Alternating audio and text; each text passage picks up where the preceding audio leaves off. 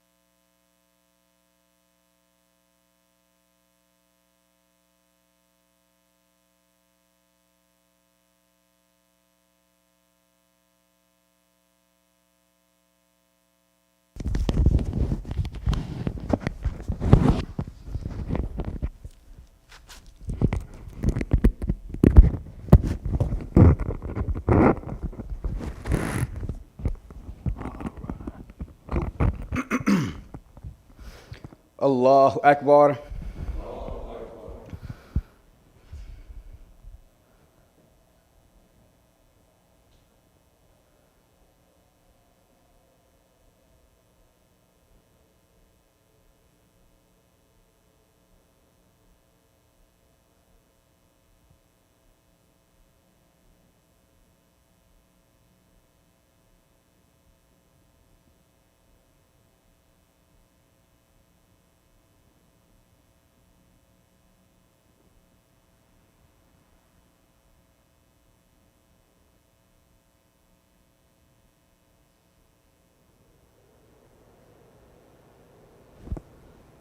Allahu Akbar. Sami Allahu liman hamida. Allahu Akbar.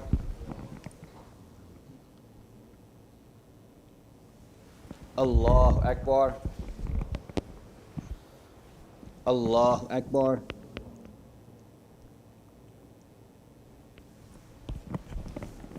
Allahu Akbar.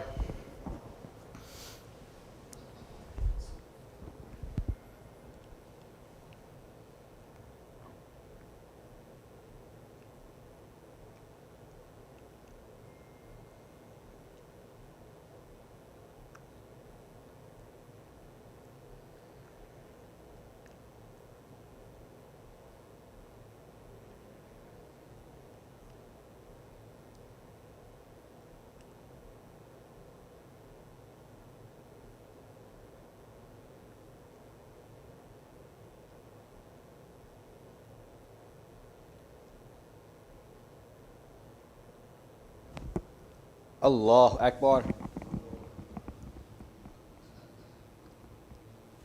Sami Allahu liman hamida. Allahu Akbar.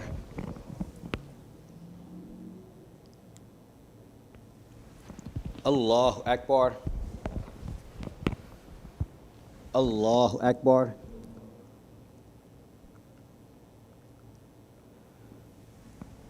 Allahu Akbar.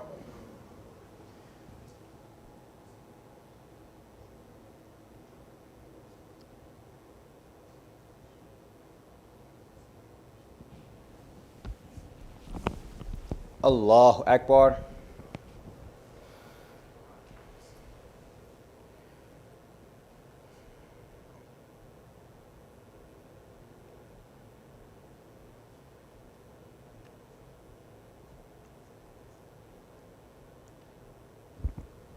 Allahu Akbar. Sami Allahu liman hamida. Allahu Akbar.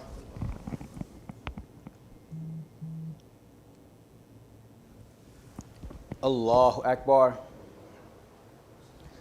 Allahu Akbar.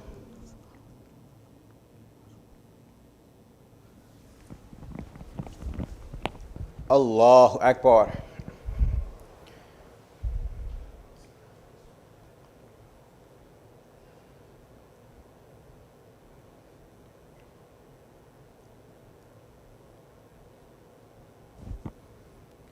Allahu Akbar. Sami Allahu liman hamida. Allahu Akbar.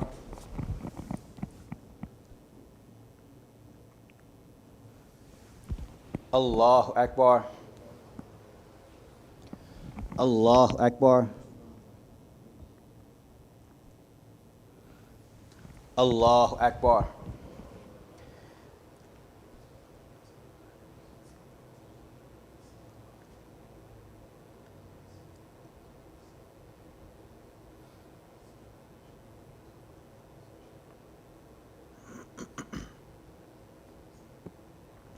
Assalamu alaikum wa rahmatullah. Assalamu alaikum wa rahmatullah. Al-Fatiha. Bismillahir Rahmanir Rahim. Alhamdulillahi Rabbil Alameen. Ar-Rahmanir Rahim. Maliki Yawmiddin. Iyyaka na'budu wa iyyaka nasta'in. Ihdina siratal mustaqim. Siratal ladina an'amta alayhim. Ghayril maghdubi alayhim waladdallin. Ameen.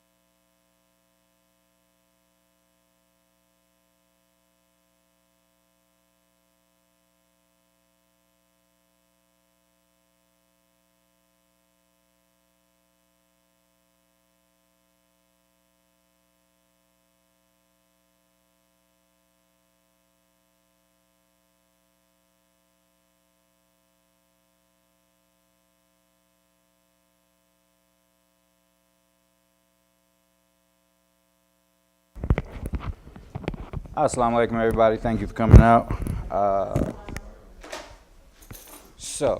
Feel free to sit anywhere you want. I will recommend folks sitting on the carpets as well. We're going to get started with Brother Mikal Mekki. I'll have him introduce himself. Throughout the duration of today's event, though, we will have flashcards up here with a bunch of pins. If you have any questions and you feel you want to write them down so that you don't forget, please come up. Write it down, and then we're going to have a Q&A after this session and probably a couple of other sessions as well. But like I said, write down your questions so that you don't forget them, and then we're going to make sure we go through them when he's done speaking. So pins are up here, flashcards are up here.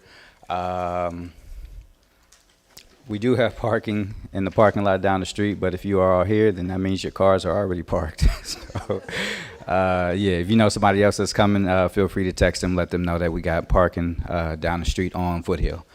And I believe that should be it. So we will get started. All right. Assalamu alaikum. Let's see here. Ramadan Mubarak. Wow, what a blessing. I saw that hit the calendar last night, and I said, this is perfect, right?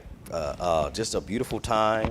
Top of the month, too, right, on the 1st. So that's very rare.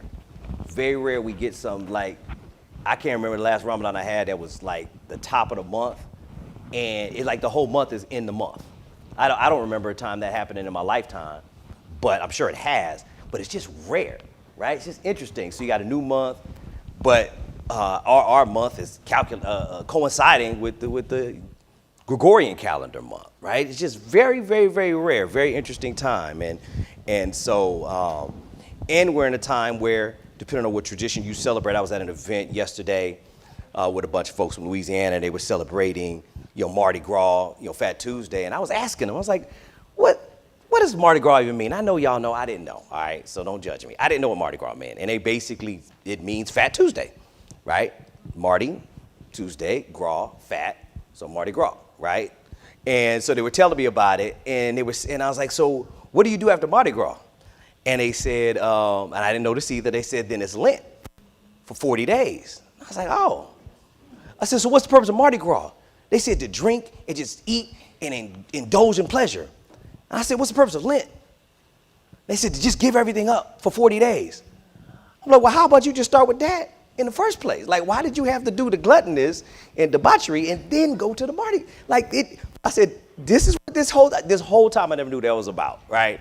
And so but it's sobering to think that even people that are kind of, bewildered in their minds realize there's a time when you got to slow things down, when you got to take a time to think, re-engage yourself. One other thing, and I got to say this is so funny because being Muslim my whole life, I remember people making fun of me when I fasted as a kid. I can't believe you don't sacrifice food and this and that. What kind of God would make you do that? But now all over social media, all people do is talk about intermittent fasting. It's like the most popular trend. You want to lose weight, intermittent fast. And so it's the most amazing thing. And so when I hit 50 last year, I'm 50 now, so I've literally been in this building for 47 years. That's just crazy to even think about, because I've been here since I was 3. 47 years in this building is just wild to think about. And we can hand those out to some folks because we got some note cards in there so you can take notes. So I put that together for you. And you hit 50, things start happening, right? Y'all that are 50, y'all already know. You wake up, you 50, all of a sudden you go into the doctors for things you've never been to the doctor for, right? But my blood pressure had went up, and the doctor gave me all these medications. So even prior to Ramadan, I said, you know what I'm going to do? I'm just going to start, because I work out 2 times a day every day, so that's not my problem. I eat well. But I said, I'm just going to add the intermittent fasting in. Just that little bit dropped my blood pressure down by 20 points. And so just the wisdom of fasting is interesting. It's so beyond just the spirituality. It really is. And it's like the older you get, the more you just realize the wisdom of Islam and the wisdom of the Prophet, peace and blessings be upon him. And this, the wisdom of some of the traditions, is like it transcends spirituality. It's holistic in nature. And so I'm excited to share with you all today. I handed out those little notebooks, but my printer started going crazy. So once I got down the line, it went crazy. So you can write in it, on it. Here's the cool thing about it. On that page, just some notes, just some highlights, but it's my QR code. So you can take a picture of it when you get home. It's on the page in the inside at the bottom of the little letter I sent to y'all. It's a QR code. So, you could always hit that button and we could talk. So let me kind of tell you real quick, Mikal Mekki, my parents, Usman Mekki, Mariam Mekki, grown up in this community my whole life. I'm from Springfield, Massachusetts. And then one day, Imam Waritheen Muhammad had the wonderful idea of sending us to California, and we ain't never been back. So all of my family is still on the East Coast, and then we're here. So this has always been my family because I ain't had no other family. Like, it was just always everybody in the room and people that I grew up with, knowing since I was a kid. And so oh, there you go, yeah. Because I may have run out of envelopes. They might be in the back if I got a few more, the little folders. And so So been a part of this community forever. And prior to getting in what I'm about to talk about now, you know, I've done a lot of different things. Like, you know, if you name the business, we've done it.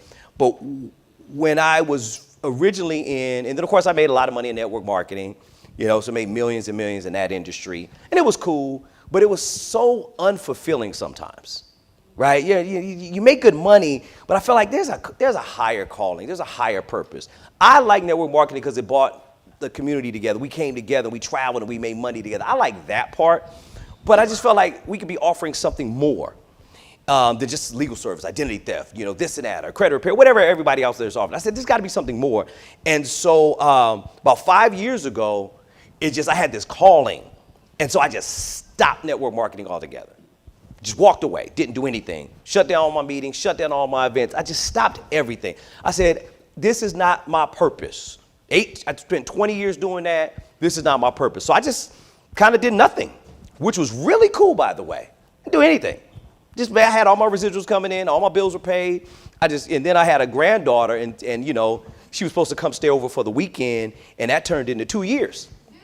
Like literally 2 years. Like she was paid for the weekend, and then and it was partly my fault because I didn't want to give her back, and it was partly her parents' fault because they didn't have enough sense to take her back. So I kept her, and I got to raise her as my daughter basically. And then I started to realize when I finally had to give her back because they got on their feet, I said, okay, what am I purpose for? And I woke up one day and I had this weird, crazy, dumb kind of fascination of I want to put $5 billion in the Muslim community. And, you know, sometimes Allah hits you with a message, right? But it was just a sentence. I want to put $5 billion back into my community. But then I think sometimes our Creator could put an exclamation on the sentence. Because at first it was just a sentence, but then I woke up and I started seeing 5 billion everywhere, like in advertisements and in movies. I just kept billion. I'm like, okay, got it, God. I got it. Message clear. I need to look into how I'm going to do what I said I was going to do because I have no plan of how to do it. How to put 5 billion into my community. I have no, like in our pockets. I have no plan. And so a friend of mine called me about life insurance. And I said, man, I don't sell no life insurance. Because I thought life insurance was about death. That's all I thought it was. And I'm like, no, I'm not interested in that. And he's like, no. And he started telling me what he was doing. And I'm like, well, how are you doing that with life insurance, though? Right? It sounds like a financial instrument. He said, what do you think life insurance is? It's called life insurance, not death insurance. Like the last time you use life insurance is when you die. But during your life, there's so many other utilizations of it. And so I sat down with him. He did a little plan for me and my family. And I was blown away. I was blown away about how underprotected I was, me and my family. But more importantly, how I wasn't putting money away correctly. How I was saving for my kids' college fund, and I wasn't doing that right. How I wasn't preparing for retirement right. And I didn't realize I could do all these things through this one vehicle. And so I said, got it. That's what came to me in that dream. That's the 5 billion. And then what happened is the GoFundMes were literally driving me insane. Somebody passed away, GoFundMe. Somebody passed away, GoFundMe. And the GoFundMe is like for $6,000, $7,000, $8,000, $9,000. And I'm like, okay, well, if they had to put $10 a month into a plan, they'd had $20,000, $30,000 worth of like money to bury. Not only you could bury somebody for 30 grand, but now you can pay all the debts off and have a banquet afterwards, right? You know what I mean? But I didn't know that was possible. And so I got into this industry for the last 5 years. It's been one of the most rewarding things. I spend 80% of my time doing retirement solution planning because I realize that most of us don't even retire the right way, right? We retire living on a fixed income. And so, if I get a chance, I might show you some illustrations I did just yesterday, showing somebody. I had a young lady, she's 34, and she's a teacher. She has a pension, but I showed her, now she's going to do a little bit more money. She's going to do like $500 a month. When she retires, she'll have about $800,000 in her account at retirement. And she was like, I didn't know I could do this. I'm like, I didn't either until I found out. I told her, I said, look, I was in my late 40s when I figured this out. And I had to go to Vegas and go to a class for 2 days. And I'm like, and it's so right in front of our face. It's ridiculous, but we're not taught that. Now I know what trust fund babies are. I'll put it to you like that. All right. So what I always start off with is, and by the way, I haven't started I haven't had an opportunity to start any presentation with prayer in forever because I'm talking to everybody in the regular world. So it's just, even that alone just feels so different. Such a blessing. So yeah, I appreciate you all spending time with me this morning. I'm going to spend about 30 minutes with you. Then I'll open up for a Q&A. I know it's supposed to be about your end-of-life planning, but end-of-life planning means you need to plan while you're living, right? So what do you do while you're living, not just the planning? Because look, when people pass away, the things that pop up are actually situations, not problems, right? Somebody dies, you don't have any more problems. You're gone. You ain't got no more sickness. You ain't got no more pain, right? You're gone. But what you left are situations. A situation is anything you can write a check for. So my goal when I pass away, it feels good. When I sat down and did what I'm about to share with you for myself, I went to bed that night knowing if something happens to me, there's $800,000 that my wife and my estate gets immediately, like the next day, 800 grand. And I'm funding that for about $290 a month. 800 grand. Now I got it between two separate accounts.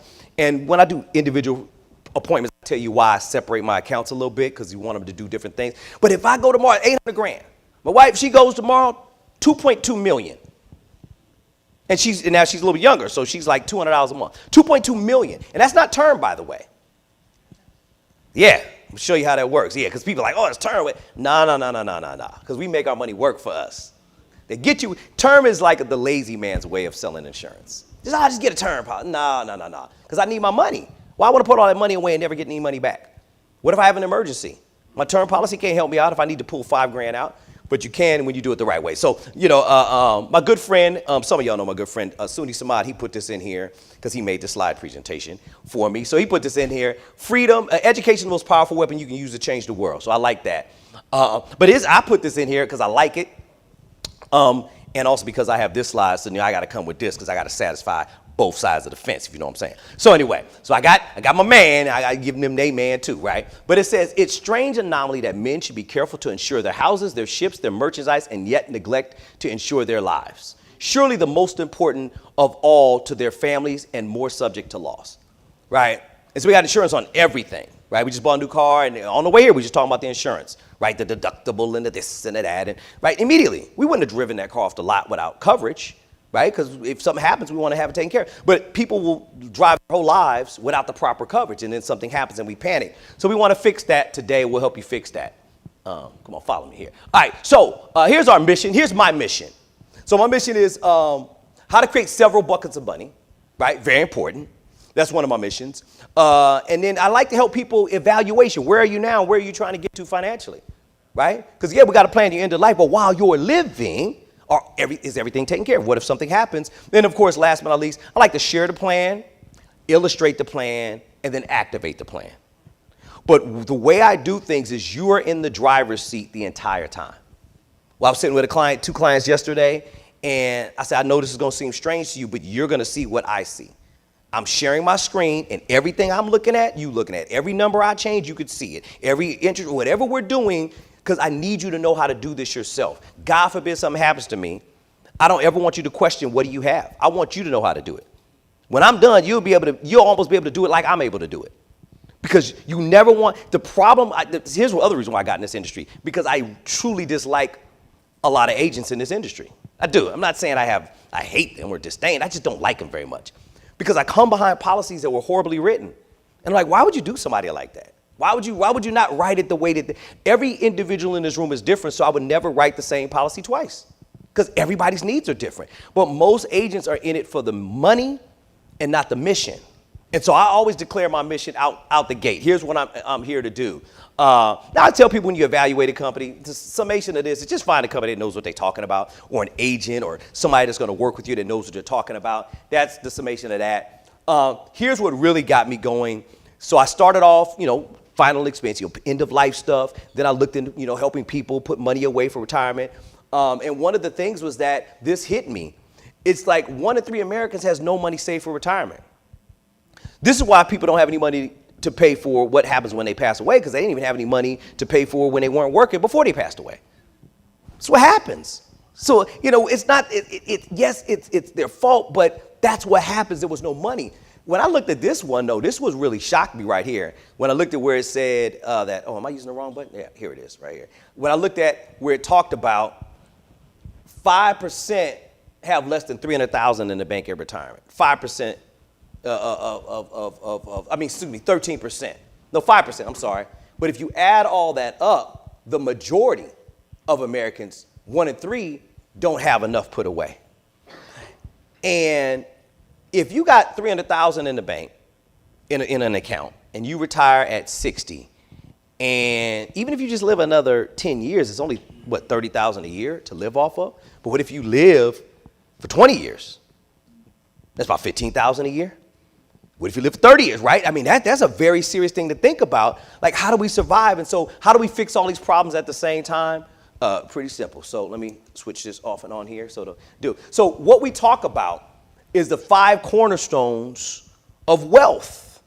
It's very important because the goal of the end of my life is to leave my family more in a better position than they were even while I was here. It's called legacy wealth. That's what I try to show people how to do. I don't just want to be buried.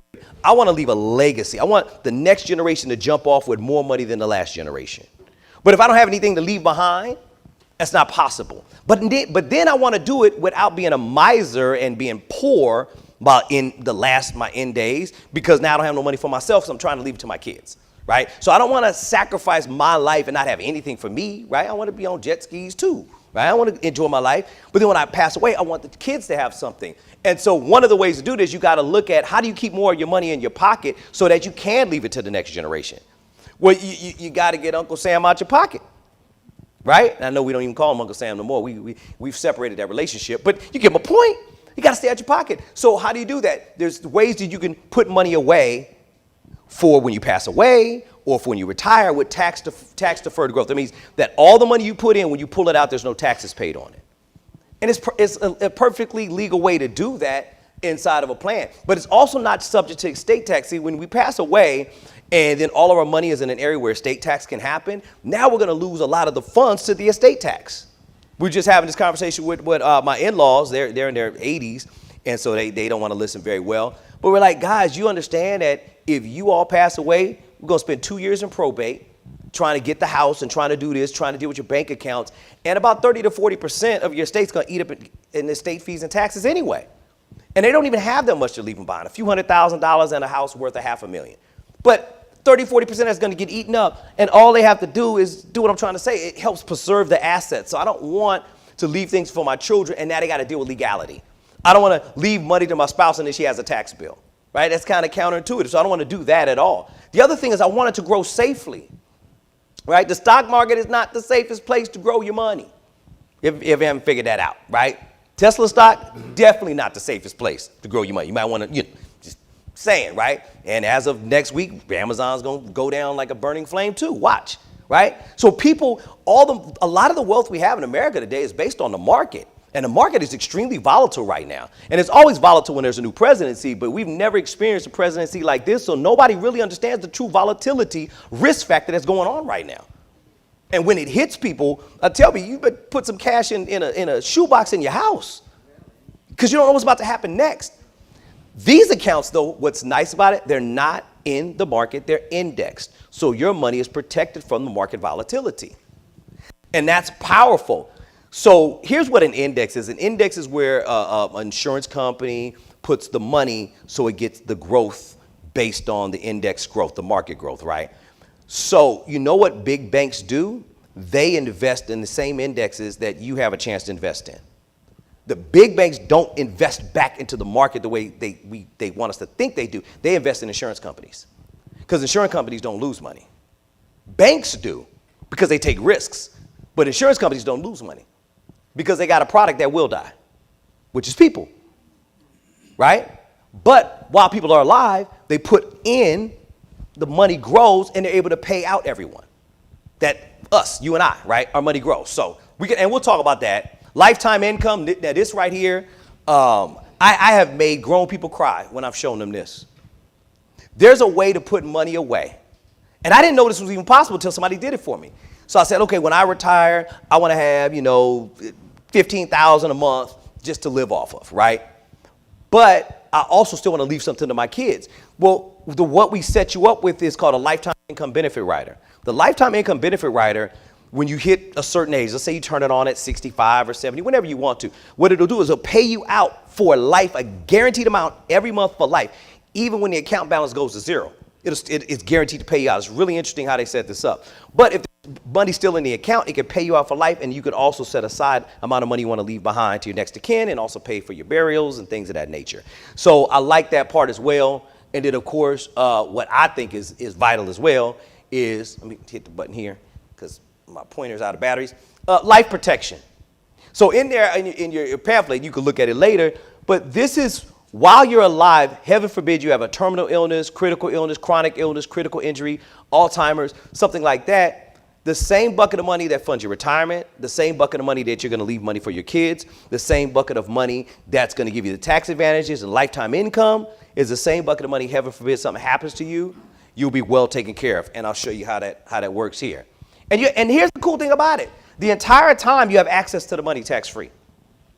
So this is why I'm not a big fan of 403Bs, 401Ks, 457s, because your money's locked up. Now, don't get me wrong, I just put somebody in a 403B yesterday, right? But it's because I already put her in 2 other strategies last year, and now she has an extra $500 a month. So the 403B makes sense because she needs some pre and post-tax situations going on. It just makes more sense for her. But typically, I tell people you want them in a product that has tax-free, there's no penalties, no age restrictions, you can pull your money out. Now, there are some qualifications depending on which policy you go with, but we have options around that, so that's not a big deal. So here's the big question I get. People say, well, how much life insurance do I need? Well, I don't know. How much is your life worth?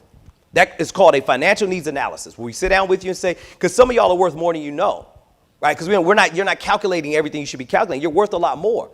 And so we want to make sure that, but then maybe you have people that you're taking care of. So if you were to pass away, not only do we want to make sure you're buried, but what other outstanding debts? Do you want to have the house paid off, right? I think the last thing you want your spouse to worry about at your demise is how to pay bills, right? I just think your spouse probably needs a good year to just kind of grieve and breathe, but you could set that up from the start. And that's why I said it makes me feel good when I go to bed at night going, something happened to me, she got almost $1 million. And as some guy said to me the other day, it's like, I don't want my wife taking $1 million and running off somewhere. I'm like, I hope she does find a good brother to marry after I'm gone. Like, what, I want her to just be lonely and take this money with you. That's my gift to you because I want you to have a good life, right? But I've heard people say selfish things, and so they say, I ain't gonna get a policy leaving her money so she can marry somebody else. I'm like, that is the most asinine thing I've ever heard in my life. It's selfish, right? We got to think bigger than that. And what about the kids? You don't want them to stress out. You don't want their quality of life to change. So we got to set something up. And then, of course, final expenses. Funerals cost money. And they're getting more expensive, which is really ridiculous. It's the same dirt, same hole, but more money, right? And it's crazy. And I know we don't spend like other cultures, but there's other cultures that spend, $20,000, $30,000 on a funeral. For what? Now, if you want to do that, well, at least make sure it's not a burden on your family to have to do something like that, right? So it's vitally important. So, we're here for you. Life insurance with living benefits. And I'll share with you just a few living benefits here as I wrap up. I know you can't see it. I wish I could make it bigger. I might be able to, actually. Hold on. Let's see if I'm magical. Am I magical? I don't know. I'm not magical. All right. Tax-free income. I already went over the living benefits. And if you live too long. But then I think I had the foresight to break it out. I did, because I knew it would be small, right? So we already talked about if you die too soon. So if you die too soon, the income tax-free death benefit provides your loved ones with a lump sum of money that can be used for anything. Burial expenses, debt, college. So the cool thing about these plans, if you die too soon, that's what's nice about it. And it's just based on what you put into it. Then the next step is the accelerated benefits. So heaven forbid, I had a young lady about 4 years ago. She got a policy. She got cancer.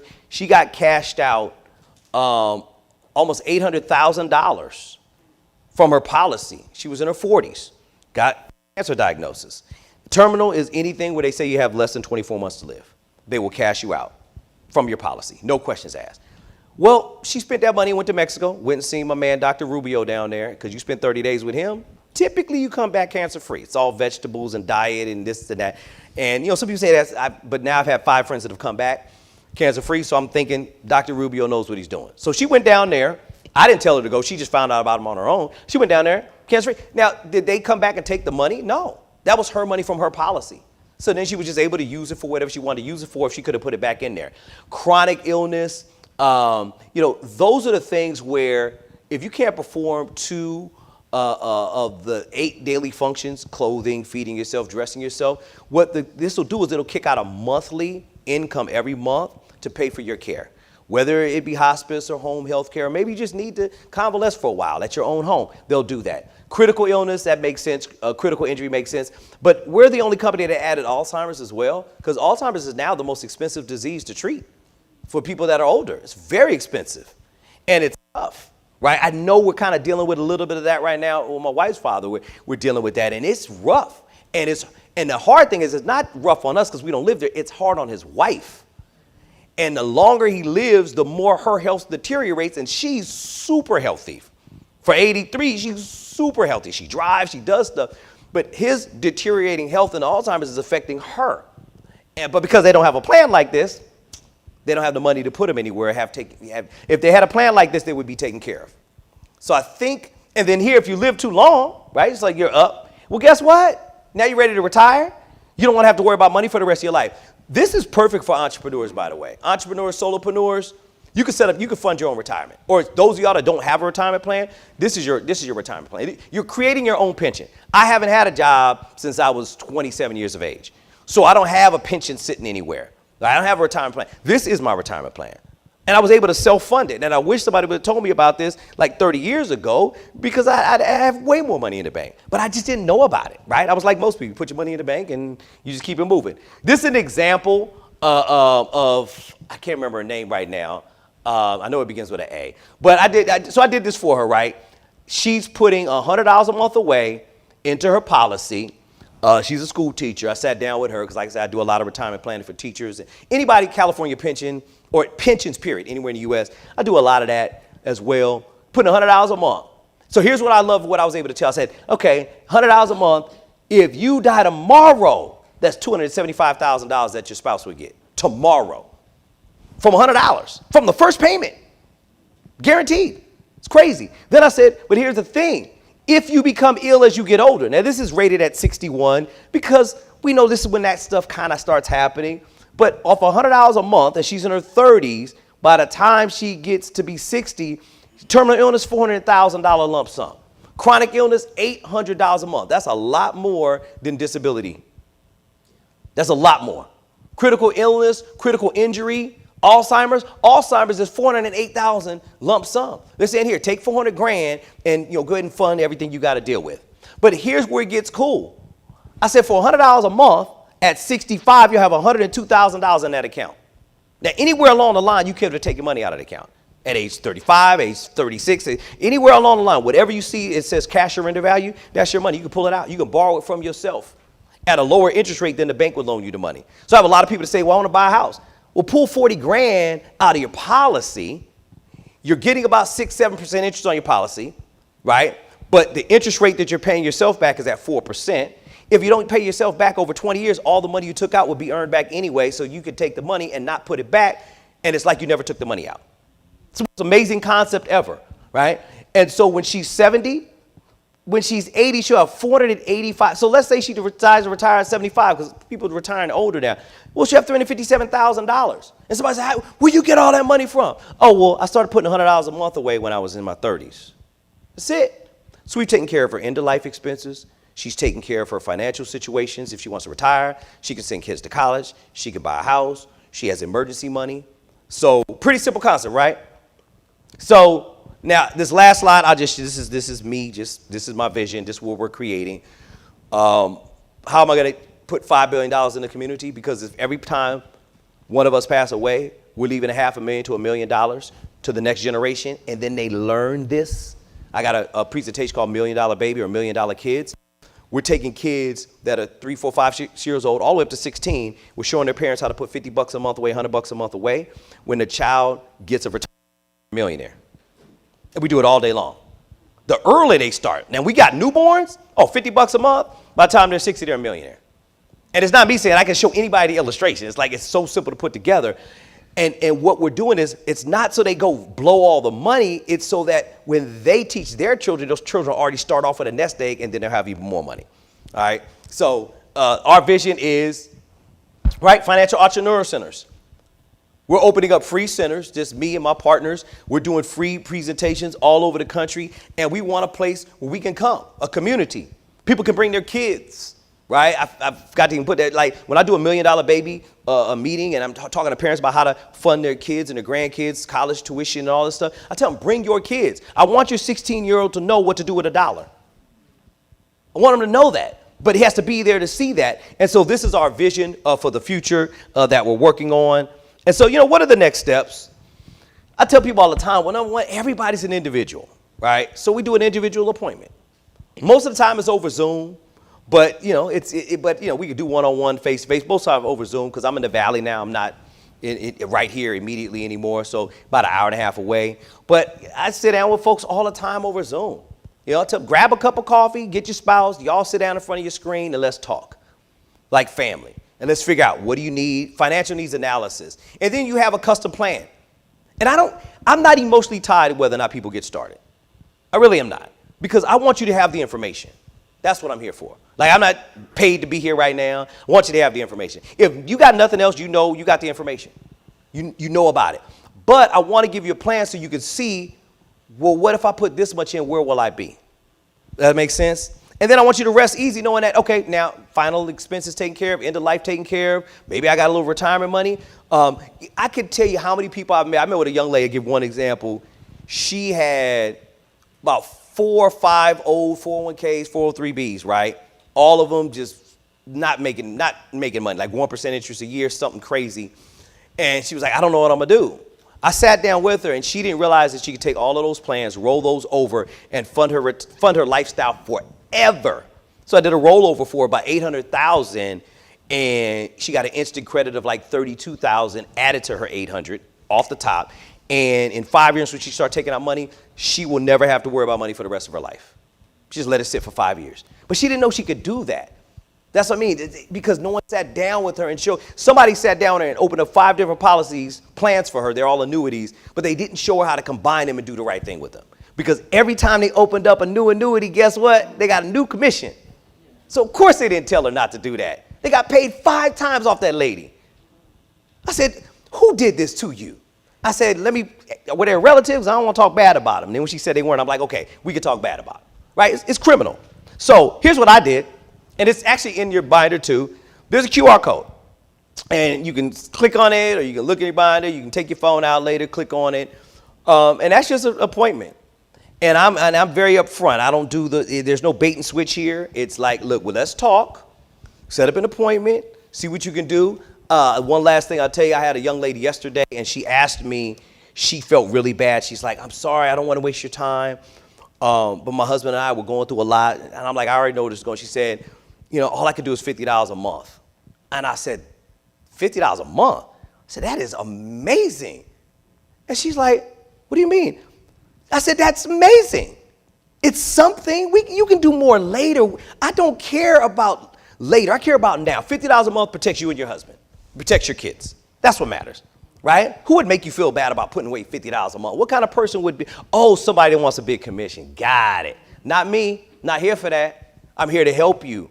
And she was so excited. She was like, okay, when are we meeting next? Because I never get a policy to a person on the first appointment. I need you to now think.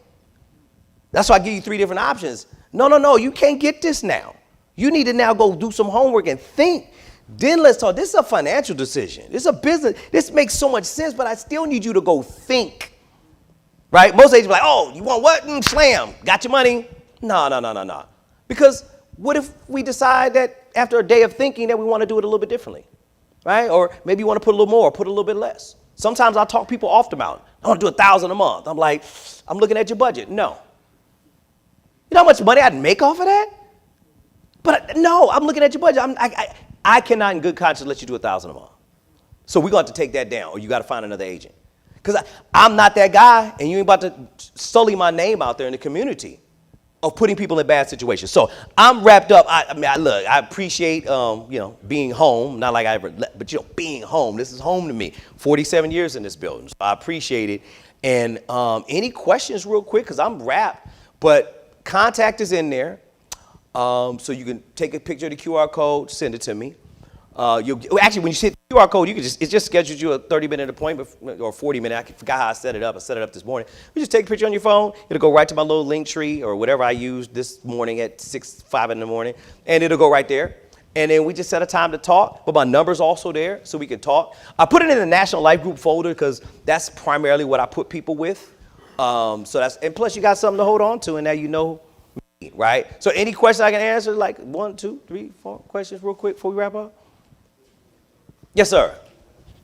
I'm 65 years old. I served most of my adult life incarcerated. I came home and I got a job. I married well. You want me to start over? My name is Charles Tatum. My attribute is Abdul Halim. I'm 65 years old. I served the majority of my adult life incarcerated. I came home, I married well, I got a job. Can I start now? Yes, you absolutely can. I get that question a lot. There's 2 ways to save money for retirement or save money for the end of life or anything. It's just time and money. Okay, the more time you have, the less money you need, I will be honest. But as long as you start, you'd be amazed. I have Brother Ghani Islam. He's down in L.A. We was on the phone the other day, and I think he's 65. The same thing. He has the same question. I'm like, nah, brother, we got you. Let's do something. So the age is not a factor. It really isn't. Now, does it change the parameters and how much you can actually get coverage you can get? Yeah, but still, it's not hard to figure out. But something can always be done. Yeah.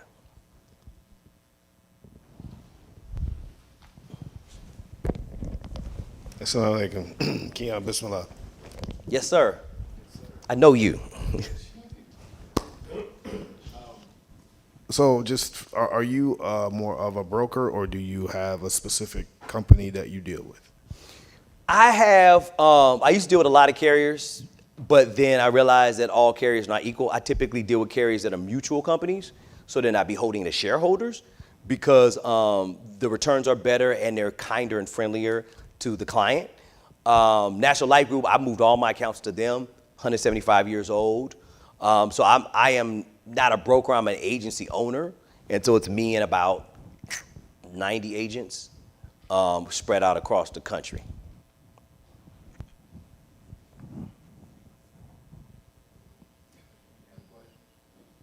That was a good question. If I may, I have to, oh, go ahead. Who was that question with? Because I just got to do a... Yes. Yes, sir. The difference he's talking about term life insurance and what's the other one? Term, and I didn't even say the other one. Thank you. I said term, but I didn't talk about the difference. I got to take this real quick because I got to send this to Brother Sunni because I told him I was coming. Wait, who's Sunni's cousin or nephew? No? Who's that? Okay, because he said nephew going to be here, so I told Sunni Samad I'd send him this because he's in Dallas because he won't move back because he's rebellious. But I'll get him back. So term is, so I used to hate term. I don't anymore because I like convertible terms. So I used to hate terms because the term is like, if it's a 10-year term, when it's over, it's over. You lost that money. And if you get a return of premium, you pay more just so that you can get your money back if you don't die. Final expense is, here's what I don't like about final expense. You have to die in order for it to be worth money. If you get final expense today and you live beyond 10 years, now it's costing you money to die, technically, because you're spending more. It's not bad because it's so cheap. So I tell people you can get it if you want, but just know if you outlive that period, now you're spending more money than the $15,000 you get if you die. So what I tell people to do is, I'm giving you a hack. It's called ART, annual renewable term policy, annual renewable term ART. Agents are going to hate me for even telling you this because they don't make any money on that at all. Like agents get paid nothing because what it is, you're getting a 10-year term that you can stretch to 20 years 15, 20, or 30 years, but you're paying such a low price for like the first 7, you're paying less than you would have paid if you had a 10-year term for the first 7 years, because it annually increases every year to cost more and more. And by 7 years, then it's kind of break even. But if you look at the first 7 years that you were paying less than you should have paid, you actually saved a lot of money. And then at year 9, you can convert it into whole life or to an index universal life. So an ART is actually a really cool policy because you get a lot of coverage for a little bit of money. But if you know, like, you just want to have 10, 20 years, then you get a term, but you make sure it's a convertible term. So that way you don't lose your money. It's just right before the end of the policy, and you get to convert the policy at the same medical rate and things that you were when you got the policy. So it's almost like guaranteed issue. So. We got one more question on the other side. The brother's on crutches, so I'm gonna Oh, okay, got it. And but we'll be able to hear him because, oh, he way out there. Just yell, brother. Right. Yes. So you didn't answer his question. He asked you, what was the difference between term and whole life? Because term ends 100%. And the whole life? The whole life forever. It lasts for the whole life. Yeah. So that's the difference. But that's when I do an individual appointment, I go over that. And I show people both options. Oh, and I'm going to answer more of that too and just say, and we'll go ahead, brother. What's good? Go ahead, man. Can you hear me? Yeah. All right. Assalamu alaikum. I may have been praying while you mentioned it, but you were talking about if you live too long. Just had a question to what constitutes living too long. Is it a certain age to living too long, and when that benefit will start working for you? No, great question. It's just marketing terminology. It's a sentence that makes no sense. So that's the simplest answer. They just say, what happens if you live and now you haven't gotten sick, you haven't used any of your benefits. You haven't gotten sick, you haven't used your living benefits, and now you're 70 and you're perfectly healthy, and now you're gonna live for 20 more years, but you don't wanna work. That's what they meant by living too long. So they're saying just convert that policy into cash, right? You can still, like, I had a young lady, she had $900,000 in a death benefit. And I asked her, are you seriously trying to leave that much? I'm not knocking it, but you trying to leave that much money to like one kid, right? And she was like, well, no, they only, I want to leave at least half of it. I'm like, well, let's take the other 450 and let's turn it into a monthly payout, right? So every month, take 7%. That's a safe bet. You take more than 7%, you'll run the account. That's why I also don't like pensions and of retirement plans like 401ks and things, because you can only take out 4% a year or you'll go broke in 7 to 10 years. It's really weird. Because the fees and the taxation on those policies, if you take more than 4%, it's called the 4% rule, it will cannibalize itself. And so I've seen people say, oh, I got $200,000 in retirement. I'm like, be careful though, because that's gonna last you about 12 years. And they're like, no, it's supposed to last me forever. I'm like, it's not even possible. So, but once again, but here's what I do. Here's how I solve all arguments in my house. Math. We don't argue about money. We just do math. I'm like, we don't need to argue. Let's go to the computer. Let's do the math. The math will be the deciding factor. If it makes sense to do this, we do it. If it doesn't, we don't. So, any more questions? Yeah. Yes, sir. What are the fees attached to this policy that we would give? It depends on how it's set up. So anytime we're setting up, for end of life, retirement policies, things of that nature, the fees are actually really, really low. Whole life policies and index universal life policies, the fees are inverted. So one, the fees grow over time, and one, the fees shrink over time. But there's different reasons you do it differently. So I never really know whether to put somebody in a whole life or an index universal life until I see their whole financial picture. And then I can figure out what to do. Whole life policy, typically the cost of insurance goes down as you get older, but you pay higher cost of insurance in the beginning. Index universal life, the cost of insurance is lower, but then as you get older, the cost of insurance goes higher. But sometimes that's not a bad thing. It all depends. You say the fees, so more than one fee. No, really, there's really all you're paying for is the cost of insurance. That's really all you're really paying for. It depends how we set it up. But once again, that's a conversation I always show people. So when I'm doing it, and I would show you the illustration, when I'm doing the illustration, I'm literally in my back office where I run all my policies, and I'm making you a life insurance agent. I'm showing you, here's what I see, here's how I'm making this decision, what button do you want to click? You manage our fees? You manage our portfolio? No, that's the good thing about it. No portfolio management fees at all. Because we're an index. Because even in the market, that's AI managing your money anyway, and they just collecting 2% to just say that they did something. Now, you got good managers. Don't get me wrong. I know some good fund managers. They're really up in there. They're checking the market. But a lot of these people are using AI. They're being lazy. And so the fees are kind of exorbitant for what they're doing, but they get away with it because we don't really know that they're using AI. So most companies charge those management fees. But no, you don't really pay a management fee. It's kind of like it's kind of flat.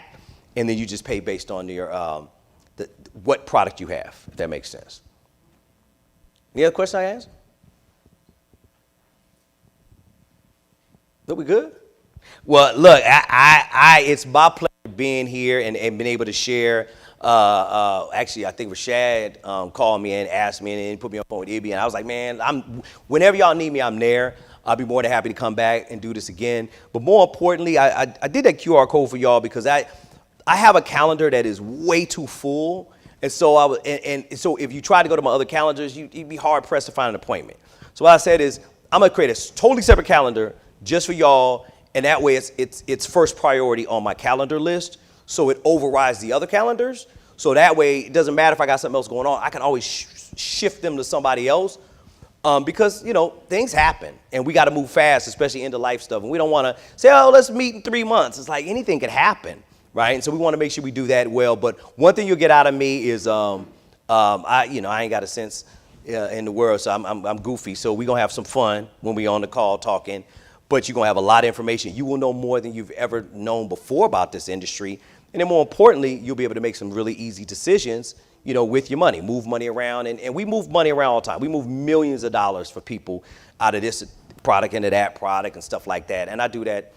I wouldn't have done that 3 years ago because I was scared of it. But now it's so easy to do because it's just, once you see it once, you got it.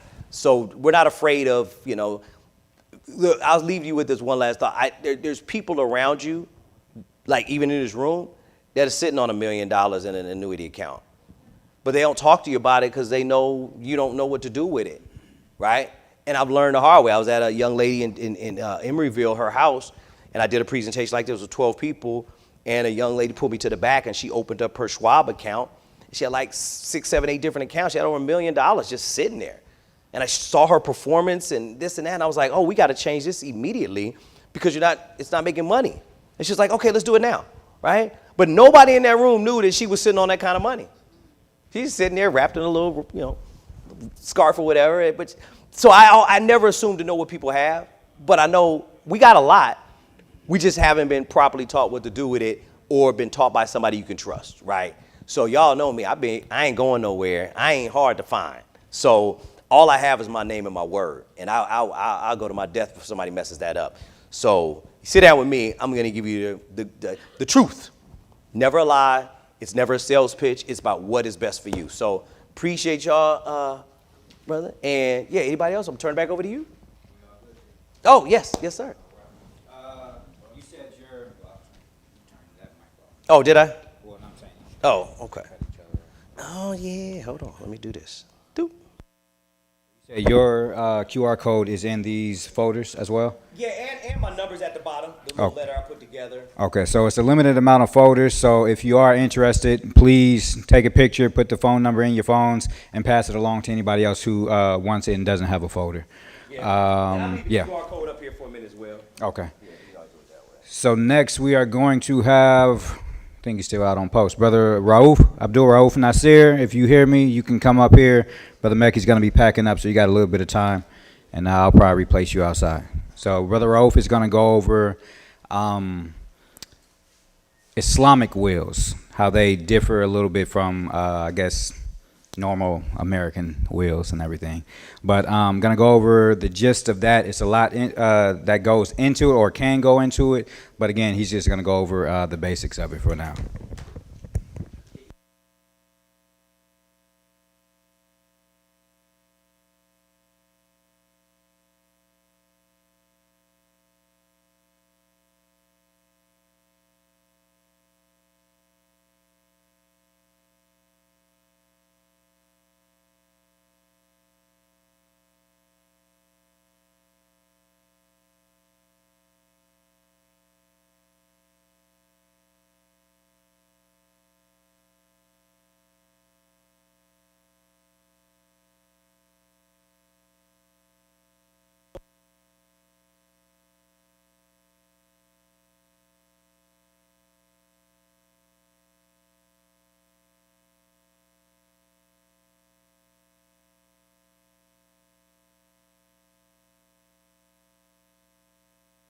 If you have any questions during any of the talks, there are flashcards and pens up here. If you want some, I'll pass them around real quick.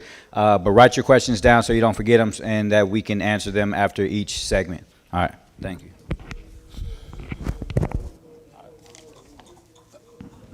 أعوذ بالله من الشيطان الرجيم بسم الله الرحمن الرحيم والصلاة والسلام على خير المرسلين محمد رسول الله صلى الله عليه وسلم وعلى آله وصحبه أجمعين. السلام عليكم ورحمة الله وبركاته ورمضان Mubarak. Right, inshallah, I really enjoyed the presentation made by Big Brother, and I'll be calling him about my own personal issues that I want to get some clarity on, inshallah. So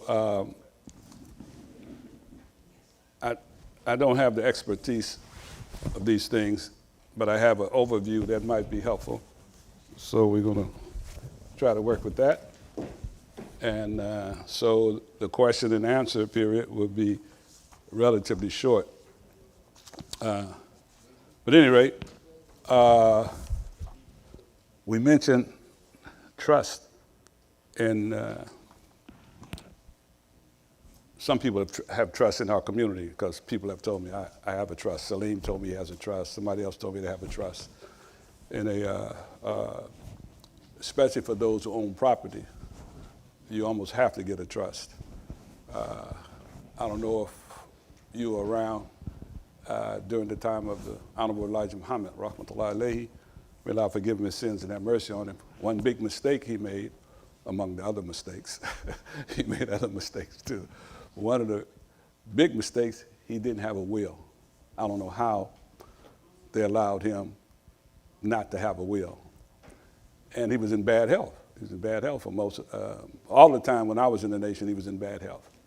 He had bronchial pneumonia or something like this. One time he was giving this talk and he coughed. He said, but he was wise. He was trying to tell the people something, but I guess we didn't listen.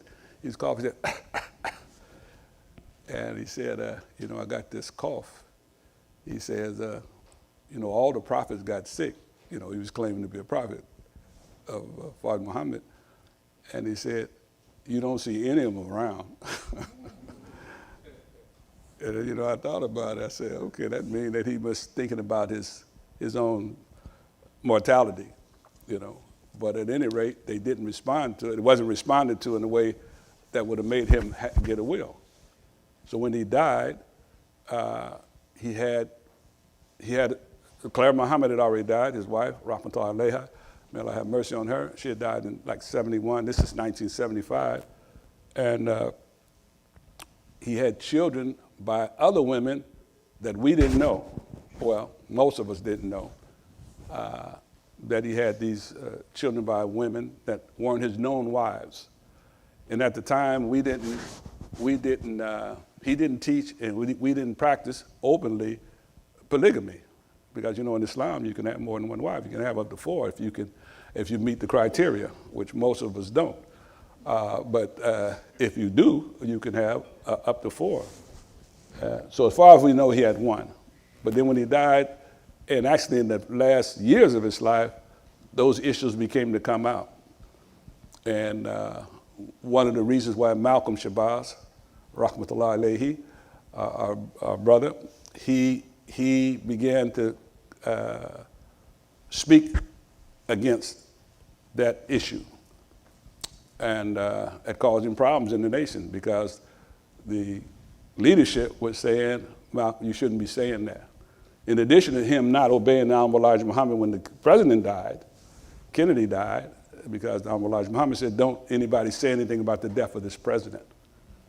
But because he was the national spokesman, when they put the mic in his face, he said something. And so because of that, Elijah Muhammad suspended him. So all these issues began to come forward in at the end of 1963. 1963.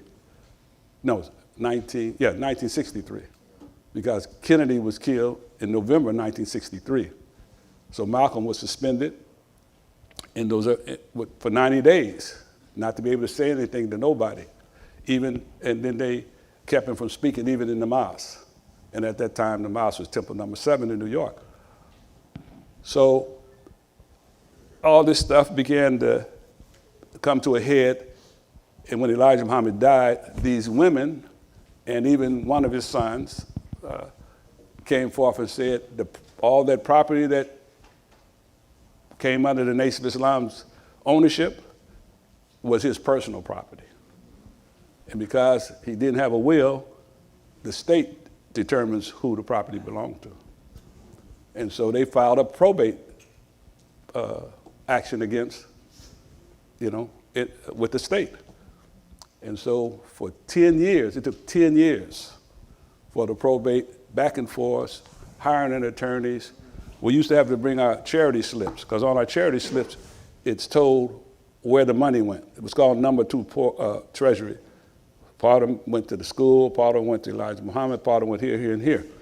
And so we brought those slips in to prove that this money was money we did to donate to build the nation, not just for Elijah Muhammad. Yeah, there was some part that was for his care and his family's care, but not all of it. And so back and forth, back and forth, back and forth for 10 years, and they finally decided that they were right. And so all the property we had went to them. Those people who filed the suit. They were the wives, there was 4 or 5 women that said they had children by him. His son was part of his oldest son. What was his oldest son's name? Elijah Muhammad's oldest son. No, Nathaniel wasn't the oldest. Anyway, his oldest son was part of it. And Colonel Gaddafi had given us $3 million to buy the temple on Stony Island Street back in the 70s, 71. Because whoever was going against the United States, then Colonel Gaddafi was going to help him out with something. So he gave us $3 million. We bought a beautiful, beautiful temple. It's still there. And so all that was part of our ownership. We own the Muhammad Speaks printing press. We own a printing plant. We own thousands of acres of farmland in Georgia and Mississippi and all, where we were growing our food and with trucks and transporting it to the city and distributed, selling it in our grocery stores, stuff like that. So all that stuff went away and it went into there. I don't know what they did with it. Some of it, of course, Minister Farrakhan, who at the time was trying to legitimate his claim that he should have been the heir, the spiritual heir to Elijah Muhammad, because he had left the confines of, when Elijah Muhammad first died, he pledged his allegiance. Somebody, did you see it the other day? It was on TV. The other day, he pledged his allegiance to Imam Muhammad. But after 3 years, after we began to change, we had to learn how to pray. We had to learn how to do things differently and say things differently. First, we had to learn who God was. So that was a big blow to some people, saying that God wasn't the man whose picture I had in my wallet. So it was a difficult transition for some people, and some people didn't make it. Most people at least gave lip service to it, maybe 80%, 90% of them. Maybe 20%, 10% left the day after he died, because we didn't believe he was going to die. They didn't tell us about that. The oldest son was Ishmael? Ishmael. What was his other name before it was Ishmael? He had another name. Anyway, don't worry about it. Anyway, so that is an example of what happens if you don't have a will or a part of a bigger document is a trust. And in the trust, you can put a will. In the trust, first of all, whatever you make the trust while you're living. And you say in the trust who you want to be your executor of the trust, who is going to execute, make sure it's done after you die, because you die, you can't do anything. And then you name who the beneficiaries are in that trust. And those are the people who are going to get part of what you left behind. It won't be the state to determine that stuff. It'll be you. They also have another detail in the trust called revocable trust. And a revocable trust is something that can be changed up until the time you die. So you might say today you want this person to be your executor, before you die, for some reason, you change your mind. You can change that. And who the beneficiaries are, you can change that up until the time you die. So that's kind of like it's called a living trust, because you're still living when you make it. So that's something to be careful of and to look into if you haven't looked into it, especially if you got property, because your property, and I think Mikal said, I was outside, but I thought he said something about 20 or 30% is going to be taken by the state for the fees and all this stuff to settle that probate. That's called probate. You died without an heir, without naming the heir, or without having a will, and so you have to go to probate, and the state is the governor of what happens in the end. And they don't have to be fair. They were unfair what they did to us, because if anything, maybe they should have gave the portion that we earmarked for Elijah Muhammad to them, but not everything. You know, we was building a nation. That's what we thought we were doing. And so alhamdulillah, but we had already been schooled by the new teacher to say, that's material. We can lose that. That come and go. It does. It comes and it goes. So he kind of steeled us against the decision that he eventually made, that disappointed a lot of people. But we wasn't there for money, and we wasn't there for the temple in Chicago. Now in Chicago, you know who talks in the temple in Chicago, right? Minister Farrakhan. That's Mas Mariam. They call it Mas Mariam. So it's on Stony Island, beautiful place, wonderful place. I think they have the school. But Minister Farrakhan, I guess I shouldn't be talking about all this, about 5 years ago, he named the first imam in his community. He called him imam, not minister. And he was the son of Herbert's son. And he used to live here in Oakland, to show you how these things come together. And when Imam Muhammad came here, and he threw his hat in the ring to be the imam here, when we were in between imams, he said, well, I'm gonna throw my hat in the ring. Of course, everybody gave their cheer, and he became the imam here for 1 year. So when he came here, many of his relatives began to leave Chicago and come here. And one of them was let me go back again. When Elijah Muhammad was sick, he was very sick. And so they had a campaign. They always had campaigns. You know, we had a 3-year campaign for this, 3-year campaign for that, 5 years for this. And he had a campaign. We had a campaign to buy a jet airplane for Elijah Muhammad. It was called Jet for Muhammad.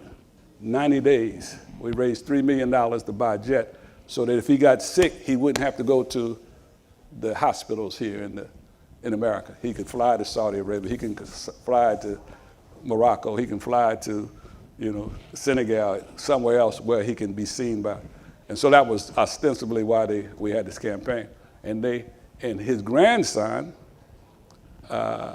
was the airplane pilot. He was only like 17. They said at the time that he was the youngest airplane pilot in the world or something like that. They give him a big, and so he came here, he moved here with his family, and he lived up on Seminary, and he was an excellent student of the religion at that time, and he was excellent, and we shared classes. We had, classes, Islamic studies classes, and classes in Ramadan, all these classes, because we had to learn this stuff, And so a couple of years after, so that was like in 78, 79. And then he decided he wanted to go to school. And he went to school in Saudi Arabia, in the capital. And evidently he had some kind of medication he was taking. And one day we got a message that he fell off a balcony and he died. We always thought that they killed him, but we didn't know. But his son was with him here. And his son, his mother, they were both officials. Their parents were both big officials in the Nation of Islam. So when he died, his wife, she went back to her family, and they had joined Farrakhan's movement. And so the boy was raised under Farrakhan's tutelage. And that's the one who Farrakhan named about 7, 8 years ago as the first imam. And his job was to train other imams in the nation. And inshallah, he's doing that. I mean, perhaps he's doing it, perhaps he's not. You know, they have different things at different mosques in the nation. You know, they have their issues in getting people to buy into this kind of teaching now. Like if you go to Chicago, they have Jummah prayer in Chicago. They have Jummah, it's on the marquee, they have Jummah prayer. But they don't have Jummah prayer with our brother, Minister Keith now. Maybe they're working toward it, but they don't have it. And so every temple in the nation doesn't line up with all the things that they have. Anyway, so one important facet of our situation is that when we do a will, our desire is to have it be a part of it to be identified with what's required from the Quran in how we distribute our wealth. And the distribution of the wealth in the Quran is kind of complicated because it's determined in part by how many children you have and who they were, whether men or whether male or female. And so everybody's going to be different, you know. I got 7 children. It's going to be different than you. You got 10. People got 2. Some people only have 1. And so the distribution will be determined a lot by that. So you can't necessarily, one pattern doesn't fit everybody. The pattern does, but it will come out different because we're starting at a different point. So the Islamic will has some conditions in there. Usually, if you've been to a funeral where I was there, I usually read the preamble of the will at the funeral because and that's the one that deals with how you want to be buried. So how we want to be buried is all the same, roughly. There's some minor differences from schools of thought and what have you, for instance, but generally speaking, there's no difference. You know, in Islam, we have there's only a few things that are fixed one way and no other. It can be no other way, like who God is. Ain't no other way. There's no other kind of way to explain it. But in terms of how we pray, you go look at pray. Some people stand with their hands to the side, some standing like this, some standing like this, and they're all legitimate if they have some proof from the Prophet's example in doing or also in speech. And sometimes from the example of the companions, because how we prayed last night was what? That was the first night of Ramadan. If you got the word, well, whether you got the word or not, it was the first night. So, and the day is the first day of Ramadan. But in the Tauheedah prayer, you know, it's done different. You go to some masjid, they're making 20 rakats with 3. Some you go, we always make 8. So if you want to come with 8, it's going to be here. Some masjid, they want to recite the whole Quran in Ramadan. So they're reciting the Jews that night. And the Jews is the 30th of the Quran. So if you're not well enough to stand, or maybe that's not where you are in the process, then you might want to find a place where it's, there's shorter recitations. So what I'm saying is that there are a lot of differences. So this is a rough copy. You can get these wills from off the internet. This is a last will and testament. It's a sample will. It's not filled out, and it has most of the places where you want put in your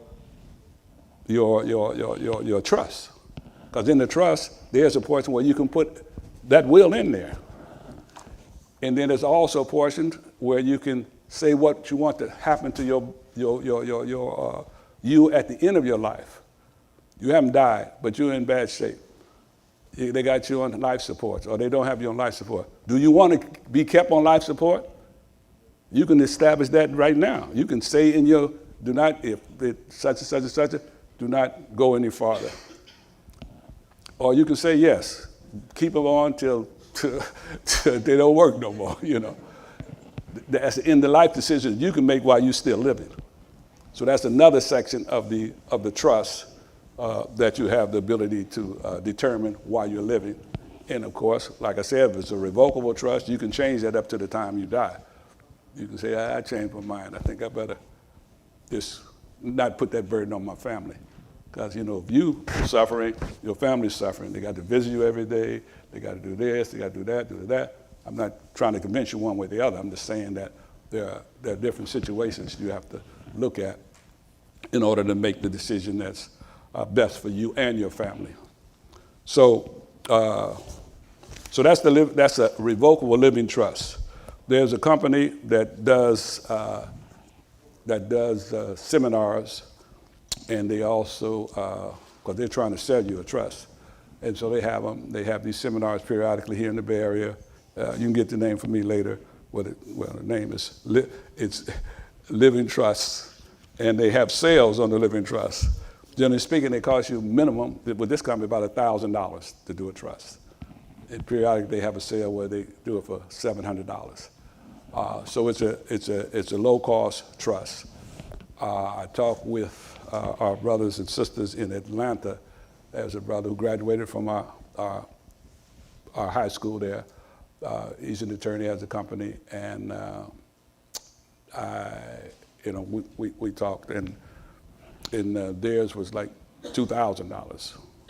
So I didn't see enough difference to say I'm going to do that with them rather than this company, because I can insert the information about the Islamic will portion into that trust. You can put what you want to in the trust.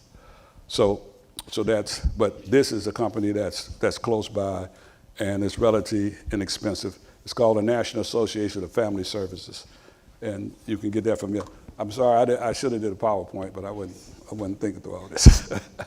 I would have put it on the screen. You could have copied it down. You won't have that. So that's one piece of what we wanted to say to you, and then you got a little background on what happened. Can you repeat that? National Association of Family Services. NAFS4.com, and they got the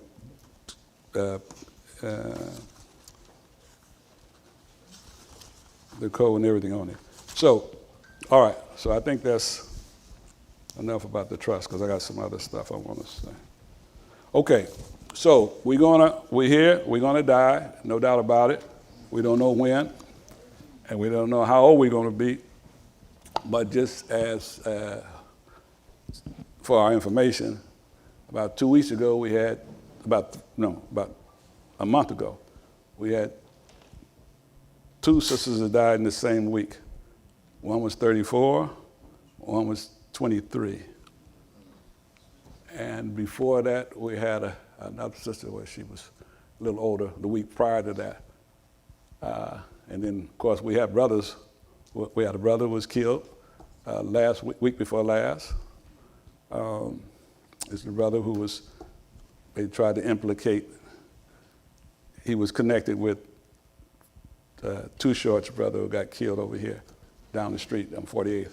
He was connected with the people who did it. He just happened to be in the car with one of them, and they killed him, not the people who perpetrated that crime. He wasn't there the night when they tried to break into the house down there. And Too Short's brother came out. He was armed. He shot. He missed, and someone in another car shot him. All that happens. I'm saying that's the bad side, but some people died. For the sister who died, she had an ongoing illness. So things happen. We don't know when we're going to die. And then, of course, if you're 60, 70, 80, and 90 years old, we got other issues to deal with, health problems and what have you that can make us not be here. So these things, and I heard Mikal give us advice to bring our children to these meetings we're going to have so they can learn what they need to know at an early age so they can implement it then. If it's investing or how to do our money, of course, we'll get better returns if they start earlier. Okay, so for us in the Bay Area, we know we have a Muslim cemetery that's close, relatively close, that's in Livermore, called Five Pillar Farm. And last year, the burial there was like about, I want to say $4,500, something like that.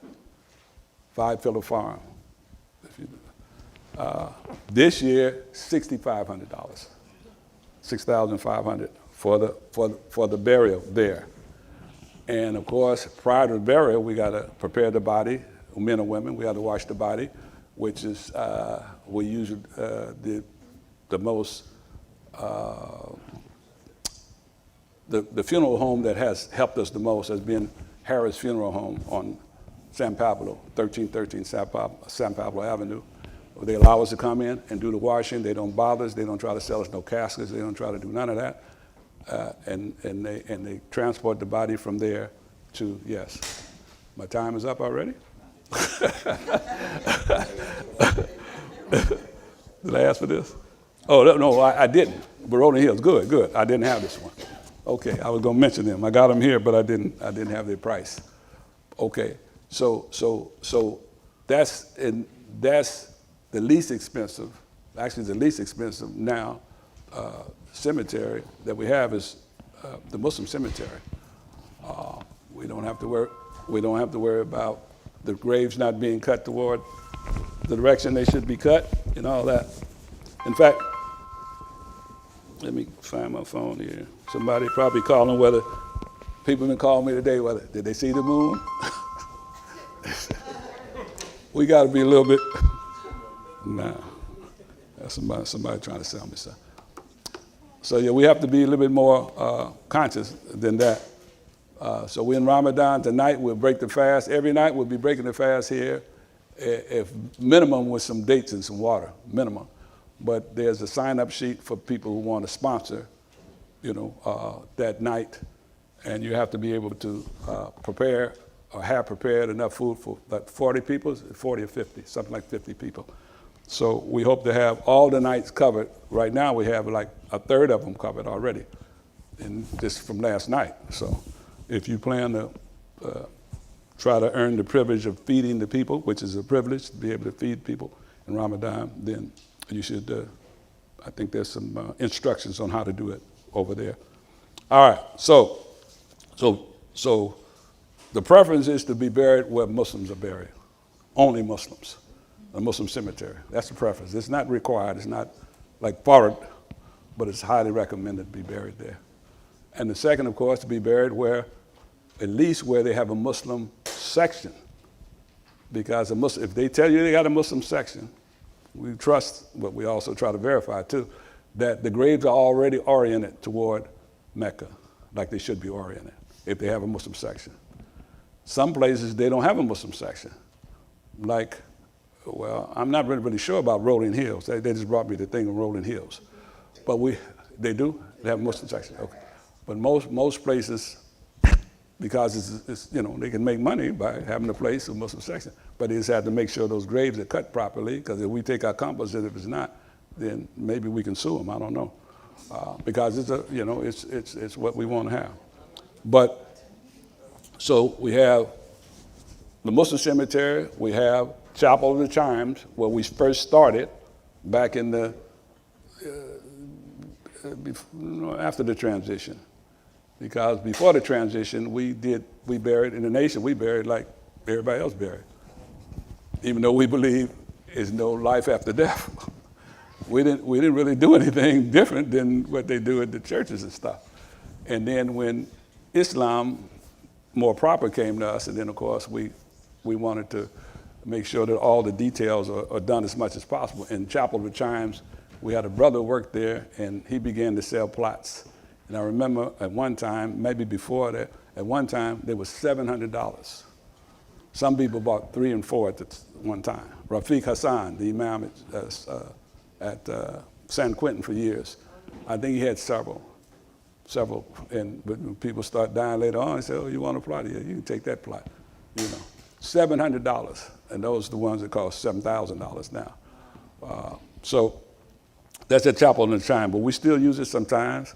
Fard Muhammad is buried there, if you believe that that man was Fard Muhammad. Some people do. So the man who was our imam. Some people said that was Fard Muhammad. We don't know. Allah knows best.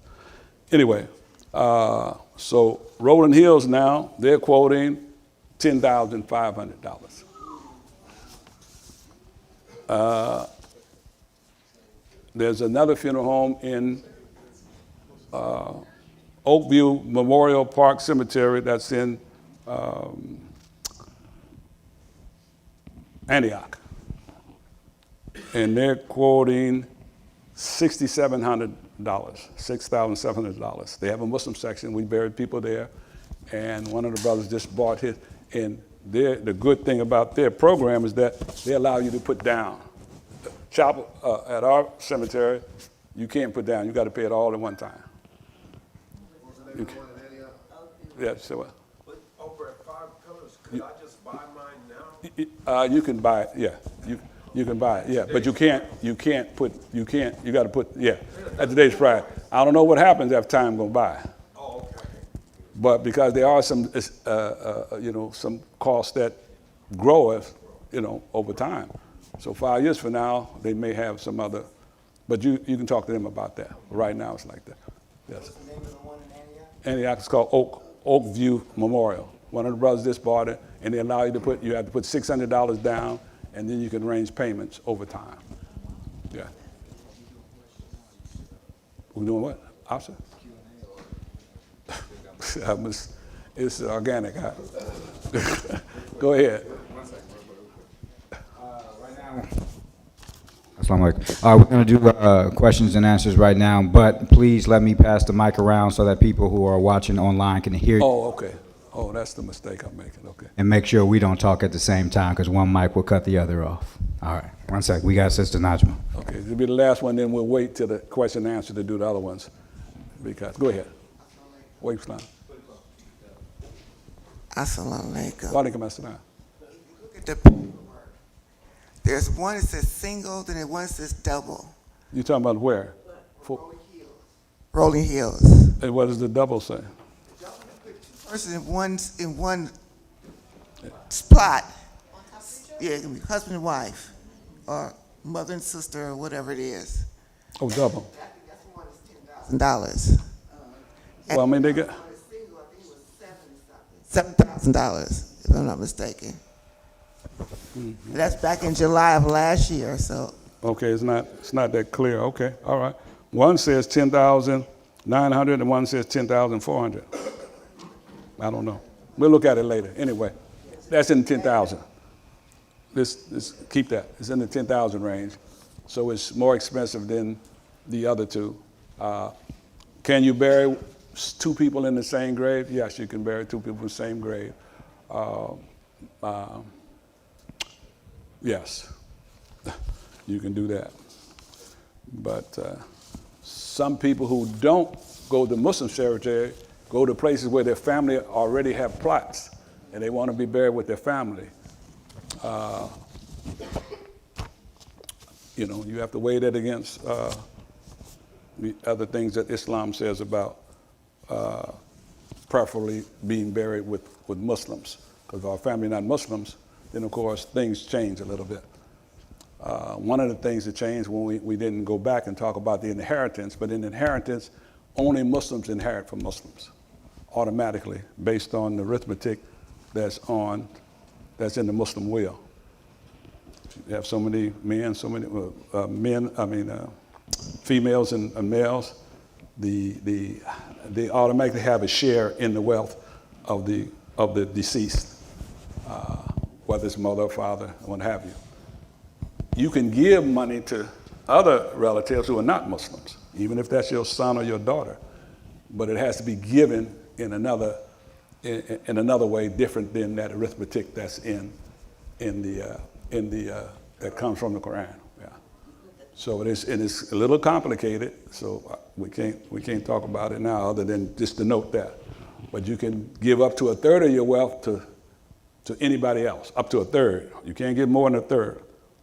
You can donate to the masjid. You can go to the the cat hospital, whatever you want to do, up to a third. It doesn't have to be a Muslim and all that. And all that you can put inside your living trust, that kind of stuff. And the part about what the Muslim family get, if you're going to use that, is already going to be earmarked. But you got to go to some Muslim person who knows that the give and take of that. It's not going to be off the top of your head, because the Quran, reading in the Quran is not apparent from just reading. And if you from reading the Quran, you'll see that the places about inheritance are in different places. Sometimes it comes in the ayat is talking about something else, and then all of a sudden it starts talking about. So all these things a little bit make it a little bit more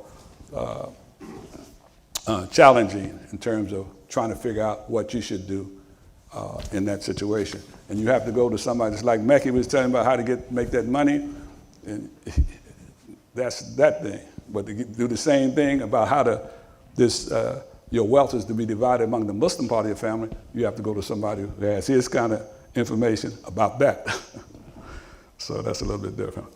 All right, so we have that one, and you can get from a 10 to a 25% discount in Antioch, depending on how many people you bury. So if you've got 2 people in your family, 3 or 4 that you want to buy the graves at the same time, you can get up to a 25% discount. You can put money down and begin to pay over time. So it has some features that are good. And it's a little distance, but so is Antioch, Okay, let's see. I got 2 brothers who I don't see that much. One of them is very sick. The other one, hopefully he's better. But when I hadn't seen him in a long time, I decided I would buy a burial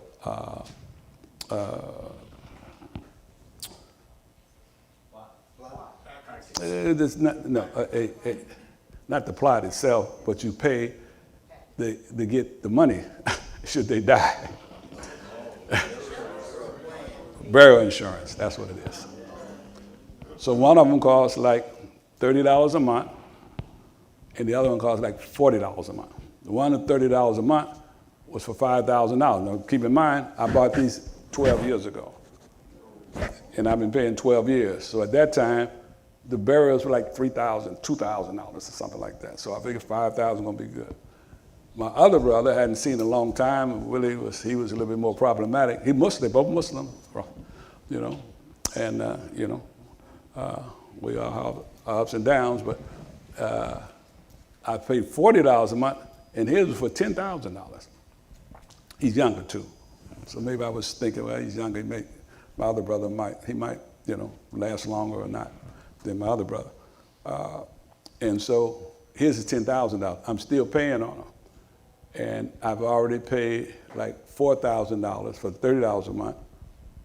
That's, $360 a year. 10 years, that's $3,600, about $4,000, yeah.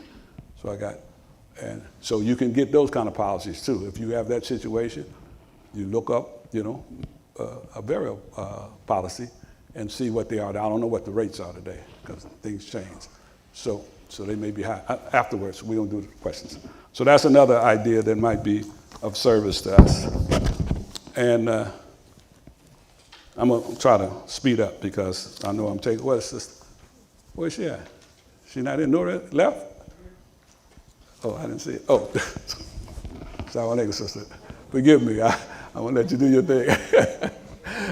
We're supposed to be working out today. We work out usually on Saturdays. From every Saturday from 12 to 1, weather permitting and what have you, we do, and she's going to be speaking about a spiritual workout that's more important than that physical workout we do. But the physical workout is important too, but the spiritual workout is even more important. Okay, a Muslim group in San Jose, where are they from? Westwood, still here? I saw him in there. He left? No, they're from Fremont. They formed a group about 3 years ago, and the effort was to try to collaborate to so that we can pay for these funerals that all of a sudden happened to us without our planning, and without the planning of the people, many times without the planning of the people who end up returning to Allah.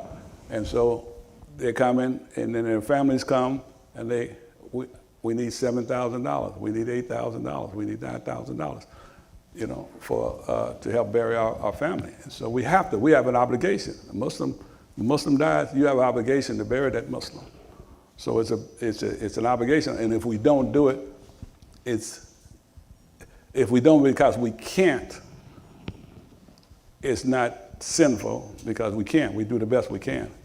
If we don't do it because we won't, that's sinful. So that's dumb. So we have that burden on us. And recently, of course, the numbers have increased as we get older. And so this company feel the same about these brothers and probably sisters too, but they always mostly name brothers and they leave out the sisters. That's nothing we're proud of. But so they formed a nonprofit and they call it the Muslim Funeral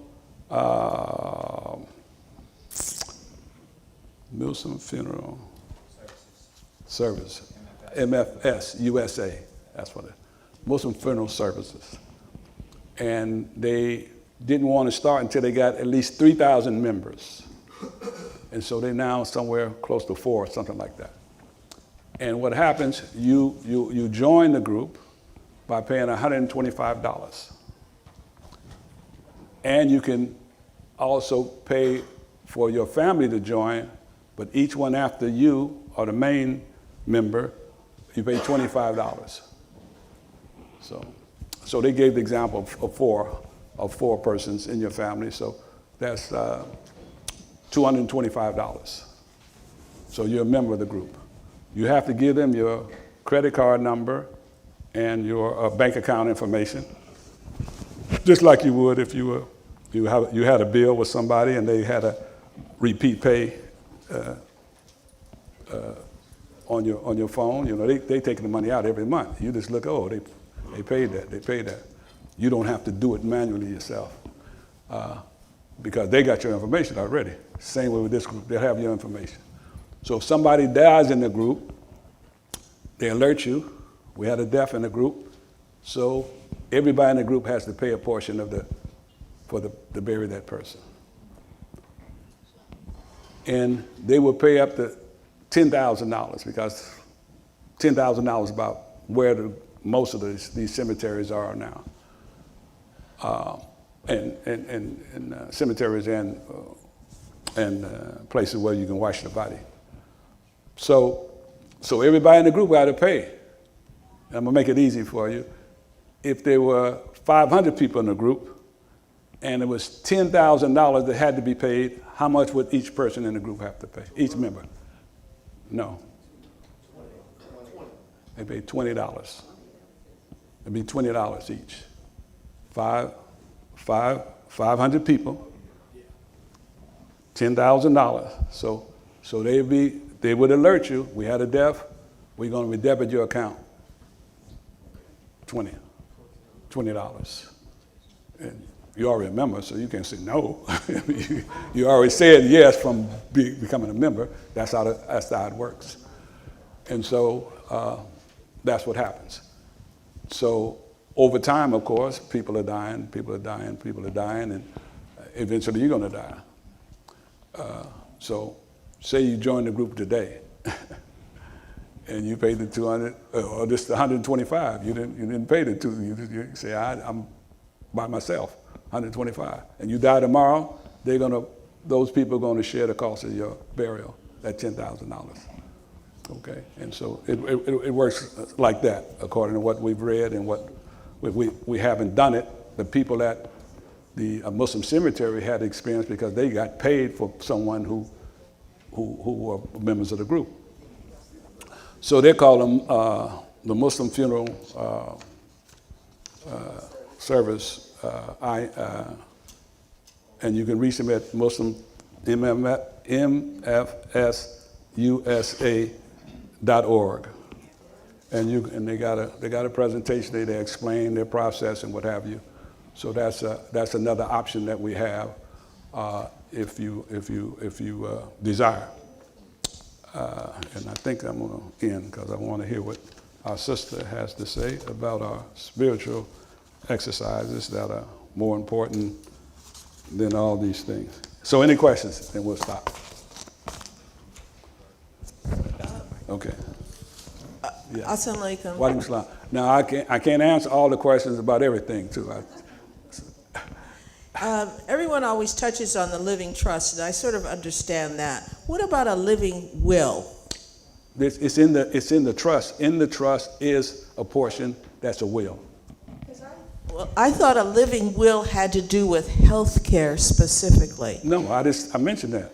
Part of it you can put in there how you want to be buried and all that. Part of that you can put in there whether you want to be, how much effort you want to be expended if you become critically ill. You know, you can put that in there. And so your family won't have to say, I don't want to disconnect the wife. Well, he said disconnect the wife support system. He said that. So just like you telling your family I want to be buried as a Muslim, if they respect your word, they're going to bury you as a Muslim. If they don't respect their word, nah, I ain't burying him. He got baptized when he was 6. I was there when he got baptized. You see what I'm saying? So same way about this, saying I don't want to be revived. It's like hospice. I mean, you know, that's what hospice is. When you get so sick, you go to hospice, they will not spend $500,000 trying to keep you alive. They're not going to do that because you're in this situation. So you're telling them now, do not go to extra lengths to keep me here if my quality of life is going to be zero. Not only that, the quality of my family is going to be zero because they got to come visit me, they got to do this and this and this. I'm not advocating that, I'm just saying what the other side of this situation. All that you can put in the trust. They got different portions of it. Yeah, and you got executive to make sure that that's done. Yes. Okay,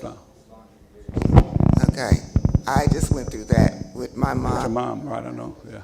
First 2024, where she had a living will trust, and it is the best thing to have. But make sure you only have one trustee, not 3 or 4. Yeah. Because at the end, my mom has 3 girls, a trustee. And I knew at the end that I was going to be the one to do it. So just one trustee. Make sure you can trust that one trustee. But everything you have that you want to do is in your will, is in your trust. And it's the best thing you can have is that, because your taxes, you have to worry about your kids paying taxes on anything, anything being taken from you, because it's all sitting there. And it does have your direct advance in there where what you want done. You know, and make sure you tell your kids. If you act a fool, you ain't getting nothing. Okay? That's all I got to say. Yeah. A revocable trust, you can put them in there, but if you ain't died yet, you can change it. You can change it. So it has some advantage of being, yes. Okay. Salam alaikum. Wa alaikum salam. My question was, does the premium for the burial plot stay the same? And no, it changes. Go ahead, finish, and then I'll say. Because you said at one point it was at what, $6,000? Yeah. Huh? Yeah. So that's the cost of the burial. The cost of burial is changing all the time. It's going up. But I mean, if we paid in advance. That's the question that, who asked me that? Yeah, Aaliyah.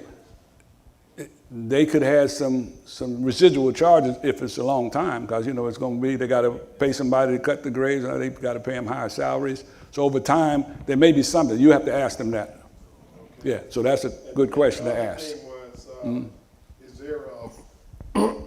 Is there a insurance policy that we can sign over to have the community be the beneficiary of? Yeah, in the will, you can put in that 30%. The Masjid don't get something automatically because of because of the inheritance rules of Islam. You have to make that in that 30%. You can say, I want to give X amount. What the brother said, $5 billion. I heard him out there talking big numbers. I was outside. Didn't he say $5 billion? He said he wanted to get $5. I was waiting for the first check though. Any part of that. He's an excellent presenter. I wanted to know the burial insurance. Once you pay your premiums, like $5,000 or $10,000, once you get to that cost, do you stop paying or you just keep paying? Which premium is this? The burial insurance that you have for your brothers? Oh no, I've been paying the same amount since the time I started this. But do you ever stop paying it? No, I got to keep it. If I stop paying it, I ain't got no insurance no more. The minute I miss one payment, you ain't got no insurance anymore. So what I'm saying is that you go over whatever the insurance is worth. If it's worth $10,000, that's the maximum I'm going to get. I'm not going to get $11,000, and I ain't going to get $8,000. I guess the question is that you'll just keep paying forever until you just keep. I ain't hoping they die. Put it that way. If saying if the policy is $10,000, is it possible for the person to pay $12,000? Yeah. I mean, I'm sure you can, but you're going to pay at the new rates. You're not going to pay at the rate I got it at. Yeah. Is there a point where you've paid in $10,000 and would you still keep paying after you got to the bank? Yeah, I got to keep paying. If I don't pay what every month, it's going to be canceled. Once you pay over it, I think you can take. No, you can't take no money out. You got to keep paying, and you got to keep paying until they die or you stop paying. That's the only way it's going to stop. That policy, the burial policy, that's the burial. So you calling for a burial policy. Yeah, I didn't get the burial. Okay, yeah. Yes. She was saying if you got a $10,000 policy, $10,000 policy, is she gonna pay up to $10,000 or more? Like once you reach $10,000? No, she got to keep paying whatever the premium is. I pay $40 a month. I'm gonna keep paying $40 a month. I'm never, even after, until he dies. Either he dies or I die.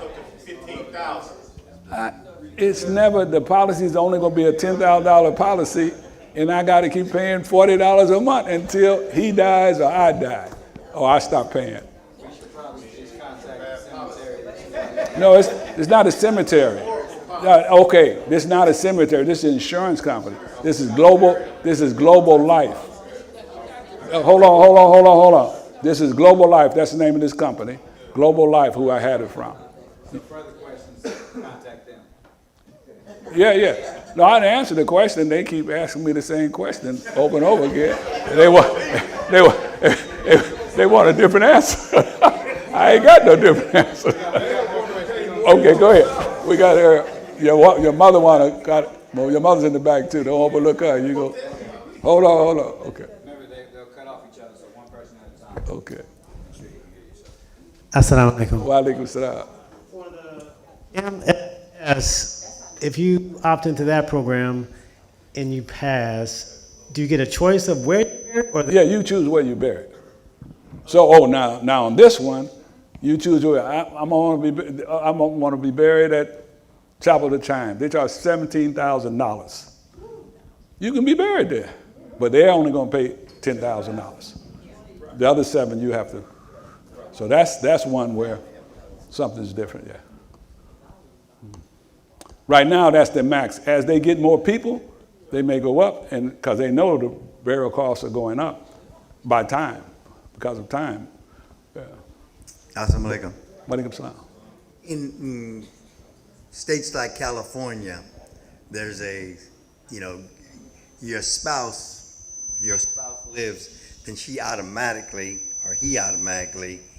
assumes the assets or or the liabilities. No. No? Go ahead. Keep going. I mean, I know you can write in your will how things are supposed to be. Yes. But the first inheritor is the spouse, right? I mean, that's what I'm assuming. It's a community. Your community property. State. That's true, but that don't mean your will could be different. That could, and she got to sign. She got to sign all this stuff. All this stuff has to be signed and notarized to be valid. If you just got it, the one you wrote up or she wrote up, and does eliminate you, she's not going to win that. But I'm thinking about the community property part, the laws of community property. And that depends on how you bought the property. You could buy the property as joint tenants, which means if one dies, it automatically goes to the other one. Or you can buy it as tenants in common. That means their share is their share. You die, your share, that is you can, that's different than you can give your share to somebody else, your heirs, whoever you want to give it to. Or you can say, I want to give that to the masjid. If you're married and is somebody out there for the sisters too? Somebody out there? Because they go into the parking lot, maybe. Yeah. If you're married, Mm-hmm. but you buy the house in one of the other person's name, community property, because you were married, both people share in that wealth. Depending on how you bought the property, you can buy it and as joint tenants. That's a way to buy the property. But your marriage over. No, it doesn't. It doesn't. Not joint tenants. Not joint tenants. I know you're a veteran. We ain't gonna get into the veteranness. That's at another time.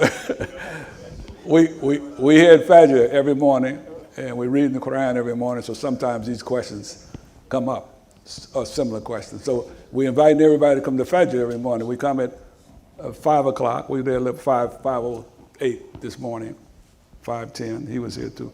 So come and we can have some of these kind of discussions that are a little bit different.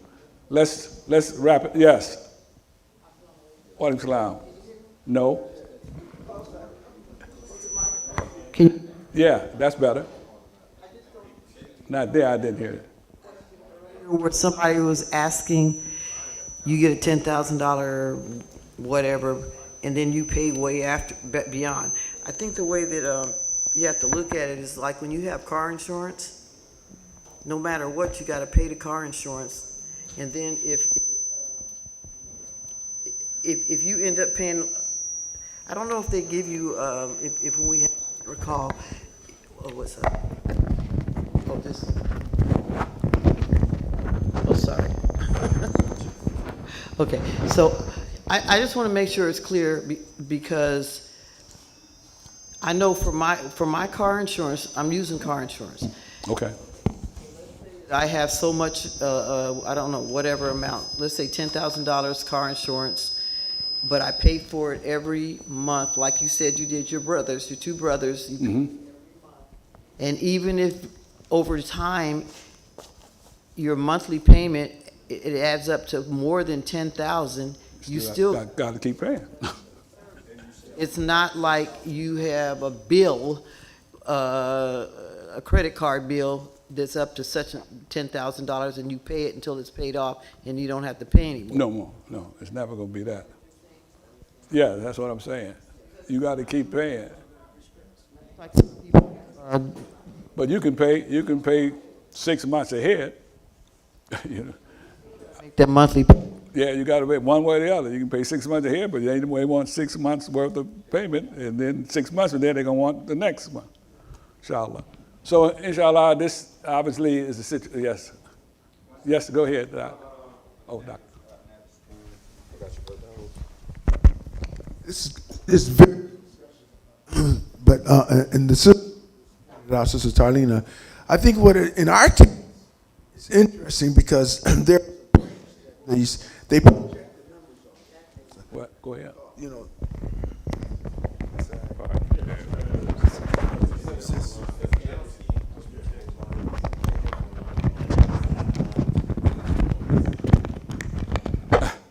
Maybe let him just talk, holler.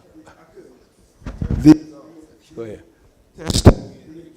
The insurer Yes. has a division of actuarial science, and Yes. they are saying, we bet You you're gonna going to die. live this long. Yes. Now for us, because of our lifestyle, we probably, in general, we will beat that. So because of that, we will tend to be in a position for the very deposit, as the sister was trying to point out.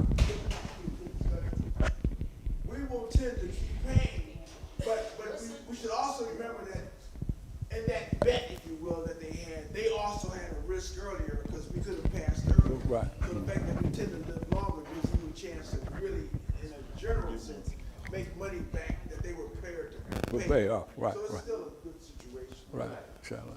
Yeah, that's what I have to say about the Muslim funeral services. They have to have already did their math in order to make this a situation where, because they know if of 1,000 people, so many are going to die.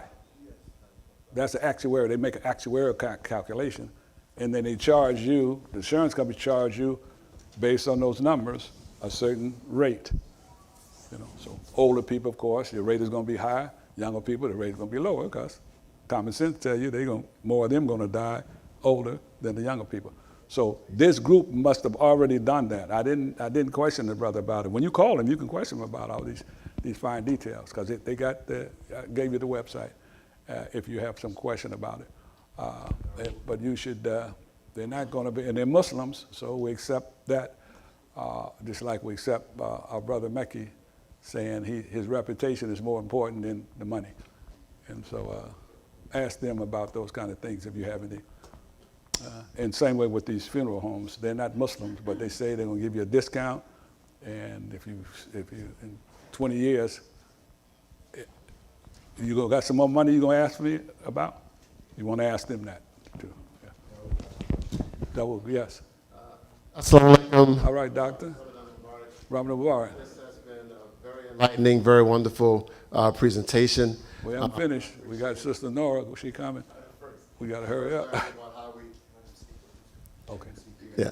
First, learning about how we, finance our life and then our passing, and then of course I appreciate the history lesson of our community. Not everyone my age knows all of these intimate details that you were given, and I'm of an age where we have to start looking at these arrangements for our parents.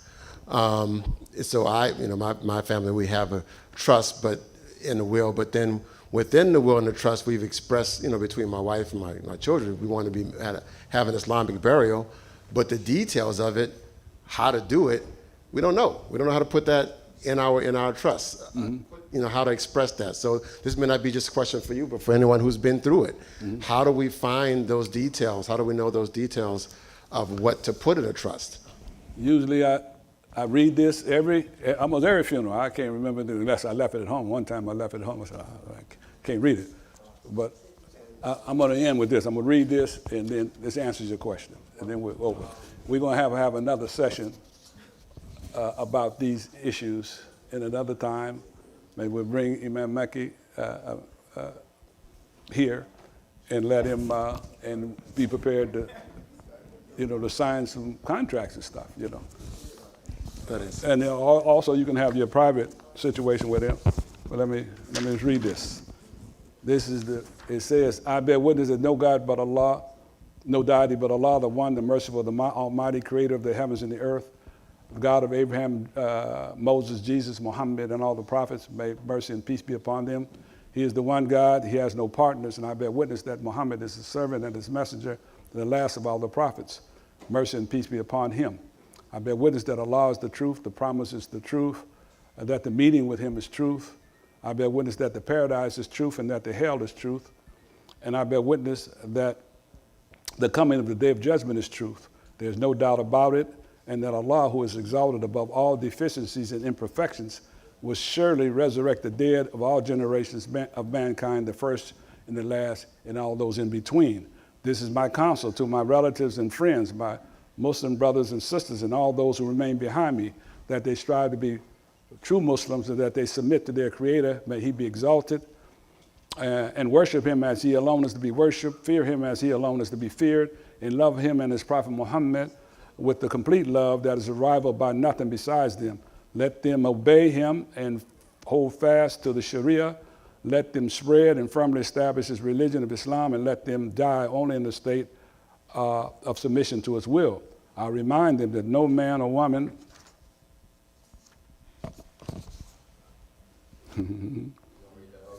no. I might not read no more because I'm listening to roughly knows what it is. It says, and it has Article 1. I ordain that no autopsy or embalming be done to my body unless required by law, and without unjustified delay, my body will be washed, wrapped, and clothed, free of any ornaments or other articles, prayed for, and then buried, and which should be done by Muslims in complete accordance with Islamic tenets.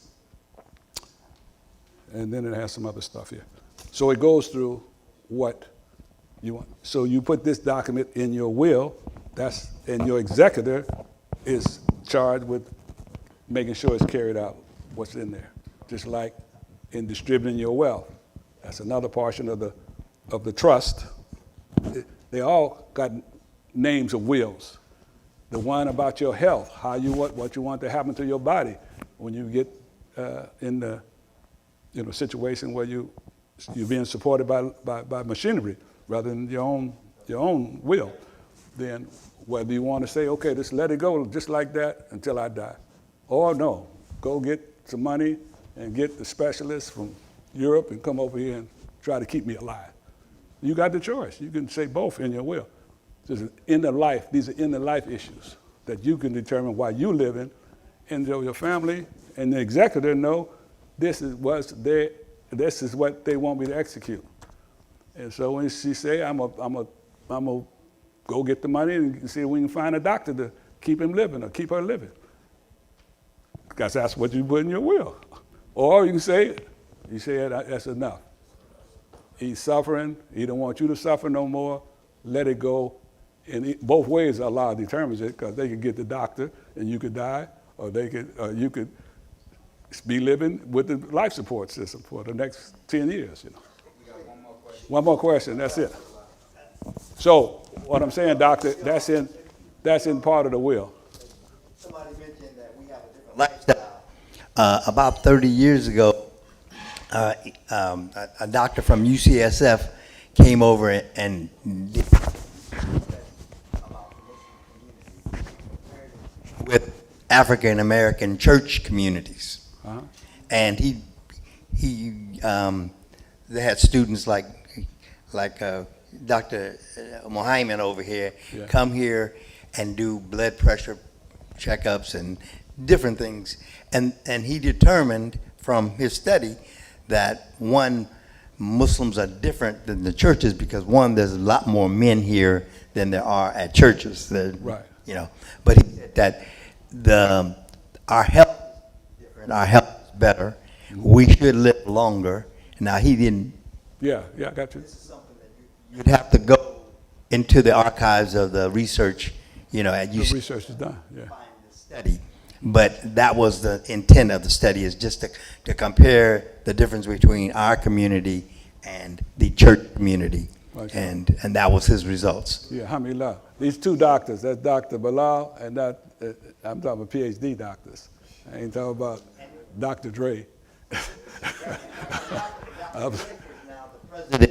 This doctor I'm talking about, he's now the president of the entire university system, the UC system.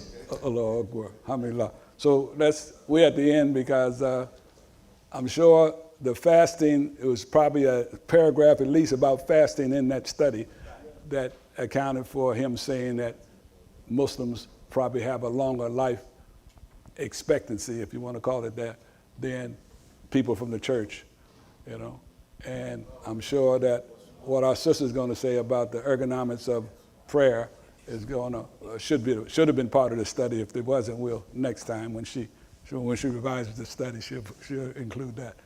So subhana rabbika rabbil izzati amma yasifun, assalamu ala al-mursalin, alhamdulillahi rabbil alamin. Assalamu alaikum. Also, any questions that may not have been write them down. Write them down, and we'll try to respond with that. And we do plan to have another event as well that'll be inshallah bigger than this. So you might answer his question there as well. So write this down if it's a really pressing question for you.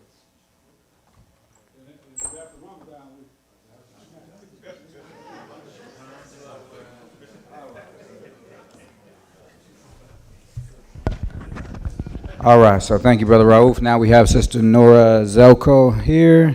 I forgot. You don't need a projector, right? I don't need a projector. Okay. Okay, here you go. You can keep this up here and just pin this somewhere like this long. It doesn't have to be. I'm going to be like walking around and doing stuff, so well, then maybe just I'll hold pin it this to thing. myself. Yeah, pin this to yourself and you just hold that. Okay. All right. Assalamu alaikum wa rahmatullahi wa barakatuh.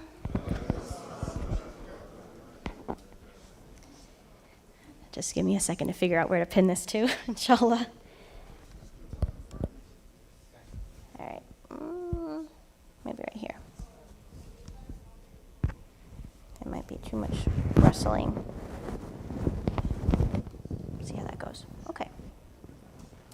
أعوذ بالله من الشيطان الرجيم بسم الله الرحمن الرحيم اللهم صل على سيدنا محمد وعلى سيدنا محمد وسلم. Okay, so I'm Dr. Nurah Zelko, DC. I'm a chiropractor, and I specialize in the upper neck and its effects on the nervous system. My class today is going to be about the ergonomics of Salat. I love this class. It's one of my favorite classes to teach. I feel like there's so much that we can all get from different aspects of it. No matter whether you are young or old, no matter whether you're able-bodied or disabled, there is something to work on in terms of the ergonomics while you're in Salat. My teacher for the sort of fiqh part of the class, it's not a fiqh class, but I do kind of rely a little bit on it because we have to make sure that we're being compliant to the Sharia. And my teacher for that class was my sister-in-law, Yasmin, and she was teaching me from the book, the Muqtasar of Akhtari, which is a Maliki fiqh class. So anyone that's curious about that type of thing. So again, it's not a fiqh class, but I am going to be providing some proof and context from fiqh. Also, when I give this class, I want to make sure people understand it's not individual medical or chiropractic advice, because in order to be able to provide that sort of advice, I would have to have the time and space to, do a history and an exam and all that type of stuff that we're not going to have time for today. So what we're going to do is we are going to go over the positions of the Salat one by one, and I'm going to be talking about how you can protect your joints in each position. And we're also going to be talking about the sort of order of physical accommodations, like if you can't do this, then do this. If you can't do this, then do this. And some ways that you can maximize your adherence to the positions of the Salat, even if you can't make all of them. So in general, there's a concept called al-ihtidal, and that is basically means the articulation of the positions fully. So you want to make sure that you're doing each position as a separate position and we're not flowing into them. This isn't like the sun salutations in yoga. We know this, but when we're in a hurry, it starts to look kind of like speaking to myself first. So we want to make sure that every time we hit a position in Salat, that our body comes to stillness in that position before we move on to the next one. So that's just kind of like a general thing going forward. So we're going to start with standing. The biggest thing to know about standing is that the ideal position for this is uprightness. And when you're standing, especially if you're in Tarawih, I think this is a really good timing for this class, because when you're standing in Tarawih, that's a lot longer than you may typically stand for just a regular Salat. And it's late at night and you've been fasting and you're tired, and so that's when especially our poor posture patterns can show up, like especially much during those times. And so a couple things to think about with standing. Oh, yes, I'm just disappearing off the camera. All right, so a couple things to think about for uprightness. Let me see if maybe I can just put this in my pocket. Yeah, pockets on dresses. So when you're standing upright, there's a few different sort of landmarks on your body that you want to just be on top of each other, just in a straight line from top to bottom. So the first one is your ears. So you want your ears to be over your shoulders.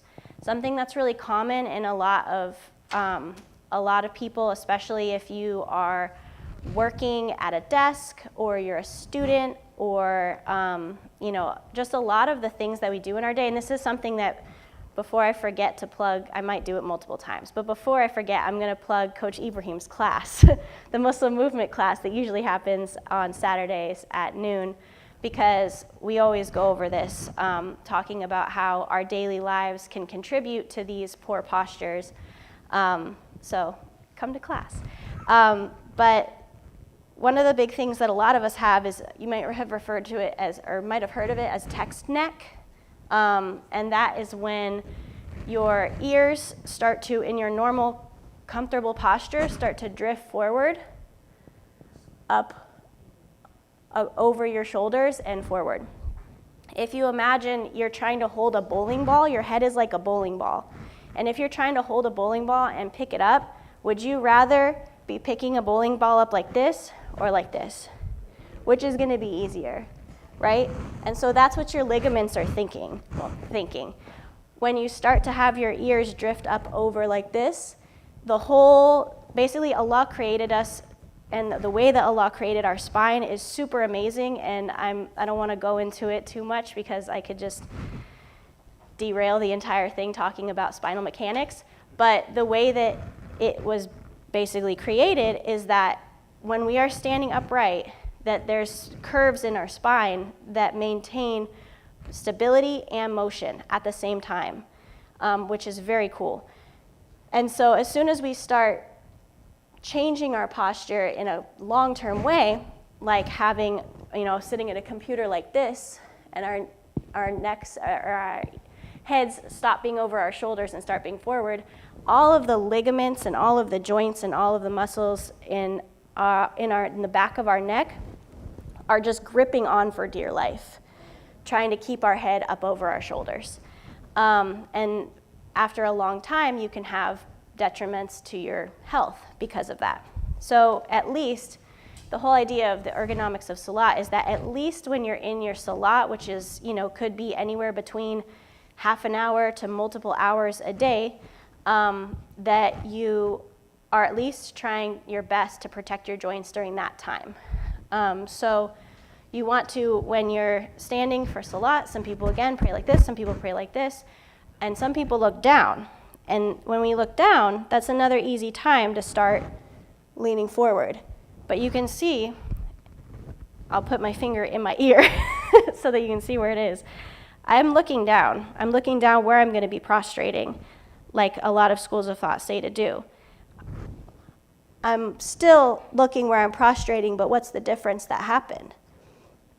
Yeah, my ear drifted like several inches forward. So you want to try to make sure your ear is up over your shoulder, even if you're looking down. Another one to think about is that we tend to, especially in the standing position, we tend to round our shoulders forward. This is another sort of modern problem.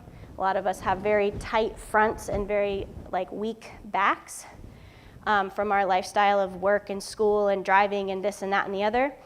And so a sort of visualization to think of is that you want to pretend to put your shoulder blades in your back pocket.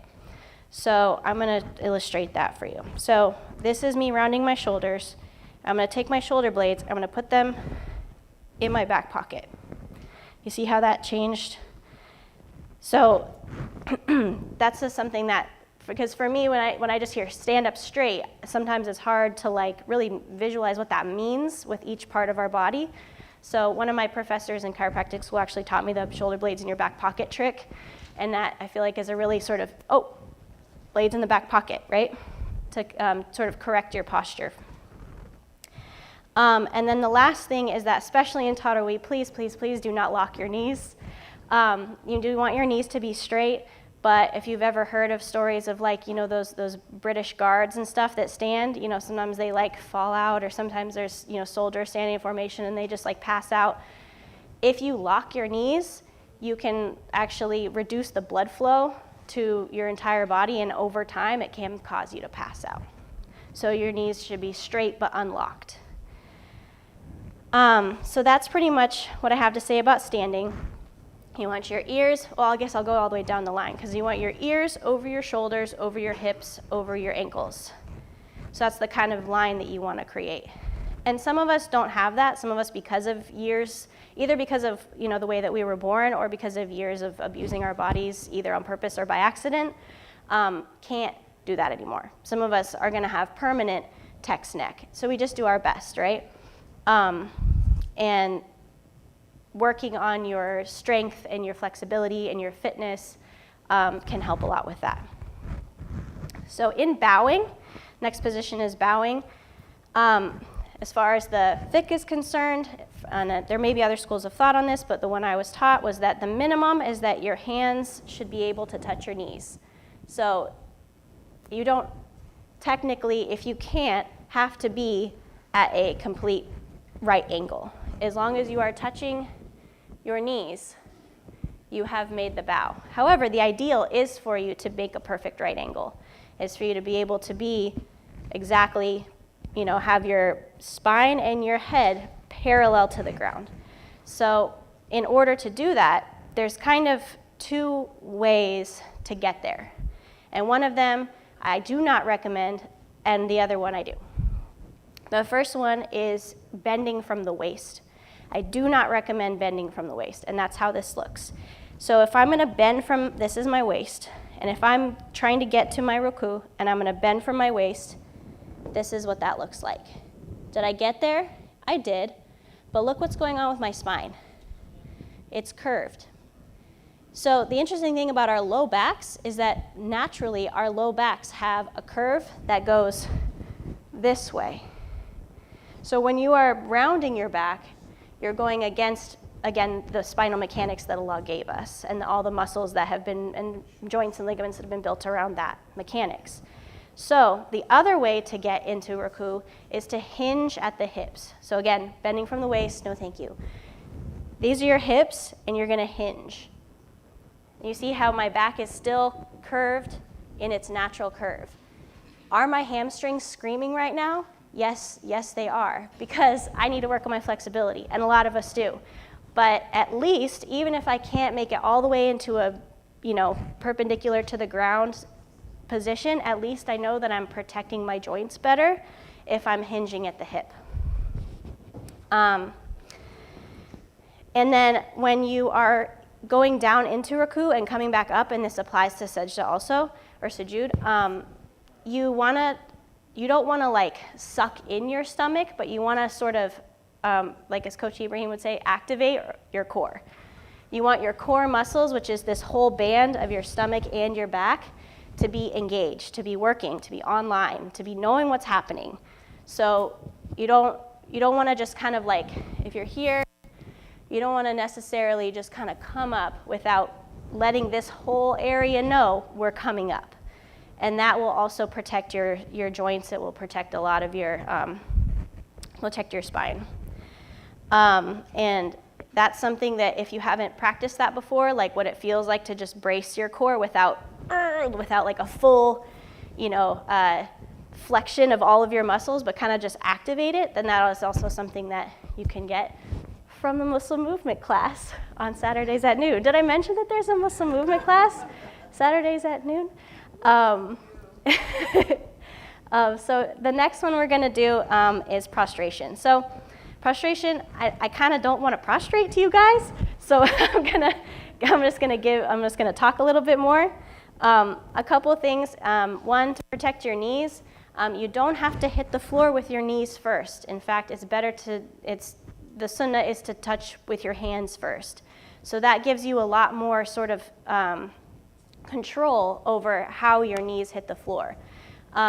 So, you know, a lot of people, I don't know, I didn't pay attention at first when I was first learning to pray, so I was like, boom, and then hitting and then, you know, but don't do that because over time you can, damage your knees by hitting the floor over and over with them. So hands first, and then you can kind of guide your knees down as you're bending your arms to give you a lot more safety for your knee joints. The other thing that I was taught at some point or told at some point is that, especially for sisters, is that if you're praying, and especially if you're praying like outside, like if it's Unity Eid or something, that you should, in sujood, that you do need to like round your back because you don't want your backside to be like, yeah, right? You don't have to do that. So if that's something that you like makes you more comfortable, then know that, that is going against the curve of your spine. But at least you're not putting all your weight, like in sujood when you're kind of suspended and all of your joints are working. At least in prostration, you are against the floor. So a lot of that weight is being taken by your hands and your forehead. But you don't have to do that. So you can just hinge from your seating position like this and just keep your behind the way that it is when you hinge. You don't have to round your back like that. And then the last thing is, again, I mentioned it with ruku, but it goes with sujood too. When you're going up and coming down from the position, make sure you activate your core. And your core is your stomach and your back muscles as sort of a band. And activating your core is a good idea anytime you're doing anything, and whether you're standing, if you're bending to pick something up, getting in and out of your car, those muscles can be really neglected, and they're incredibly important. And then the last one is that for sitting. So at least for, I don't know if you can sit, maybe I'll do this. Try not to hit my head. So the recommendation, at least in the Maliki school, is to be just sitting on your left haunch with your foot up like that. However, do I just go like this? Yep. Okay.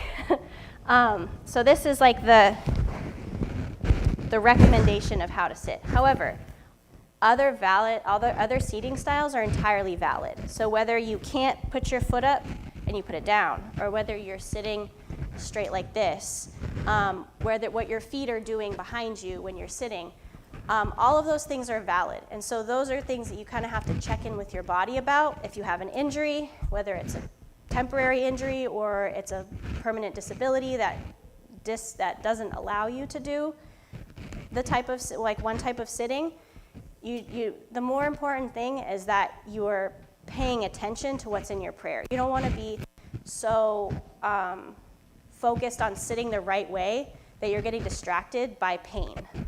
And sort of going along with that, something that I'm sure everyone has seen is that there are some people who, when they sit, they can't actually make their backside hit their heels. So they're sitting, and they're sitting like this. And that's as far as their muscles will take them. And for that, that is a pretty serious quadricep issue.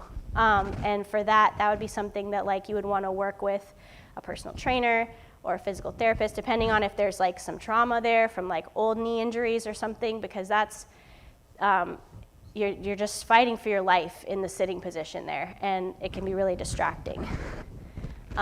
So the best thing is to do what you can. Don't try to sit exactly like how someone else sits if you can't do it, and it's going to cause you to damage your body. And then the other thing about sitting is that when you're sitting, the part about your lower back and the natural curve of your lower back still applies. So when you're sitting, I'll sit sideways. So even if I'm sitting in the one that they ask you to do, I could be still sitting like this. And you can see how my back is curved, kind of rounded.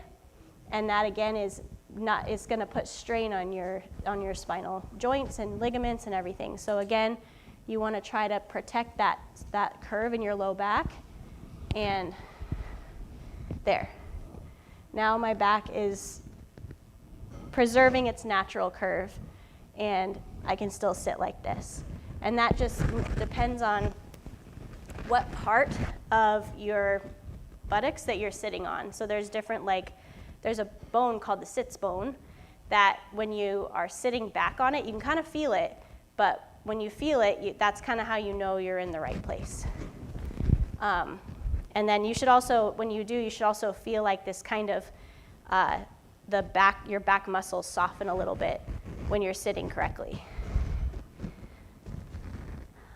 So that's all of the positions. So now we're going to talk about accommodations and implementation. So for accommodations, the sort of standard thing that's told to everybody and that takes the same Fard Ein class I did at least, is that it goes from standing without support to standing with support. That could mean this, that could mean a cane, that could mean you have a chair behind you that you're kind of holding on to. Any of those things would count as support. To sitting without support on the floor, to sitting without support in a chair, to sitting with support. And so when you have a certain support accommodation, that lasts for the whole prayer. So if you're a stand with support person and you have a walking stick that you use, you can use that walking stick to get yourself into ruku, to pull yourself back up from ruku, to kind of walk yourself down to get into sujood. And you could still potentially do all of the positions using that support implement in different ways. And so another thing to think about is that a lot of times I see that people will, and I know this happened to me when I was pregnant for the first time, I went straight from stand without support to sitting in a chair. That was just sort of like what I thought happened. You either are standing or you're sitting in a chair. And that's not exactly true. So you want to try to figure out, based on your particular situation, which I can't, again, go into like, oh, you have an ACL tear, you have a vertigo, you have a this, that, and the other, but you have to think about it yourself. Like, how much of this prayer can I do with the least amount of support before I start using support? And then maybe at a certain point in the prayer, I can't just stand with support anymore, now I need to sit. So all of those things are possible. If you can stand without support for the first, just to read your Quran for the first rakat, and then you need to sit in the chair, and then after you do your sujood and your ruku and your sujood in the chair, then you can stand back up again and stand without support to again read your Quran, then that's better than sitting the whole time, if you can do it, right? So that's something to think about for yourself, is if you're already in a position where you are using an accommodation, think about which one of these positions could I potentially still do with less accommodation? Like, again, just standing back up again. And so I think one thing that I mentioned in a previous class is, like, for example, if you can stand in the grocery line with your hands on your cart for that long, just to like wait in line to get your groceries, then you can stand with support for a rakat. That doesn't necessarily mean you can get into sujood. It doesn't necessarily mean you can get out of ruku. But it means that if you can hold on to a shopping cart for as long as it takes to get through one of those lines, then you can stand for the salat, for the standing part. You might need other accommodations for other positions. And then as far as implementation goes, there's just a couple tips that I like to give people. One of them is to try to focus on only one correction throughout the prayer, or maybe one correction per position. Because the last thing that we want is to then get in our heads about our ergonomics and get out of our heads of what the meaning is that we're reciting, or like the reason that we're praying in the first place. So try not to inundate yourself with, oh, I gotta do this, I gotta do this, I gotta do this, I gotta do this, I gotta do this, and then you don't even remember what ayah you're reciting. And say, okay, for the next like week or so, I'm just gonna focus on trying to keep my ear over my shoulder, and that's it. And every time I catch myself, I'm gonna go, oh, not oh, because you broke your prayer. But I'm gonna think to myself, oh, and just correct that, and that's it. And just see how that feels. And then once you feel like maybe that's become more natural to you, then maybe tackle another thing that you feel like is is putting extra strain on your joints. So that's the big thing. Don't let it distract you from prayer. And then the other thing that I like to mention to people is that you should be working on your strength and flexibility outside of your prayer and just applying it inside of your prayer. So don't be sitting there trying to stretch your hamstrings by doing ruku. You're doing ruku and you just happen to be stretching your hamstrings because, let's be real, probably a lot of us need to stretch our hamstrings. So what you're doing in the prayer is just applying all of the work that you've been doing outside. So what does that mean?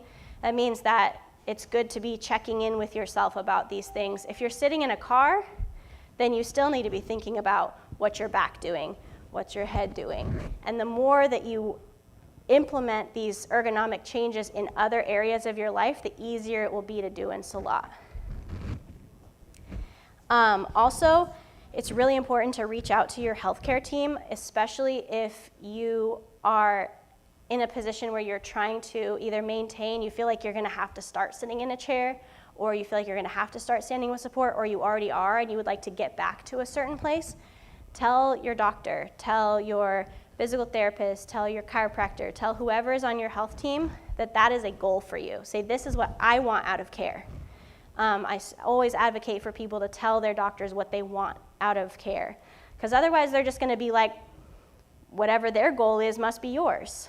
But, for example, I had a student, I work at the chiropractic school, and one of my students was like, my patient is Muslim, and she's struggling because she doesn't want to do this, she doesn't want to do that, in terms of she doesn't like the idea, she's a younger woman, she's like, she doesn't like the idea of having to sit in a chair for Salat because she's young, she should just power through it. And I'm like, well, based on what you told me about her injury, she's injuring herself by maintaining these positions of Salat. But what she told you just then is that she wants to get back to standing for standing, sujood for sujood. That's where she wants to get. So that's what you need to tell her. You need to tell her, this is not forever. This is a temporary solution while your body heals from the injury that you have. Our goal is to get you back praying the way that Allah told us to, right? So make sure you're telling your healthcare team exactly what you want, and if getting back to praying in all the positions is one of your goals, make sure you tell them.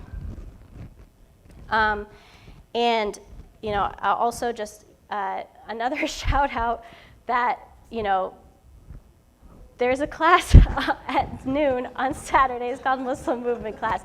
This cannot be emphasized enough.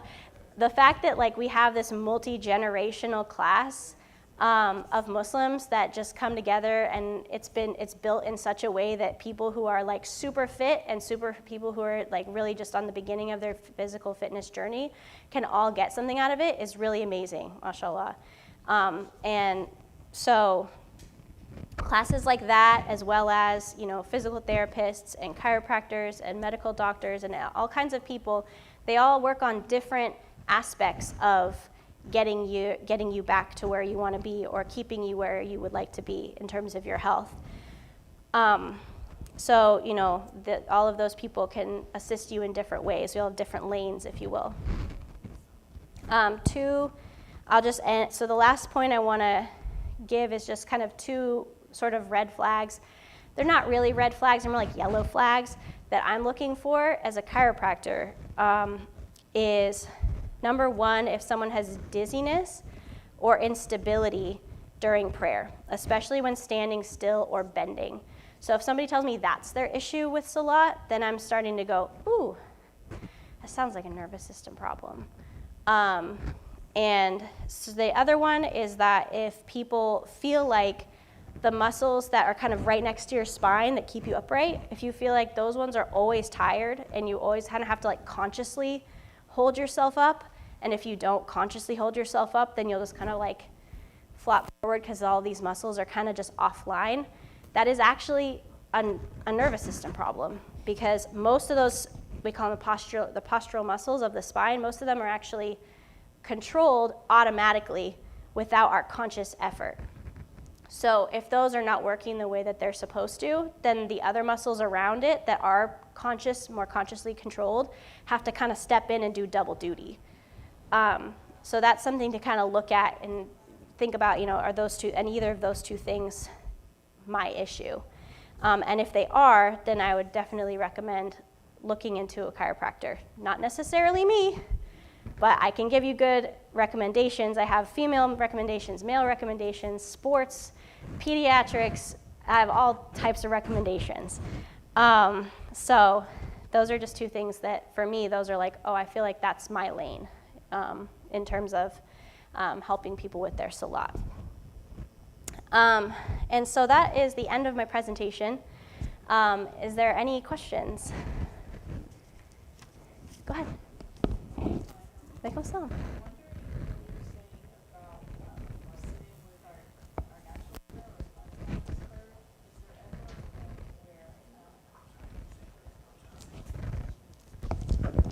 Assalamu alaikum. I was asking about your spine's natural curve, and you were recommending to make sure that we sit following that curve. Is there ever a point where we can oversit or like go too far into that posture? And if so, when would that be? Yeah, so there is a sort of subset of people that are going to, so I would say most people are, in this day and age, going to be too stiff. And that's not going to be the people. However, there's a subset of people that have, what we call hyperlordosis of the spine, which just means that your spine is curved too much in that direction. It could be from injuries and accidents. It could be from you used to be a gymnast. It could be from just the way that you were made, that you have in general, that your collagen is a little bit loosey-goosey. So if you are one of those people, then you definitely want to focus on bracing your core more than establishing that curve. Because if you're one of those people that has too much of a curve because of all the things I mentioned, then there's two competing things in your body at all times, stability and mobility. If you have too much mobility, you have to compensate with stability. How you get stability? You use the muscles that you can control around that area to create stability. Does that answer your question?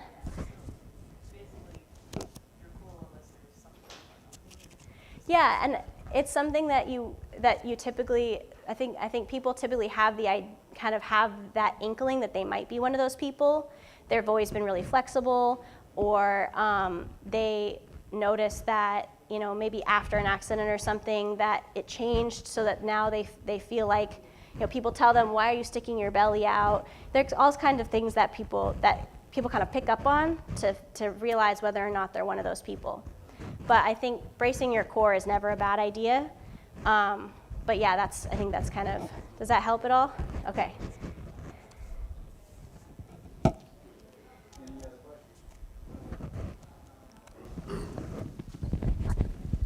Assalamu alaikum. Wa alaikum assalam. What are some of the telltale signs that your posture, not your posture, but if you have something out of alignment and you need to go get it aligned?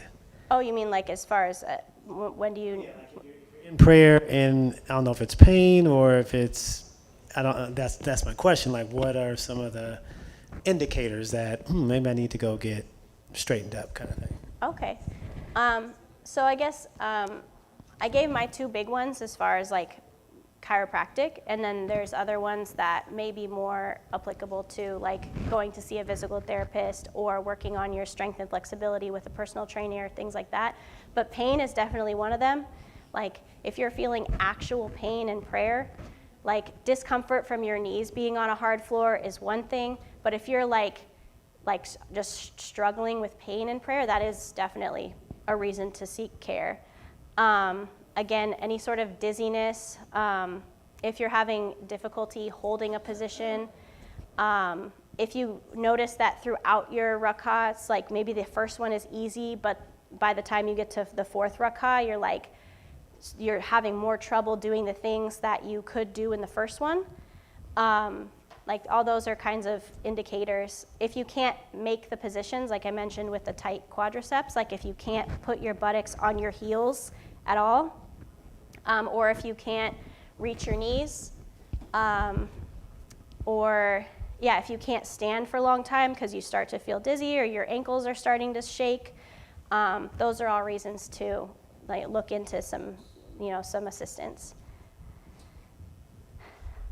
Sister in the back to know, for those who pray the entire Salat in a chair, what are the proper positions for making Salat in a chair?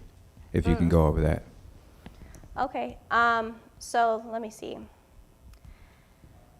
I'm not sure if I feel qualified exactly to give that. I can tell you what I was told when I was praying in chair briefly.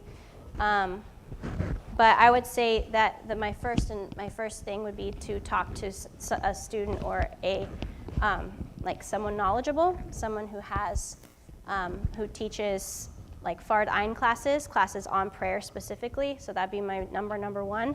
But if you are praying in a chair, at least what I was told, until you can get a hold of somebody who's more knowledgeable than me, which is not hard to do when it comes to Islamic knowledge, because I still feel like very much a beginner when it comes to Islamic knowledge.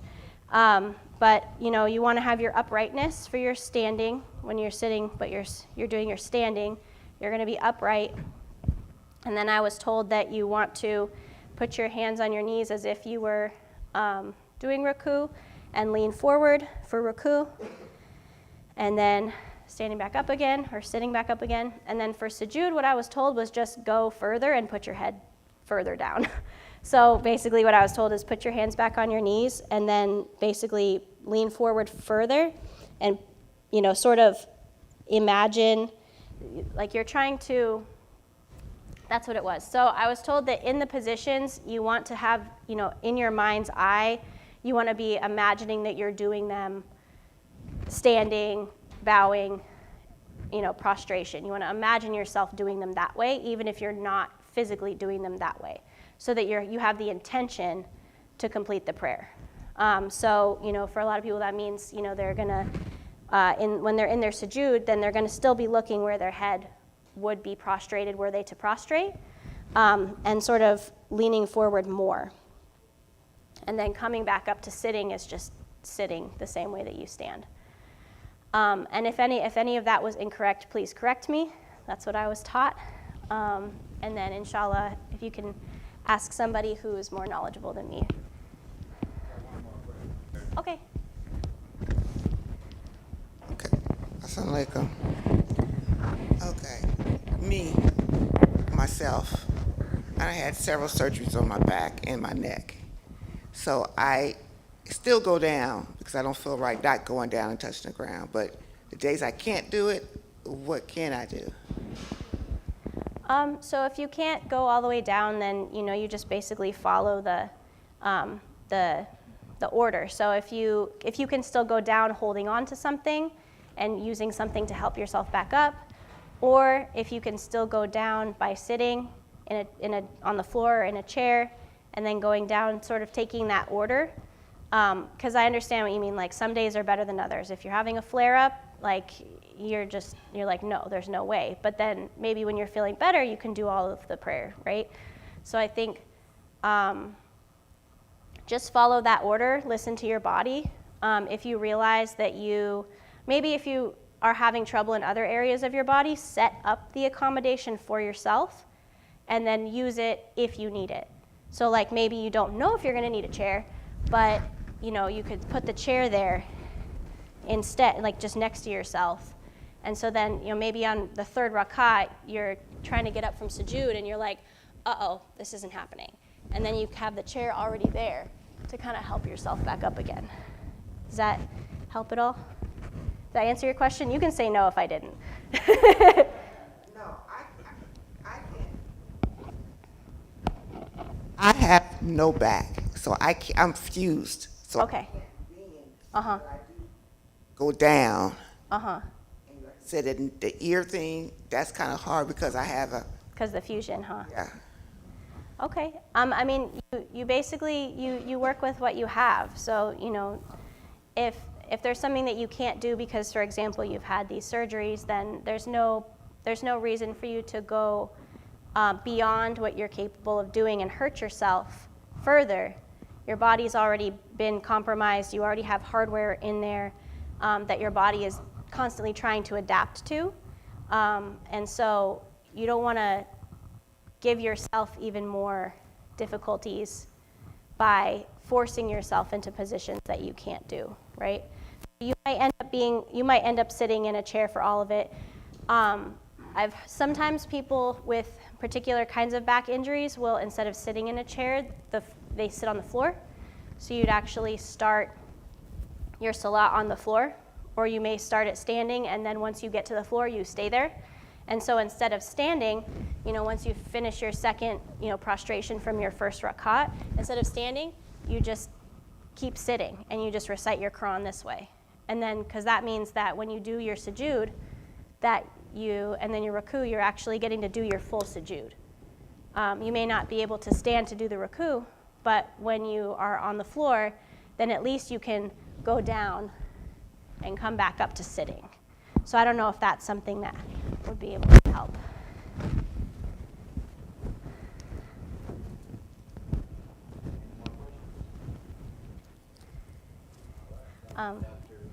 I also have a cheat sheet, so I'm going to pass these out.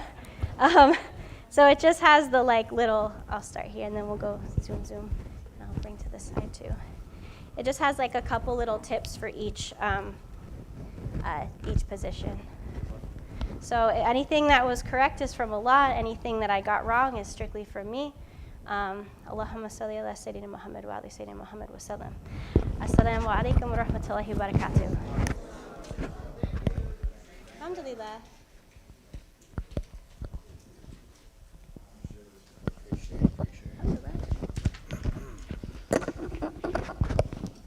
All right, so we got about 10 minutes until, oh, wait. Oh, never mind, I thought you had a question. We got about 10 minutes till Salat. I was just going to give everybody some quick reminders to stay active. Dr.Nurah kind of already did it. Thank you for the shout out. Thank you for the shout outs. But yeah, we are meeting up every Saturday, even during Ramadan. During Ramadan, we take it a little easier in the classes. Mostly it's just walking, but that's kind of what I'm reminding everybody today to do, is to basically stay active. That's like my motto, to stay active. But to remind you that doesn't mean you got to exercise every single day, or you got to be in the gym doing a super hard workout every single day. Basically, staying active is just keeping your body moving. It's keeping your body moving, keeping the blood flowing. That's in line with what we do as Muslims. So making salat, I used to tell one of the brothers, he's actually in the parking lot doing security for us, watching y'all's cars, so shout out to him. I used to tell him that salat is like yoga for Muslims. And now we know that the proper positions to go through and how to do it correctly, it's still like yoga for us. So the more we make our salats, make them on time, we're getting our daily stretching in. But then it doesn't stop there. We want to keep moving. If you, what do we say, when we go to the grocery store, instead of always trying to find the closest parking spot, you might want to park a little farther away, get some steps in. We have to be of service to others. So go see those who are sick and ill, help them with whatever they may need to help with, even working around your house, organizing things, that's being of service to your family. One thing you can change is, like, if you're folding clothes, you can fold them while standing. You're getting a little more exercise in doing that. So different things we can always change to stay active and just keep moving. So we don't want to be so I'm forgetting the word, but we don't want to be so still, basically, all the time. Sedentary? Yeah, we don't want to do that. Because society wants us to be like that. They want us to sit down all the time, be on our phones, even our jobs. A lot of times when I was doing security, I'm driving around and going places, but then I'm reminding myself I'm still sitting down. I'm sitting in a car. So we got to get up, get moving. This is going to help our bodies be more healthy. We're taking care of what Allah loaned us, and to tie it into today, we're helping those at the end who are going to be washing and shrouding us as well. So you don't want to do a disservice to your body, and then now the brothers and sisters that's washing you, they got a big burden on their hand. figuratively and literally. So yeah, so take care of our bodies, stay active, eat right. Our other sister, Kiyama Nasir, who's a part of health and wellness as well and helps me with Muslim movement, she's doing, or has been doing, a detox and cleanse for at least over a year. So we have to be regularly cleansing and detoxing our bodies because, again, society, everything we're eating, most of it is not clean. So we have to cleanse our bodies. We have to stay active and everything, and just take care of this vessel from beginning to the end, basically. So that was my quick little reminders. I think Asher should be coming in about 8 minutes. So we're gonna actually break. We have one more piece to show. It will be going over the whole ghusl and shrouding process, and then the Janaza process also. So all that, we're gonna go over it. It may be about 30 minutes, but because of that, we're gonna break. We're gonna make our asr, and then we're gonna finish with that. All right, so you can make your wudu, and then we'll be back. If I could have a brother help me move this table back, I'd appreciate that. Thank you.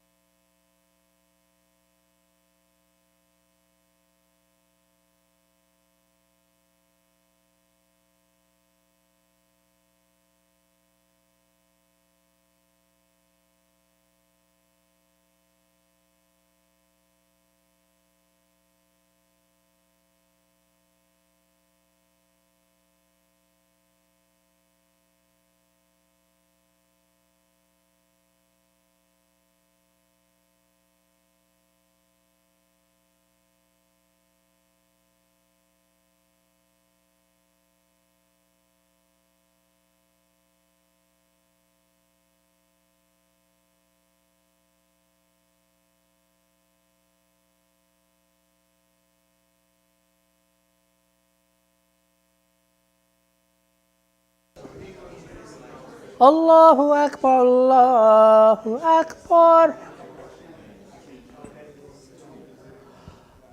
Allahu Akbar, Allahu Akbar. أشهد أن لا إله إلا الله.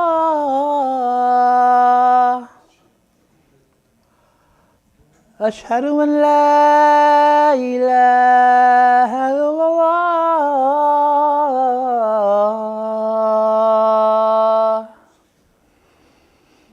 أشهد أن محمدا رسول الله. أشهد أن محمدا رسول الله.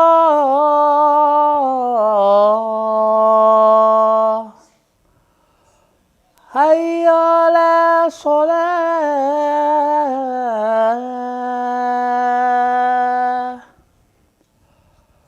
حي على الصلاة.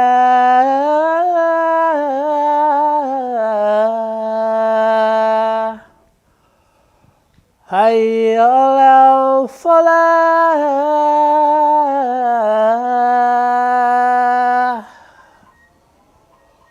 حي على الفلاح.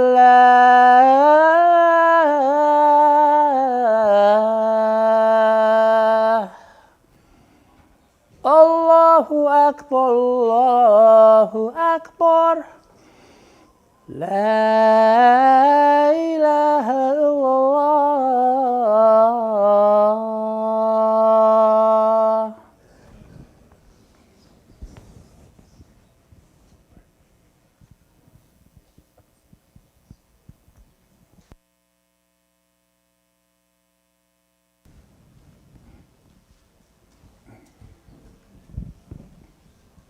Come on.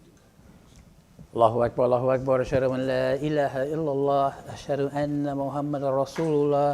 حي على الصلاة، حي على الفلاح. قد قامت الصلاة، قد قامت الصلاة. الله أكبر، الله أكبر. لا إله إلا الله.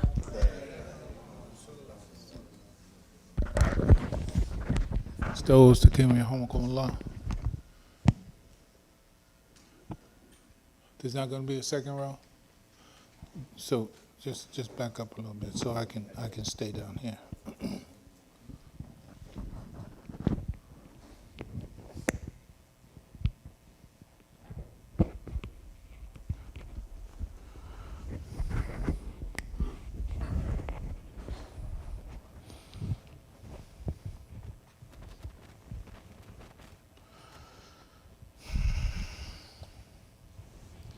Allahu Akbar.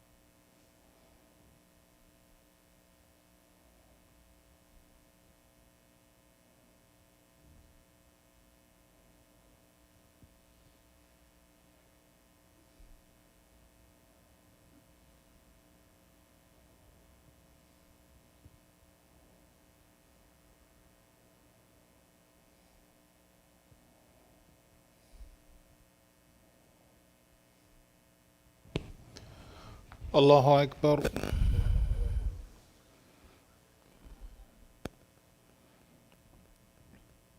سمع الله لمن حمده. الله أكبر.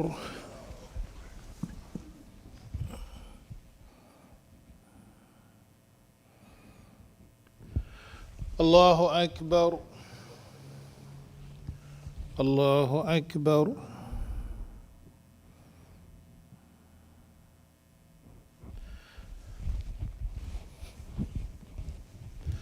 الله أكبر.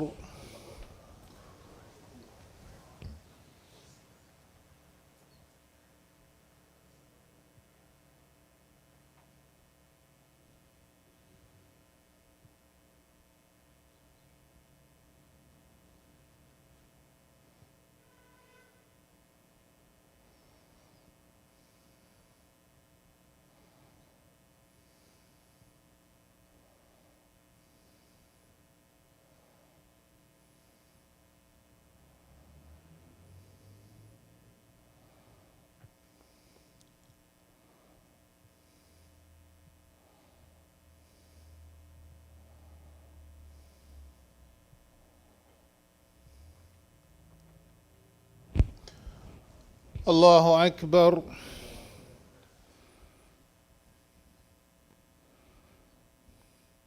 سمع الله لمن حمده. الله أكبر.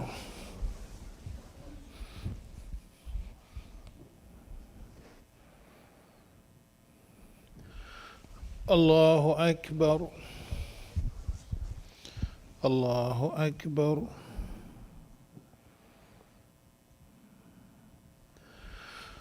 الله أكبر.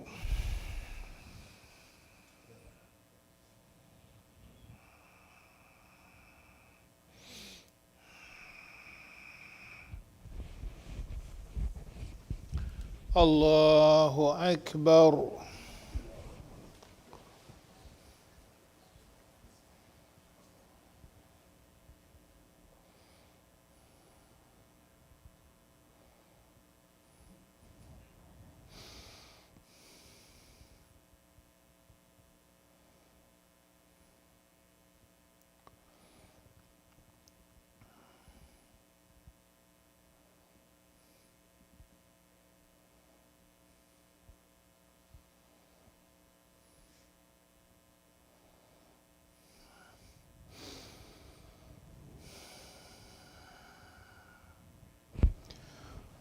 الله أكبر.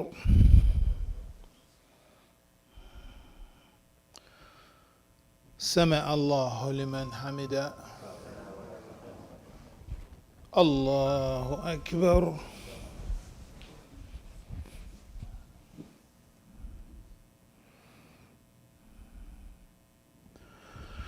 الله أكبر. الله أكبر.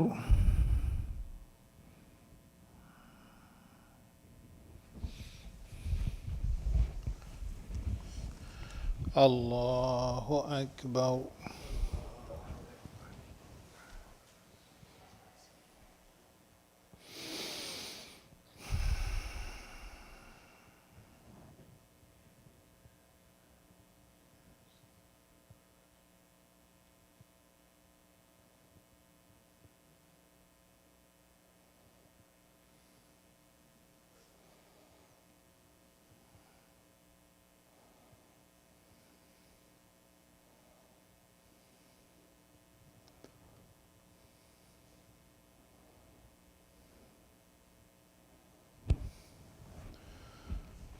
الله أكبر.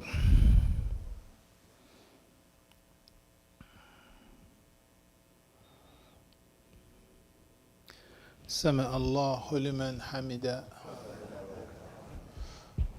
الله أكبر.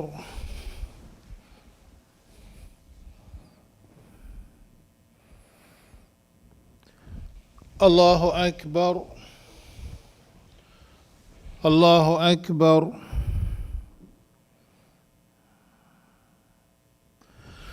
الله أكبر.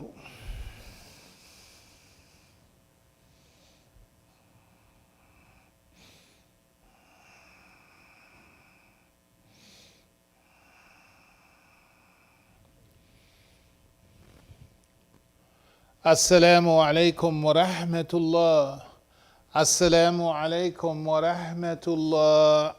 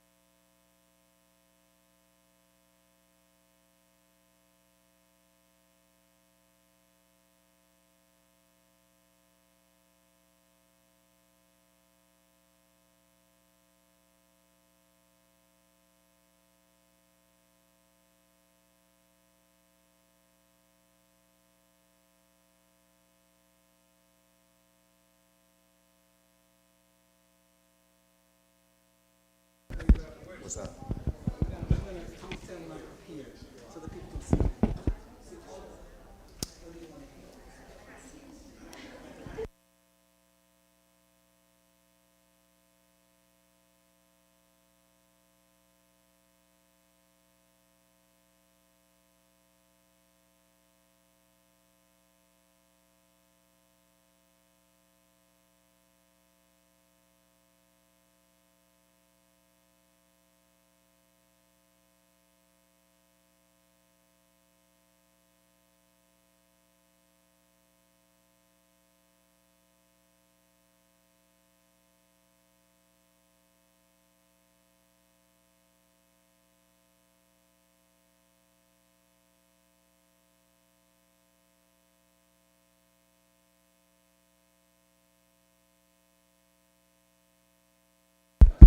Assalamu alaikum. Assalamu alaikum. So we got one more piece, one more segment of the event. So if you can, please stick around.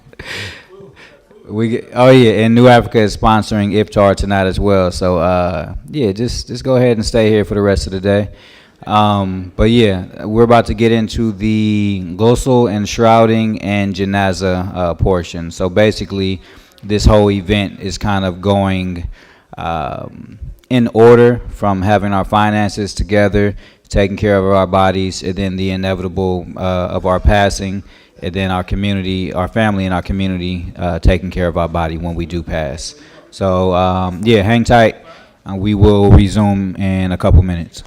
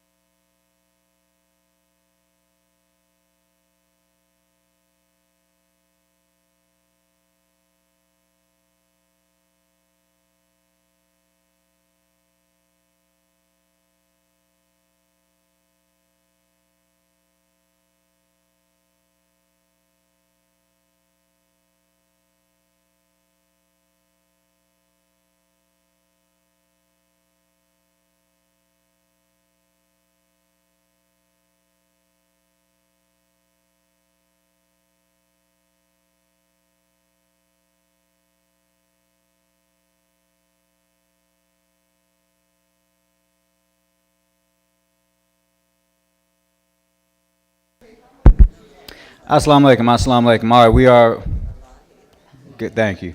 We are about to resume. I would like to have everyone, if you are sitting in the back, if you can move a little bit closer so you can see what we're going to be detailing and describing. So again, if you can hear me on the other side, please come back over. We are resuming right now. You can, yeah. And health and wellness, if I can have you all to the front.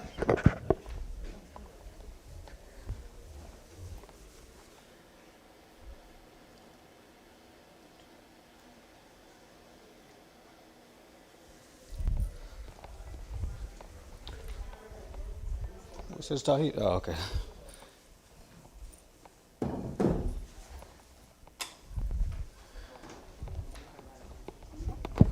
All righty, so sisters, if y'all can just introduce yourself.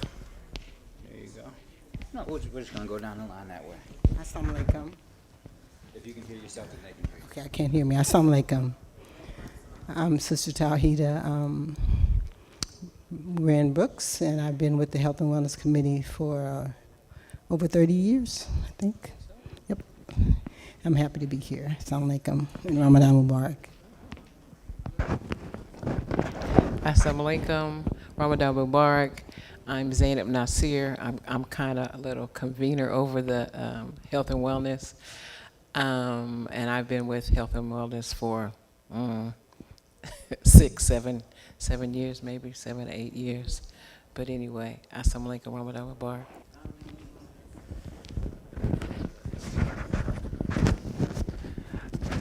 Assalamu alaikum, I'm Aaliyah Akbar. I've been with Health and Wellness for at least 30 years.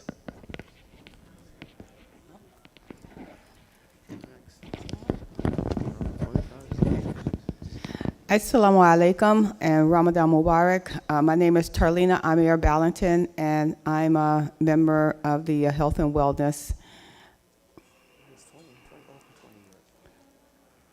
Yeah, it's been here for a while. All right, and assalamu alaikum. I'm Ibrahim Shaheed. I've been with Health and Wellness since today. Well, no, a little over a year, I think. But yeah, I'm sorry. So yeah, we are going to get right into it. First, we will talk about the shrouding kits that we have. Sister Aaliyah is going to go over it and give a little more information about that as well to start us off. So here you are. Just pin that to your scarf, actually, and put that out in your pocket. If you have a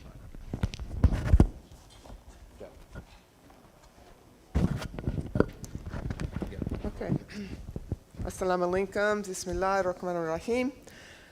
One of the most important items in preparing for Janaza is your shroud,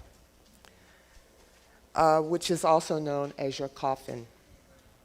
Alhamdulillah, Health and Wellness has been making and providing shrouding kits for over 20 years to the community.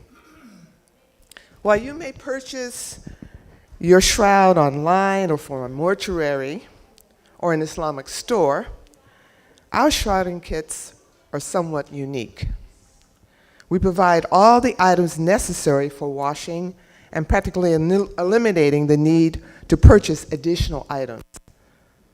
The items consist of the following: the shroud, washcloth, unscented soap, camphor, face cloth, cotton balls, gloves, musk oil, and for the women only, well, usually, fingernail polish remover, comb, scissors, incense, and matches.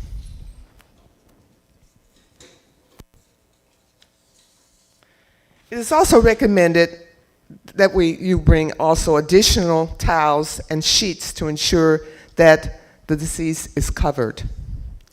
The cost of the shrouding kit is $175, and if we're going to ship it out to someone, shipping costs are not included in that price.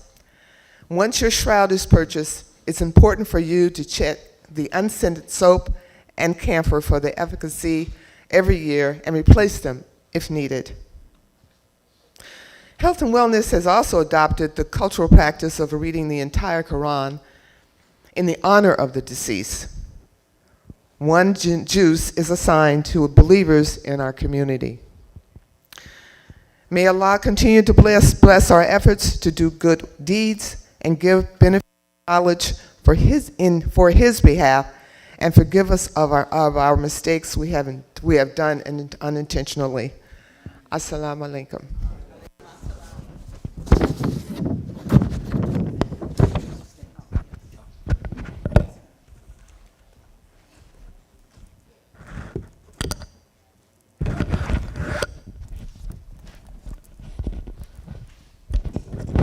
Assalamu alaikum. Again, my name is Tarliena Aamir-Balinton, and I will be speaking on the differences between washing the male and the female.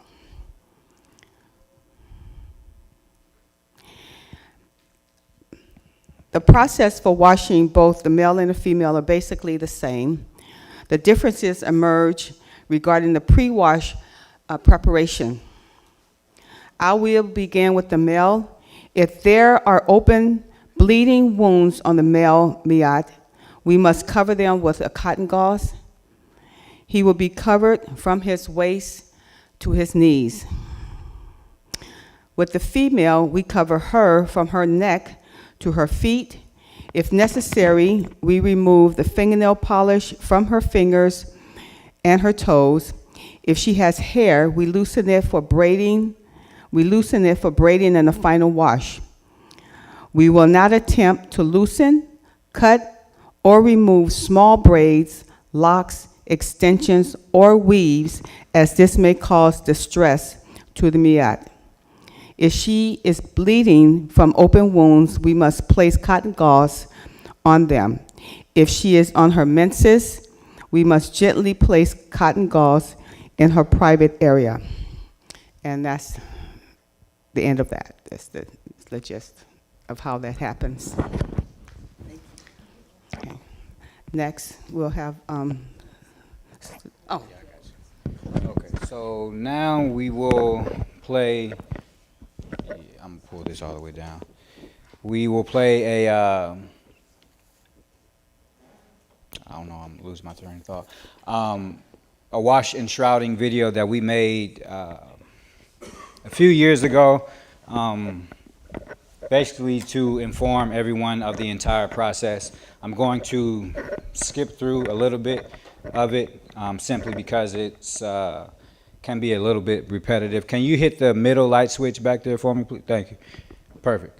Some of it can be a little repetitive simply because you do the same thing on one side of the body that you do on the other. So we're going to skip through a little bit. Inshallah, if you want to look through and watch the entire video, you can. And we'll let you know how to do that after this event, inshallah. Give me 1 second. Oh, my bad. Can I get a hand with the table? We just gonna scoot it up. Yeah, forward. There you go. Thank you. And boom, perfect. Boom, boom, boom. We can hear you, Brother Raouf.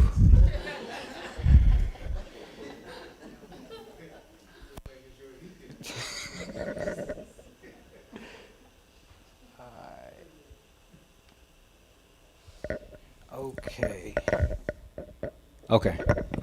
And bear with me. Again, we have flashcards up here with pens. The sound quality might be a little off, so if you have any questions, come get a flashcard, write it down, or write it down whatever you have, and we'll try to answer all the questions after the video, inshallah.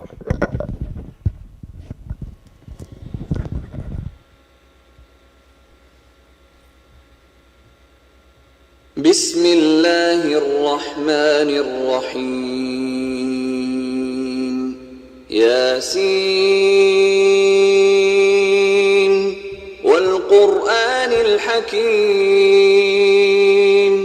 إنك لمن المرسلين بسم الله الرحمن الرحيم In the name of Allah, the merciful benefactor, the merciful redeemer, Assalamu alaikum. Today we will be demonstrating the washing of a deceased Muslim. It's an obligation on the living Muslims to wash the body of Muslims who die and return to Allah.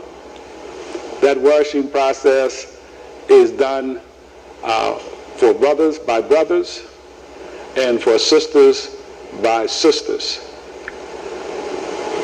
The washing team should consist of Muslims who are trustworthy, discreet, who are in the state of purification themselves with wudu or ghusl, and who know how to perform the steps of the washing.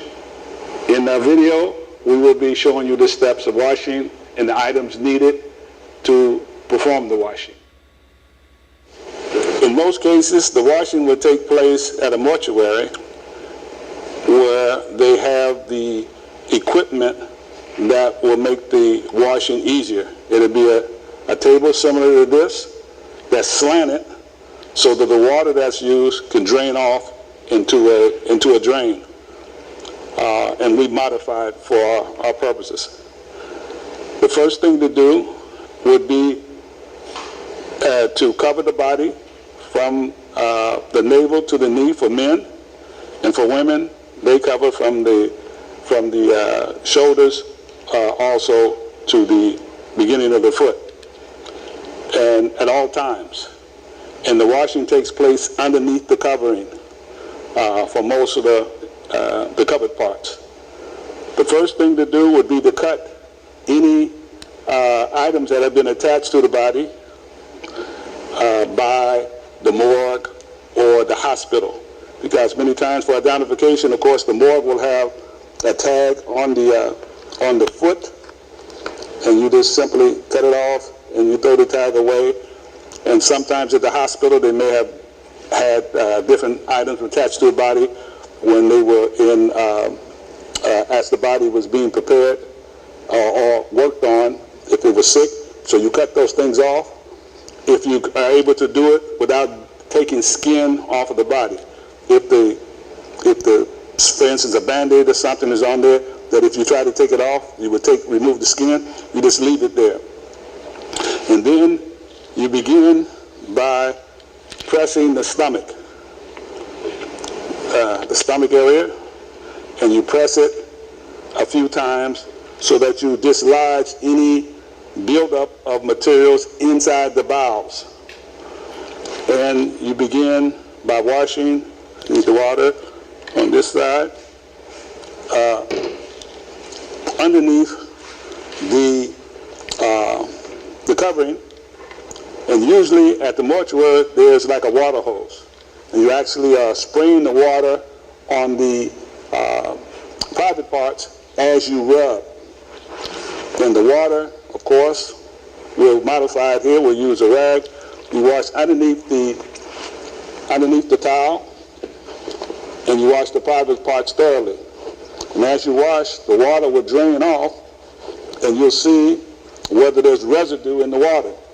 You can continue to wash until the water is relatively clean without any residue in it. That means the buildup has been dislodged. But you're washing underneath the covering. Of course, you have your gloves on, you have a rag, and it's usually done underneath, it's done with the left hand, and you do that until you see that the water is relatively clear. Then you may change rags, and then you begin the steps of wudu.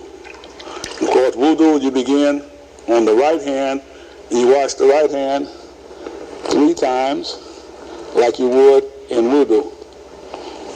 And then after washing the right hand, you wash the left hand also 3 times as you would be in wudu.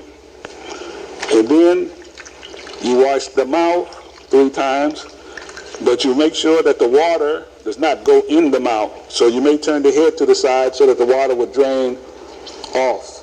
And you wash 3 times the mouth. And then you wash 3 times the nose. not putting water inside the nose like we normally would. In wudu, we sniff the water and that way. But here you just wash it 3 times. And then, come around this side, you wash the full face 3 times.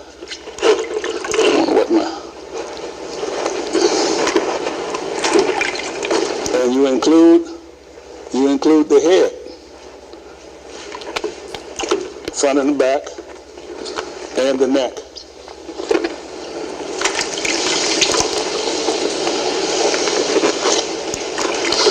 Three times, at least 3 times. Now the washing generally is 3 times. The first washing is that's farad. The other 2 are sunnah, but 3 times is what is the common practice. And then you wash the right side of the body, beginning with the front, with the chest, down to the beginning of the private parts without washing the private parts again.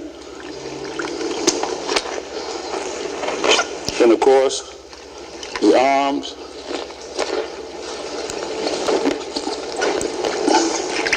three times, and the 3rd time. And then you wash the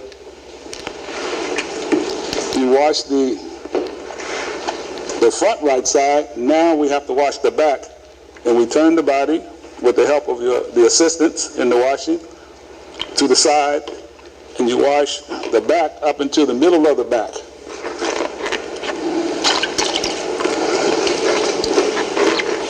Twice.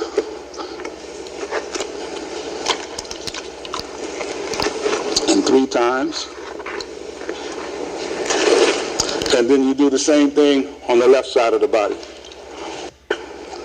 So we wash the whole top of the body, front and back, head and neck. And now we wash the bottom part of the body, starting on the right side. And we're going to move on this side. And we do the same thing underneath the covering for the awrah, up into, without washing the private parts again. Once.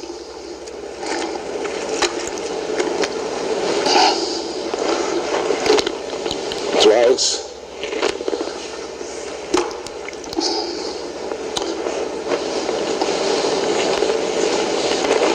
3 times on the top.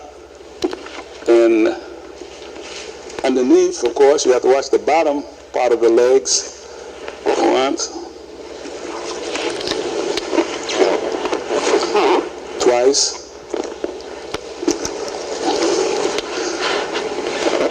3 times, keeping, of course, the awrah or the private parts covered. And then you wash the lower part of the leg, front and back. Once. Twice. 3 times. And then the foot, the ankle and the foot. Once. This is on the right side, of course. Twice. And 3 times. And then the left side, the same way. So that consists, those are the steps of the first washing. That washing was done with water that, I can't read it, with water that's pure water without anything added. Some will do actually the soap in the water first, but either way, it's sufficient.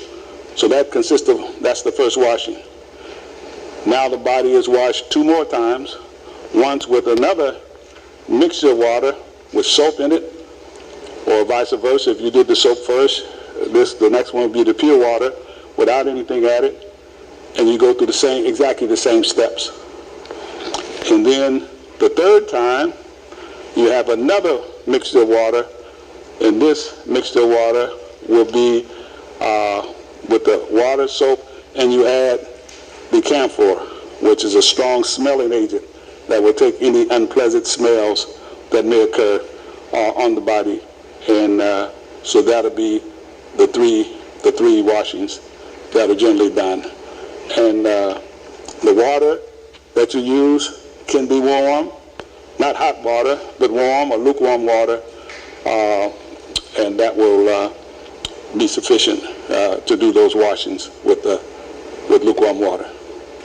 So also a feature of the washing is that you handle the body very gently. This is why we left the tag on, so that we wouldn't take off skin and what have you. And so you handle the body gently. You actually handle the body as if it was still alive.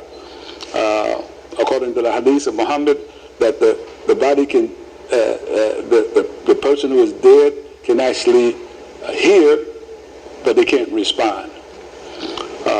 So we handle it as if they are still alive. So now that we've done the 3 washings, now we dry the table off and we dry the body off. So we just take some clean rags, we dry the table off. You can dry that portion there. And we dry it as best we can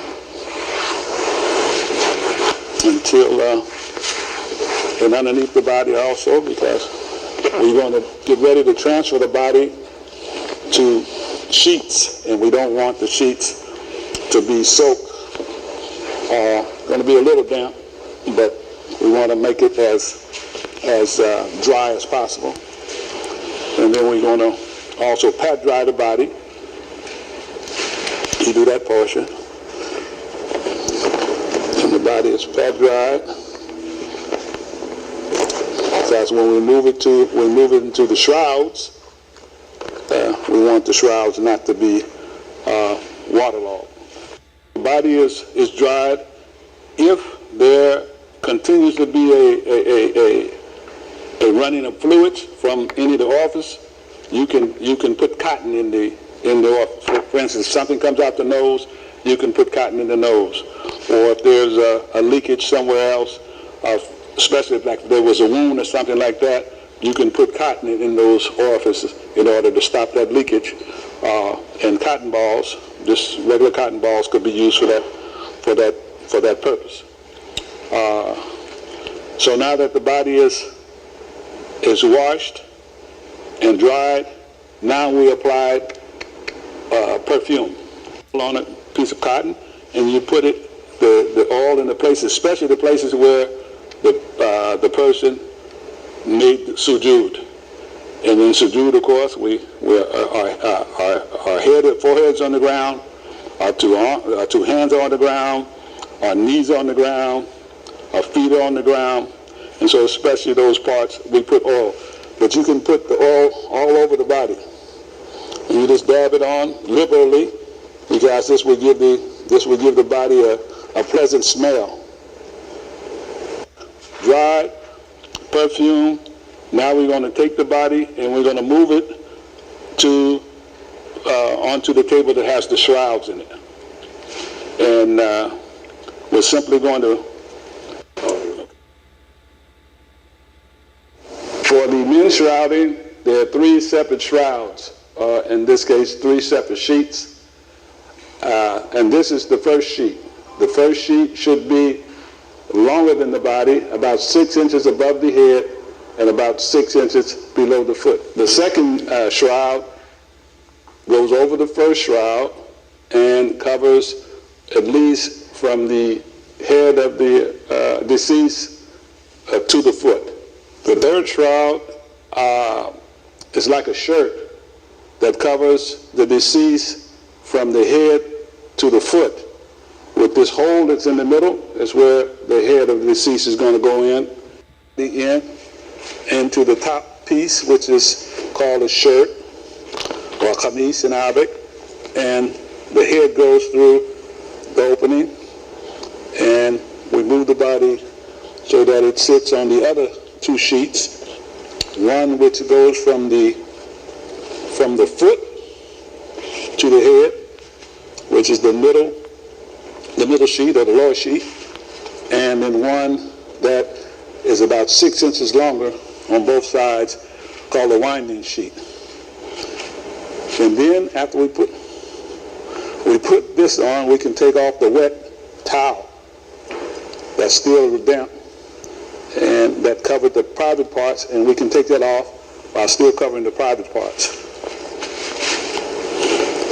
And then we can fold the sheets, the middle sheet over, or the lower sheet over, starting with the left side first, and then cover the head all the way down, and then we bring the right side, and we cover the head to the foot. Okay, that's the second. And then we do the winding sheet the same way, the left side first.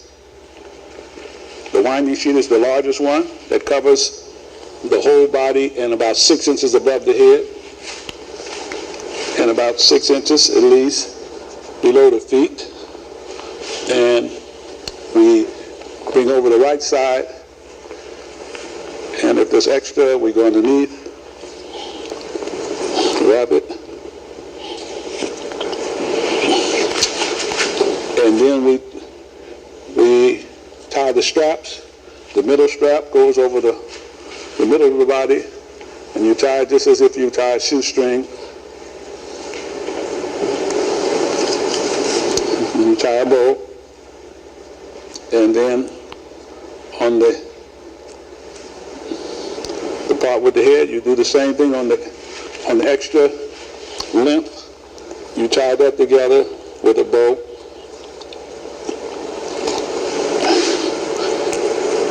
And with that, we're almost complete with the washing and the shrouding.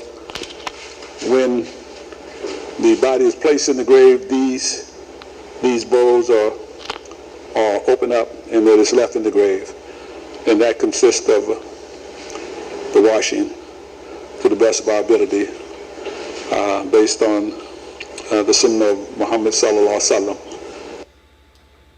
All right, and now that was for the male body. That was for the male body, and now we're going to go over how we shroud the female body.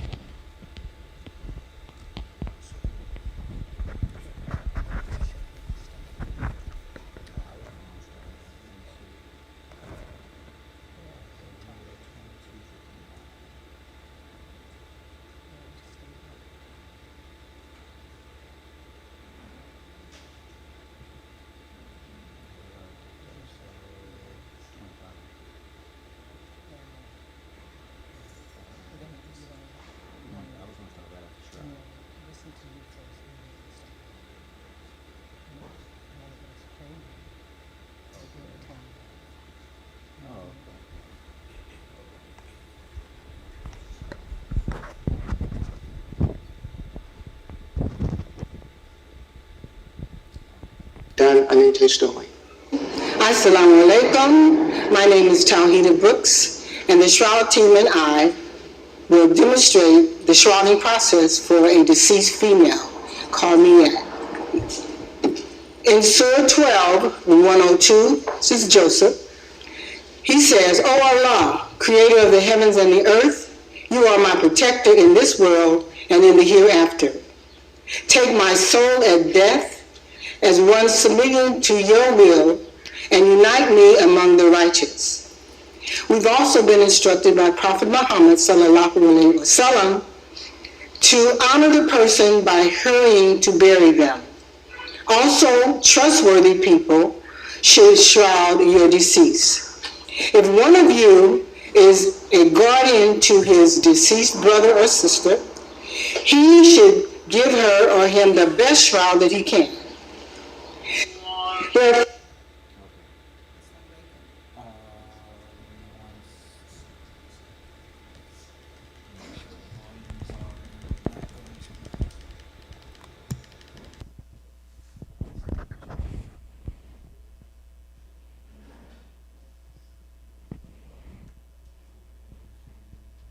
Bear with us 1 second.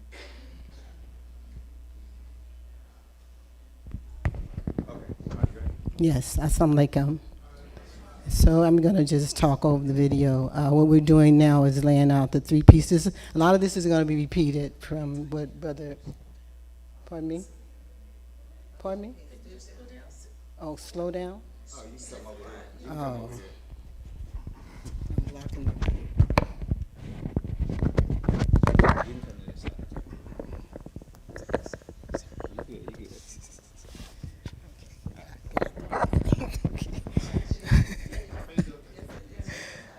That's okay. Thank you, ma'am.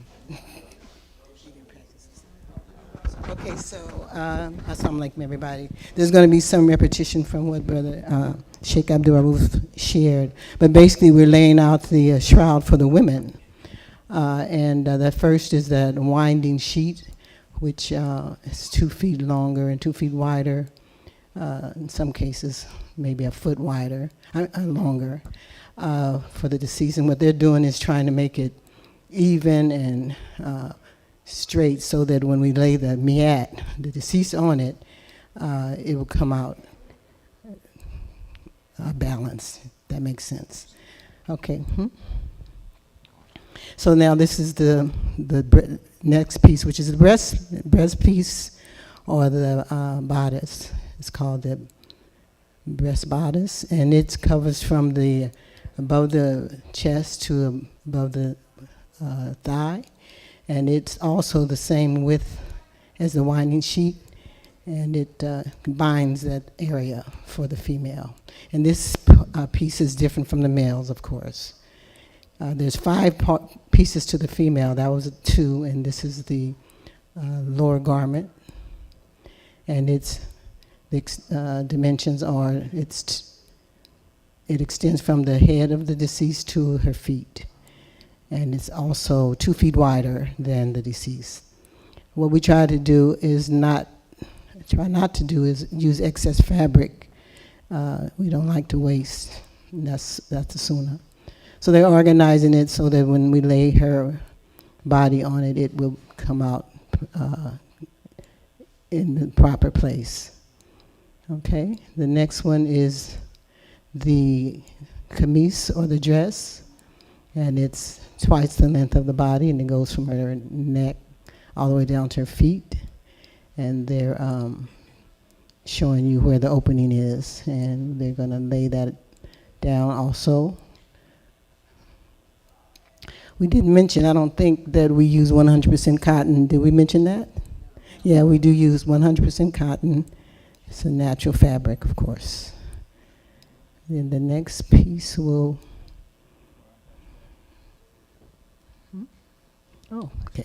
is the head covering. And it should cover cover her hair, her face, and her neck. And that's the piece that the men don't have. So that's 4 pieces. And then the last, did they do the dress already? Did I miss the dress? Oh, I did the dress, okay. Okay. So now we're carrying this shroud over to the gurney, or where the deceased is, and it's dried and ready to be, she's ready to be shrouded. And so what we're doing is, they should have that fabric right there is the fabric we use to make sure that, her body is protected after we've dried her. And so now what we're doing is getting ready to place the shroud, place her in the shroud. And so there's many ways that it's done, but we've come up with a way where we use a scroll procedure where the fabric is, the shroud is rolled on both sides, and half of the dress is rolled at the top. And then we'll show you how that's done. But there they're trying to, this is the front part of the shroud is rolled up to the body, to the spine, and that's half of it. Half of it comes back down. They're gonna pull it down in front of them. So this is half of the shroud that comes down to the front, and so they carefully lower her body, and then they can release the shroud in front. And then carefully the 2 sisters in the front will pull her body towards them, And then the second part of the shroud that's rolled up will come down to the opposite side. We found out this is very effective and very easy, especially if the Miat is heavy and we're not able to handle her because she's too heavy. So this helps us by just rolling her back and forth. Okay, and then the top of the dress, or the shroud, has been rolled up, so we're going to carry that over her. Can't see it. So yes, we're rolling that all the way over. It was rolled at the top of her head, or the top of the shroud, so we're just unrolling it to cover her all the way to her ankles.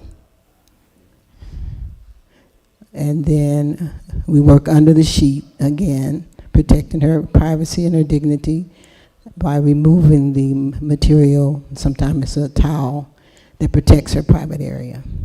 So now they're ready to actually shroud her. The dress is pushed under her body, neatly tucked under the body. And then after, on both sides, and after that's tucked neatly and snugly under her, then we're going to make sure the scarf is put on her.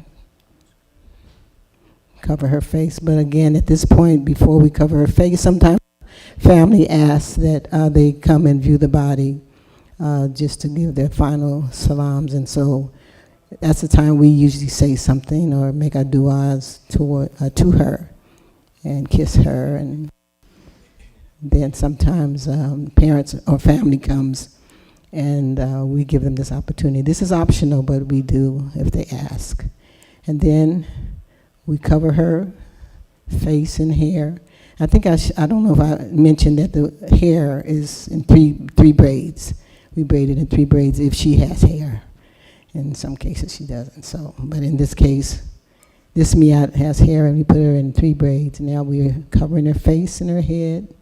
And like Sheikh did with the brothers, we start on the left side with the lower garment, and we wrap it snugly over her and under her on the other side.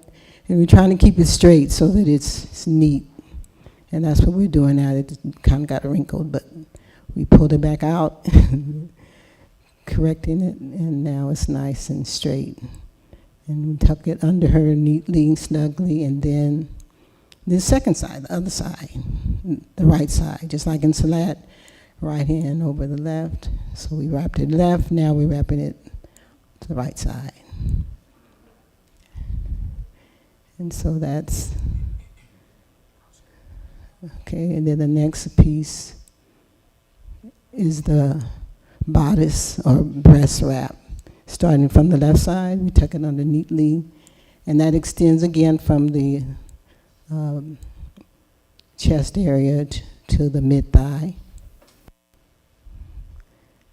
Very neat, very careful to tuck it under neatly and be mindful that we want to do it, not hurt the body.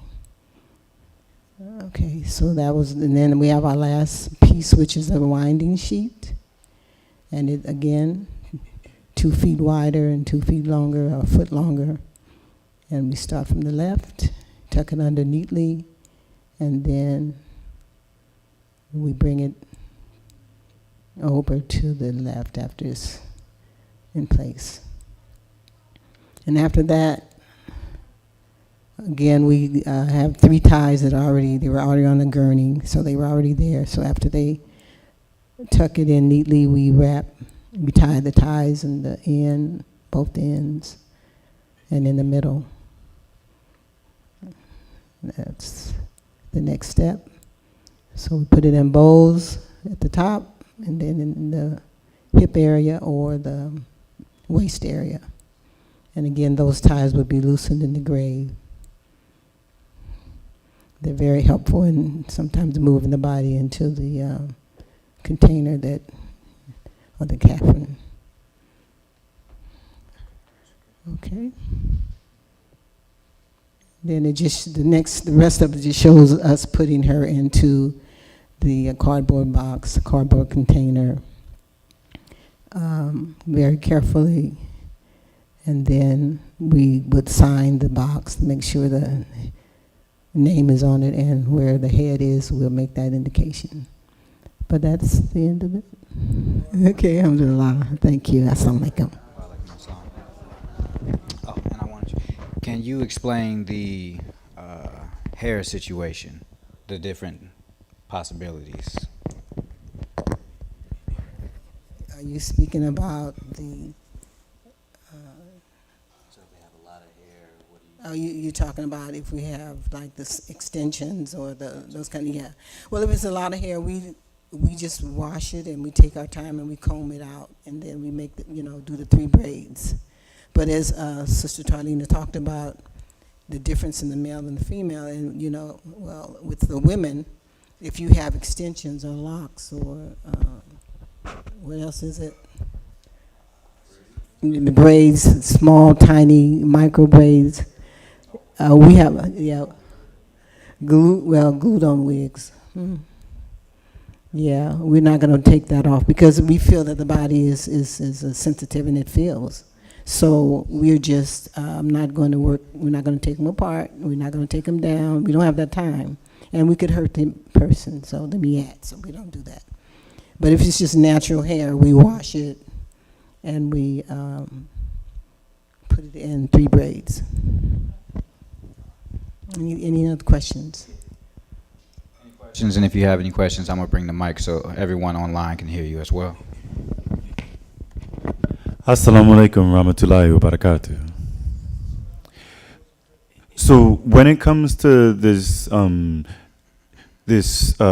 kit, where would be a good place to store it? I was thinking about that, like in a closet somewhere, or like in a stored like box. Like, will those things expire?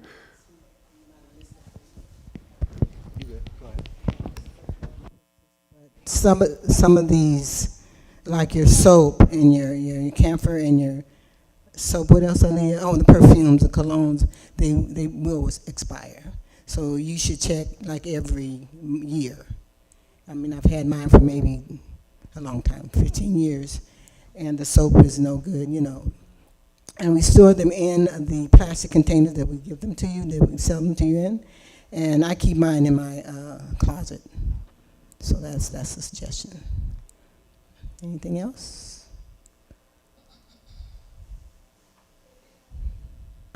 I don't know. I don't know if this is actually pertaining to the previous lecture, but when it comes to family and like we have our protocol for how we as Muslims do things. But if family is unaware or like maybe like non-compliant with those things, are there legal like is there a way to make sure that we're buried and processed the right way? I think Abdul talked about your will and that you should state exactly. Go ahead. Yeah. So Brother Rauf went over that piece. We can try to get you that whole pamphlet. It was I looked at it last night. It's a little long, but it's very detailed. It basically everything you would need your extended family who isn't Muslim to know is in there. But then you just make sure that that's inside of your will. So if they do try to contest that in any way, they can't, basically. And I actually forgot I was gonna mention that towards the end as well, as the whole part of informing your family, because a lot of us have non-Muslim families, and we have experienced this wherein the family knows you're Muslim. They know you, we go about things a different way, but they're used to doing things nice. And that's my bad, we can get into the camera view.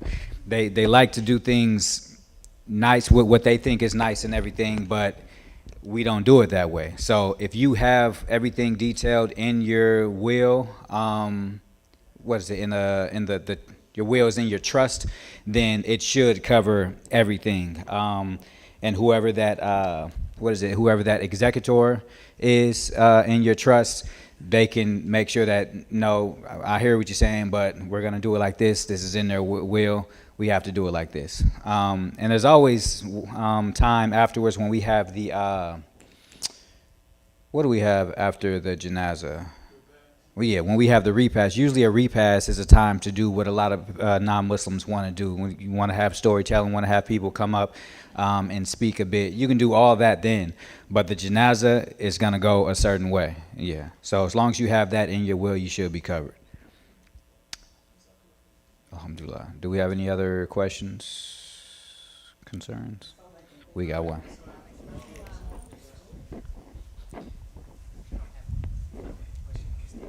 Oh, yeah, go ahead. I forgot something. So, health and wellness, like Sister Aaliyah said, our shroud kits are unique. So we would advise that you get your shroud kit, and if you do want them, we'll be in the back, or I'll be in the back anyway. I can take your name and number, and you can let us know. Again, they are $175, and what happens is, what we do is we purchase the 100% cotton material, and we get the materials for the shroud kits. So, and then also Tauheedah has up here, she had laid out the shroud for a female, but like you said, like she did, she already went over it. So again, I'll be in the back if you want to purchase a shroud kit. Thank you. Oh, and if you want to, if you want to see, we have it up here on display as well. Please think of this as an investment as well. $175 off the top of the head might sound like a lot of money, but you're saving this for your eventual death. Yeah, so it's kind of like you asked, where should we keep it? I would say somewhere handy, or somewhere where if you pass away alone, possibly, if someone came into your home, they would already know where it is, or it wouldn't be hard to find, basically. And I also like to say, in terms of the washing and shrouding, in terms of the people who are actually doing it, try to make yourself do at least one, simply because we have to do it. Like, I declined, Brother Raouf asked me probably 4 times before I actually did one, but again, it has to be done. And it's like grieving. Like, you can't really control how you grieve. Like, you might go in there and it might be a real tough time, but you might also go in there and it might be just a breeze. You go in there, you did your rights, you helped out, and you're good. So I feel everyone should try to do it at least once, just so you know the process, you know how it goes, so that your first time isn't, or when you are actually needed, like if you have to wash and shroud your father or your mother or your spouse, that's when you have to do it. You should be the first one in line to do it. You're not so lost during that time. So I would say try to do it beforehand so that you know the process, you get a little used to it, but again, it can hit you in different ways. One instance for me was, it was simply a brother who, I knew him, wasn't super close to him, I just knew him, and I believe he was close to my age. So that affected me in a certain way. Other people might be that the person looks like you or looks like somebody else you know, and that might affect you. But as long as you do it, you get into the habit of doing it. Again, we need to do this. And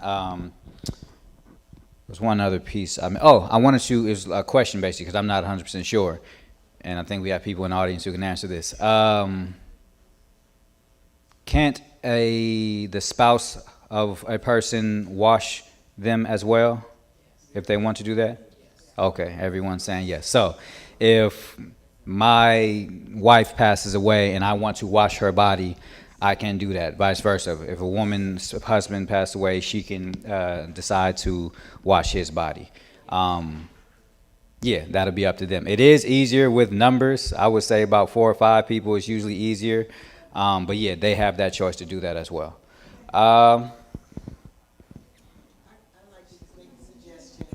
Yes.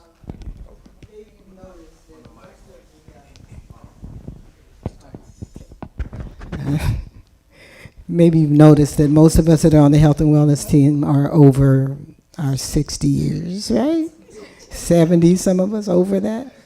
And we're doing all the washing, so when it's our time to pass, we're going to need you guys to wash us. So let's encourage our youth to come aboard, and like he said, you don't know how it's going to affect you. I've washed, I don't know how many, but many, of all ages, from infants, to my age, 70-ish.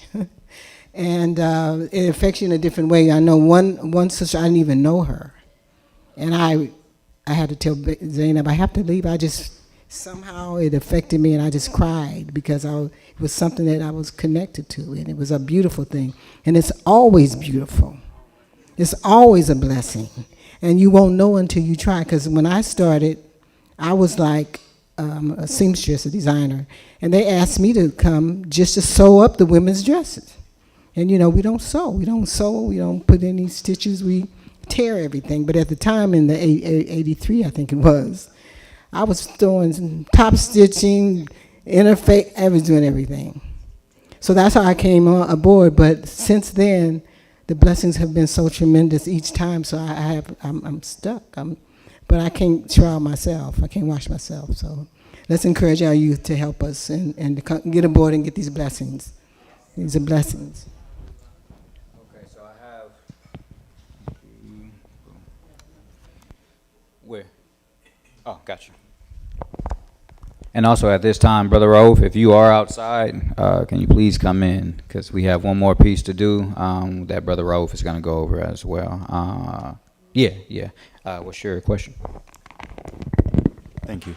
So on that point that was just made, when because janazas are happening all the time, is there a bulletin, like a mail list going around where people can be informed so that we can get that blessing and contribute the help when needed? As of right now, with Masjidul Waritheen, there is not, but we will be working on that. Someone brought that to my attention, so inshallah, I'll be working to put that together so we have a wash and shroud team, basically. But that is very beneficial. I would think the longer your list is, the better you are, because again, some people might not want to do it, some people might not be able to do it. But if you have, I say maybe 10 to 15 people on your list, inshallah, you can at least take care of it. And then the wider your list is, like you mentioned, you might tap into folks who just want the blessing or just want to get the experience. Again, for me, at this point, a lot of times when I participate in the washings, I'm just extra hands, basically. I make sure some of the material is there. If something needs to be cut, I cut it. I make sure the water is there, and I hold the bucket. Because usually or lately, it's been newer brothers there, and I let them get the experience. So again, we will be working on creating a list for that very thing. And again, Brother Raouf, if you can hear me, please come in. We have one more question. Oh.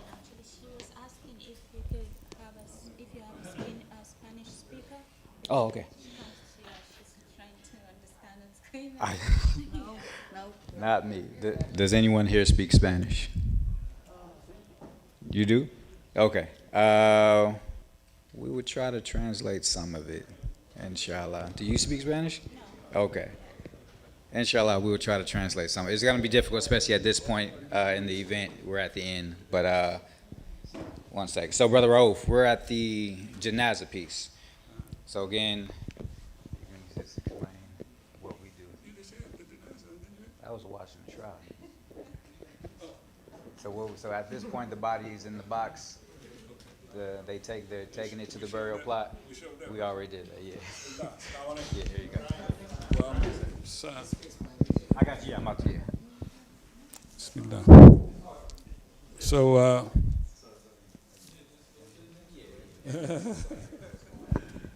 there was a question, or you just wanted to? No, this is just okay. Okay. The deceased person, and now we did the washing shrouding of the deceased person, and now usually, so with us, we work out of Harris Funeral Homes. We're done. The body is in the coffin, the cardboard box, and we go home. We make a full ghusl before going to the Janaza. We usually go to 5 pillars. So the cemetery, Harris Funeral Homes, is taking the body to 5 pillars in Livermore. We go home, make our ghusl. We go to the Janaza, and at this point, what would happen? All right. Assalamu alaikum. So we one thing to say about Harris Funeral Home, one reason why we also go there more than in other places, because they're more accommodating. They don't try to get us to do something that they not sure is part of our tradition, and they don't try to sell us a casket, because that's how they make money. They make money by selling those caskets. And most of our people who came from Christianity, they kind of equate how nice your casket is with how much you were loved. So the more, embellish the casket, the more the people say, oh, they had such a nice casket. That meant that the people liked that person more or something. I think that's the kind of a sentiment that has been with us as Christians. But for us, we don't really want the casket. The cardboard box is not the coffin. It's the shroud is the coffin. That's called coffin. And so that's what the coffin we got. And after we wash the body and perfume them, we put the shroud on, and that's the coffin. And then we carry that package to the graveyard. However we do it. It could be on a cardboard. It could be in cardboard box. It could be on just a pallet. Anything. But we get it there. But they accommodate us by they bring their hearse and they bring the body to the place of interment. It could be done a couple of ways.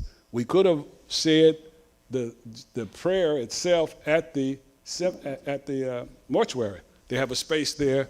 If we wanted to, we say, well, we're going to say the prayer here, and we line the pallet up, or if they're in the box, or if they're just still on the table, and we say the prayer from there. For the men, the prayer leader, the imam, he stands at the head of the man, and for the woman, they stand at the middle. Don't ask me why. But this is the tradition of Islam that we know. And then, of course, we know there's 4 takbirat. Allahu Akbar, takbir. And then a recitation is recited. Difference of those recitations. Some recite the opening dua that we have when we pray, Subhanaka Allahumma wa bihamdika, until the end of that. And then others say that, and some will say Al-Fatiha also. Some will begin with Al-Fatiha. They say Al-Fatiha first. You don't know because it's silent. After they say Takbir,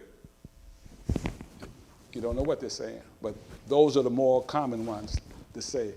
Subhanaka Allahumma wa bihamdika wa tabarak ismuk wa ta'ala jatuka wa la ilaha ghayruk. And then Bismillah ar-Rahman ar-Rahim up until the end. And then Allahu Akbar. It'll be a second takbir. And the prayer for the Prophet and Prophet Ibrahim are said in that one. Allahumma salli ala Muhammad wa ala Muhammad kama sallaita ala Ibrahim wa ala Ibrahim up until the end. If you don't know those, we should learn those anyway. Yeah, I'm saying it fast because I'm taking for granted that everybody knows enough of those, or all of those, hopefully all of those, because we say that constantly in the prayer, in the regular prayers too. And then again, Allahu Akbar, and then again, this is the portion in which the prayer for the deceased is said prominently. And also, some will include praying for those who are here, those who are not here, those are young, those are old, the women and the men, and those who Allah allows to live, let them live according to Islam, And those who Allah allows to die, let him die having faith. And then Allahu Akbar, and then the taslim to the right and to the left. But all those are said silently so that you don't know. Some people will say the last part that I said in the fourth takbirat. These are all elements that you can find in the Sunnah of Muhammad, and they're all acceptable. So whichever one you don't hear it, but whatever one the one that you're doing, because you're there by yourself, without hearing the imam, and you recite whatever comes to you. Or you can make your own dua. These are not required. These are a strong sunnah, but they're not fard. Fard means that if you don't do it, you invalidated what you were trying to do. So if you don't say that, or the prayer is not acceptable. These are sunnah, which means if you do it, there's an extra good, and if you don't do it, there's no blame, there's no sin. And then if we're at the funeral home, then we go put the body in the transportation, and we take it to the spot of interment. This case, we'll say down to Livermore. It's on Lofman Road, I think that's the name of the street. And we go, and then we go to. If we don't say the prayer there, we'll say the prayer at the cemetery, and then we have to line the body up in the same direction as the graveyards are cut, and then the imam again stands at the head of the man or the middle of the woman, and the same thing is said as we just said. Then we take the body and put the body in the grave. Islamically, there's a couple of ways to do the grave. Mostly here we do it just like we see a normal grave. They're cut, down, straight down, and then the floor is there, right? But the Prophet, peace be upon him, he was buried, and they had what they call where the wall is cut like this, and then there's an indentation in the wall, cut like that. Lahad. That's why there's a sunnah, there's a hadith. The Prophet said, "Itlibu im min al."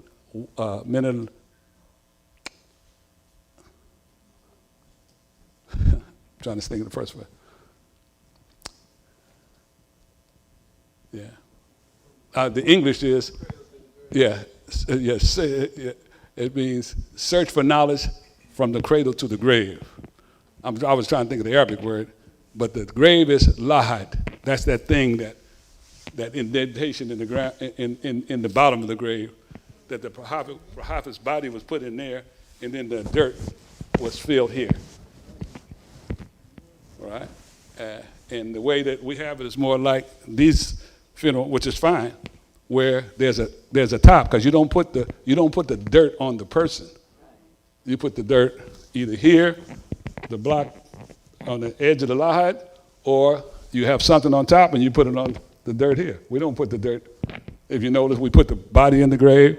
We put his back against the wall, and then we turn the head toward Mecca. You'll see the brothers putting a stone there or something to make because if they were to be stood up, they'll be facing toward Mecca. And then they also mentioned that you take because when you put the lahad, the dressing on the dress on, you disconnect you untie the ties that you had on here and in the middle and at the bottom. You just leave them there, and then they usually bring a backhoe.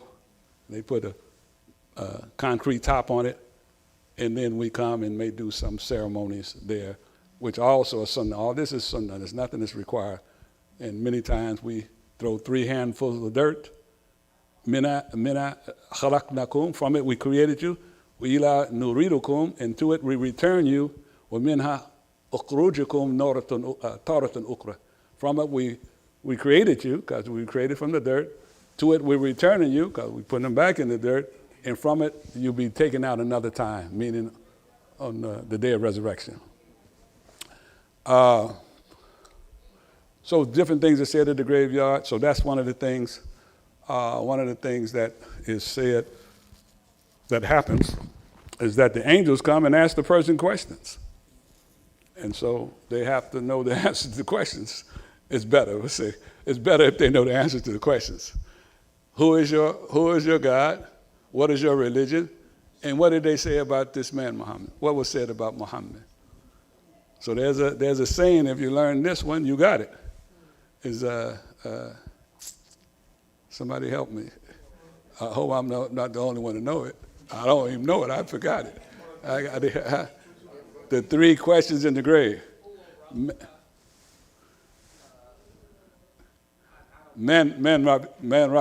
Who is your Lord? I mean, Mada Dinuka, what is your religion? And the other one is a little bit longer. But I'm talking about the answers, not the questions. The answer was what? Raditu billahi ta'ala rabban. Raditu billahi ta'ala rabban. I'm pleased with Allah as my Lord. Wa bil Islami dinan. And Islam is my religion. Wa bi Muhammadin nabiyan. And with Muhammad as my Nabi. So if you remember that, those are the questions, that's the answers to the questions that the angel is going to ask us in the grave, inshallah. But I mean, you don't have to say that, but I'm saying those got those 3 requirements in sequence. Yeah. And then, but that's done with the body is in the grave. And then we put the dirt on. Sometimes we put some emphasis on all the brothers filling the grave up with dirt. We can or we can't. It's not required. We do it sometimes because we're excited. This is a person, maybe it's well known or lesser well. I don't like to do it because it seems like if you don't do it for somebody, you didn't like him as much. You didn't like her as much. But we do it, so I don't say, they shouldn't do that. Another question, another important issue that comes up at the graveyard, some people say you cannot recite the Quran at the graveyard. It seemed like fantastic. Who would say that? But there's some schools of thought to say you don't recite the Quran at the graveyard. So if they see you reciting the grave, I've heard arguments at the graveyard. What they talking about? Oh, he said he should. They arguing over what? One time we buried a brother, and the Janaza was at 31st Street. And they were taking a long time to wash the body. Huwitsu and the brother who is kind of like one of the head guys over there, they were washing the body. And so the brother was a prominent brother in our community. His family is prominent. And, they doctors and architects and people like that and lawyers and stuff like that. So they were there at a pretty big crowd because they were here to honor. This brother was an honorable brother too. The brother who died, he was a very, very well recognized. He was one of my first instructors at the University of California in Black history. And I think we started the Black history department partly because of people like him. And so he was being buried. But he also sold fruit. He was a fruit man. He came here every day and set up his fruit business over here and sold fruit, But anyway, so it was a long time, and as people were kind of getting anxious what's going on. And so Imam Rashid, or Ricky Rashid, he picked up a Quran and he started reading Surat al-Yasin. And he was reading, and then a brother burst out to the place where he was washing the body and goes up to Rashid and literally snatches the Quran out of his hand. And so everybody was like, what's going on? And so Rashid said something to him, and his answer was, Yasin is for the living and not for the dead. That's what he said. So I don't care, it was so far out of, I don't think I've been over there since then. I used to make dua over there all the time. So I have been over there, but I'm saying my spirit going over there was always thinking about this guy and what he did that day. But because when do we recite Yasin? When is the Sunnah reciting Yasin? Anybody know? Surat al-Yasin. Anybody know? When the person is in the midst of death. In the midst of death. That's generally how the context of that Sunnah evolved. And so I guess they interpret it literally and say, okay, it's for the living.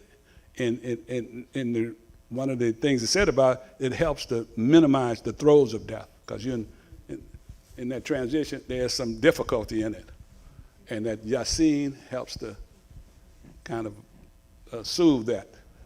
And so I think this is what he was trying to say in an extreme way, that is for the living who are about to die, not for the dead who are about to be buried. But either way, it was just so, I mean, it was a fantastic misstep on his part, I thought.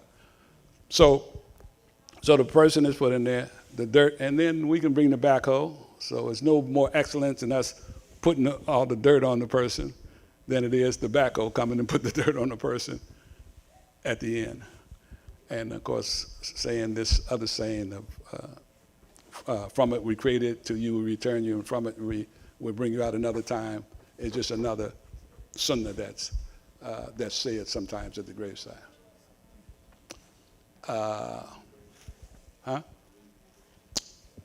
Some say leaving the graveside should be after. Okay, so usually me and the imam will say the first part of al-Baqarah and the last part of al-Baqarah, because one of the companions, one of the Abdullahs, Abdullah ibn Umar, he would say it.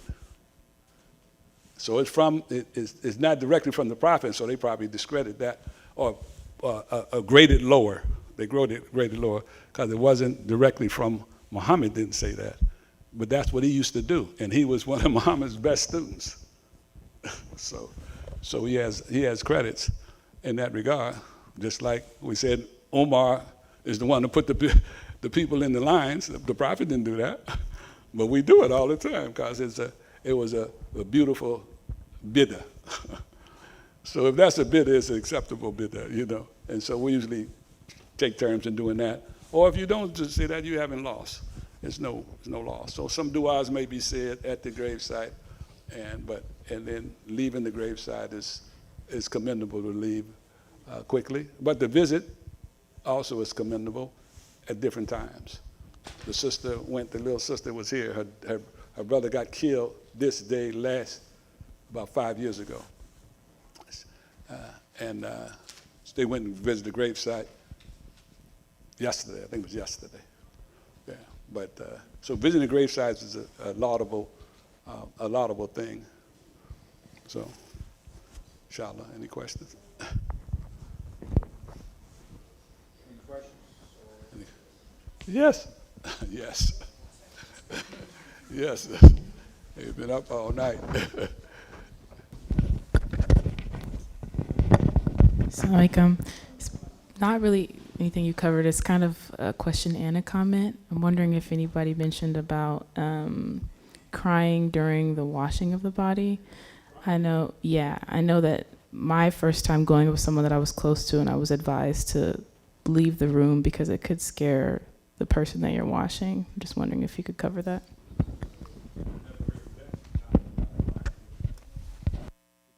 Lamentation is discouraged.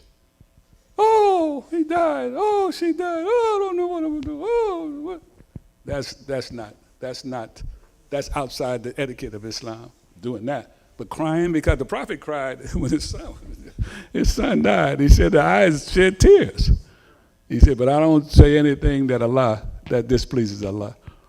You know, so I would say that was, it may be somebody was trying to comfort you in saying that I'm gonna give him credit for that emotion. But it's an emotional situation. You wash the body. Sometimes stuff just comes to you, and it just comes.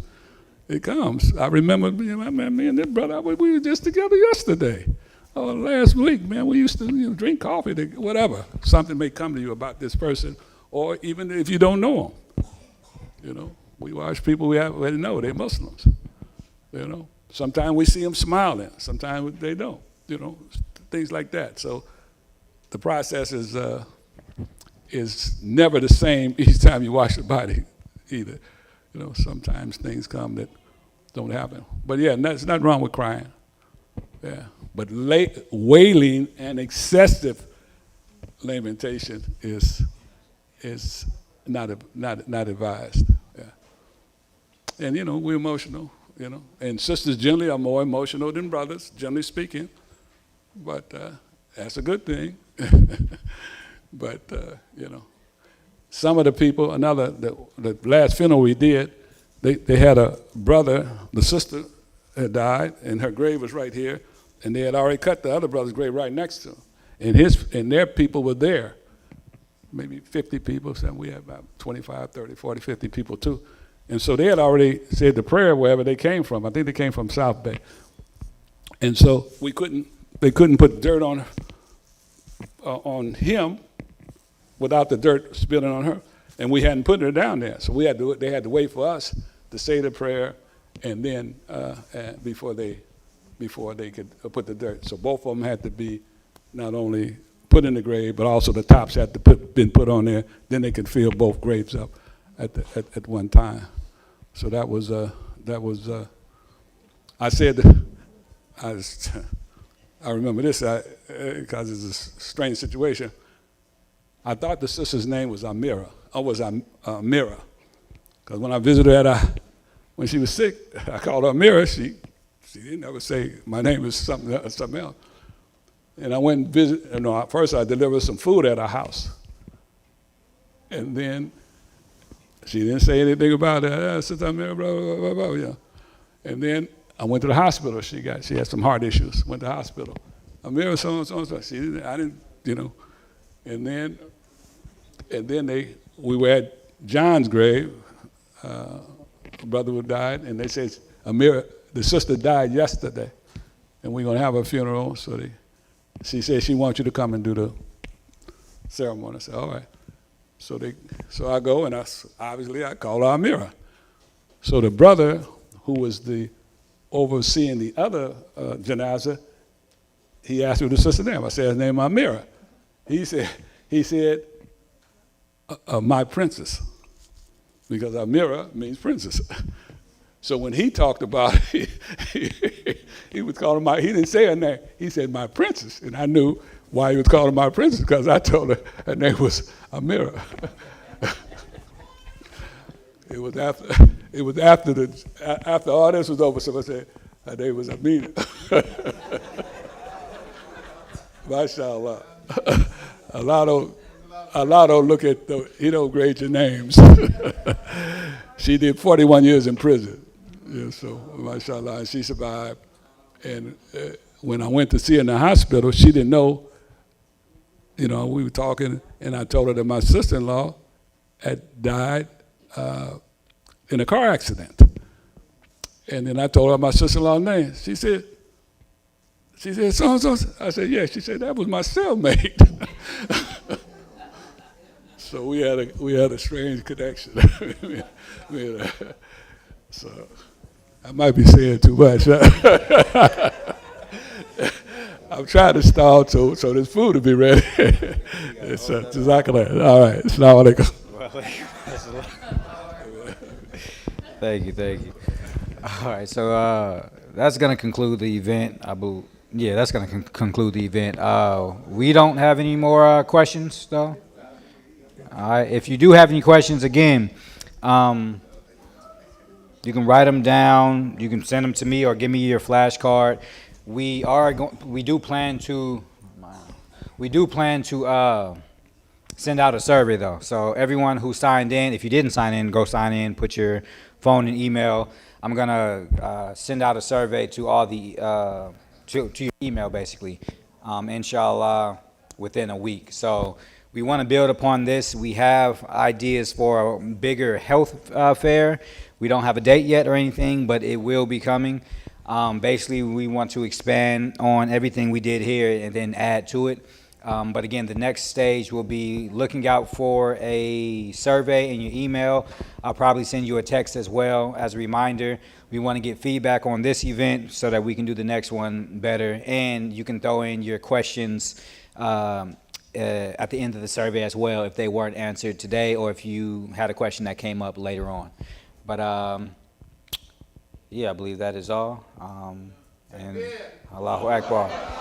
New Africa Kitchen will be sponsoring iftar tonight as well, so if you can hang tight or come back, there will be food to break your fast tonight as well. So thank you for everyone who came out. Assalamu alaikum.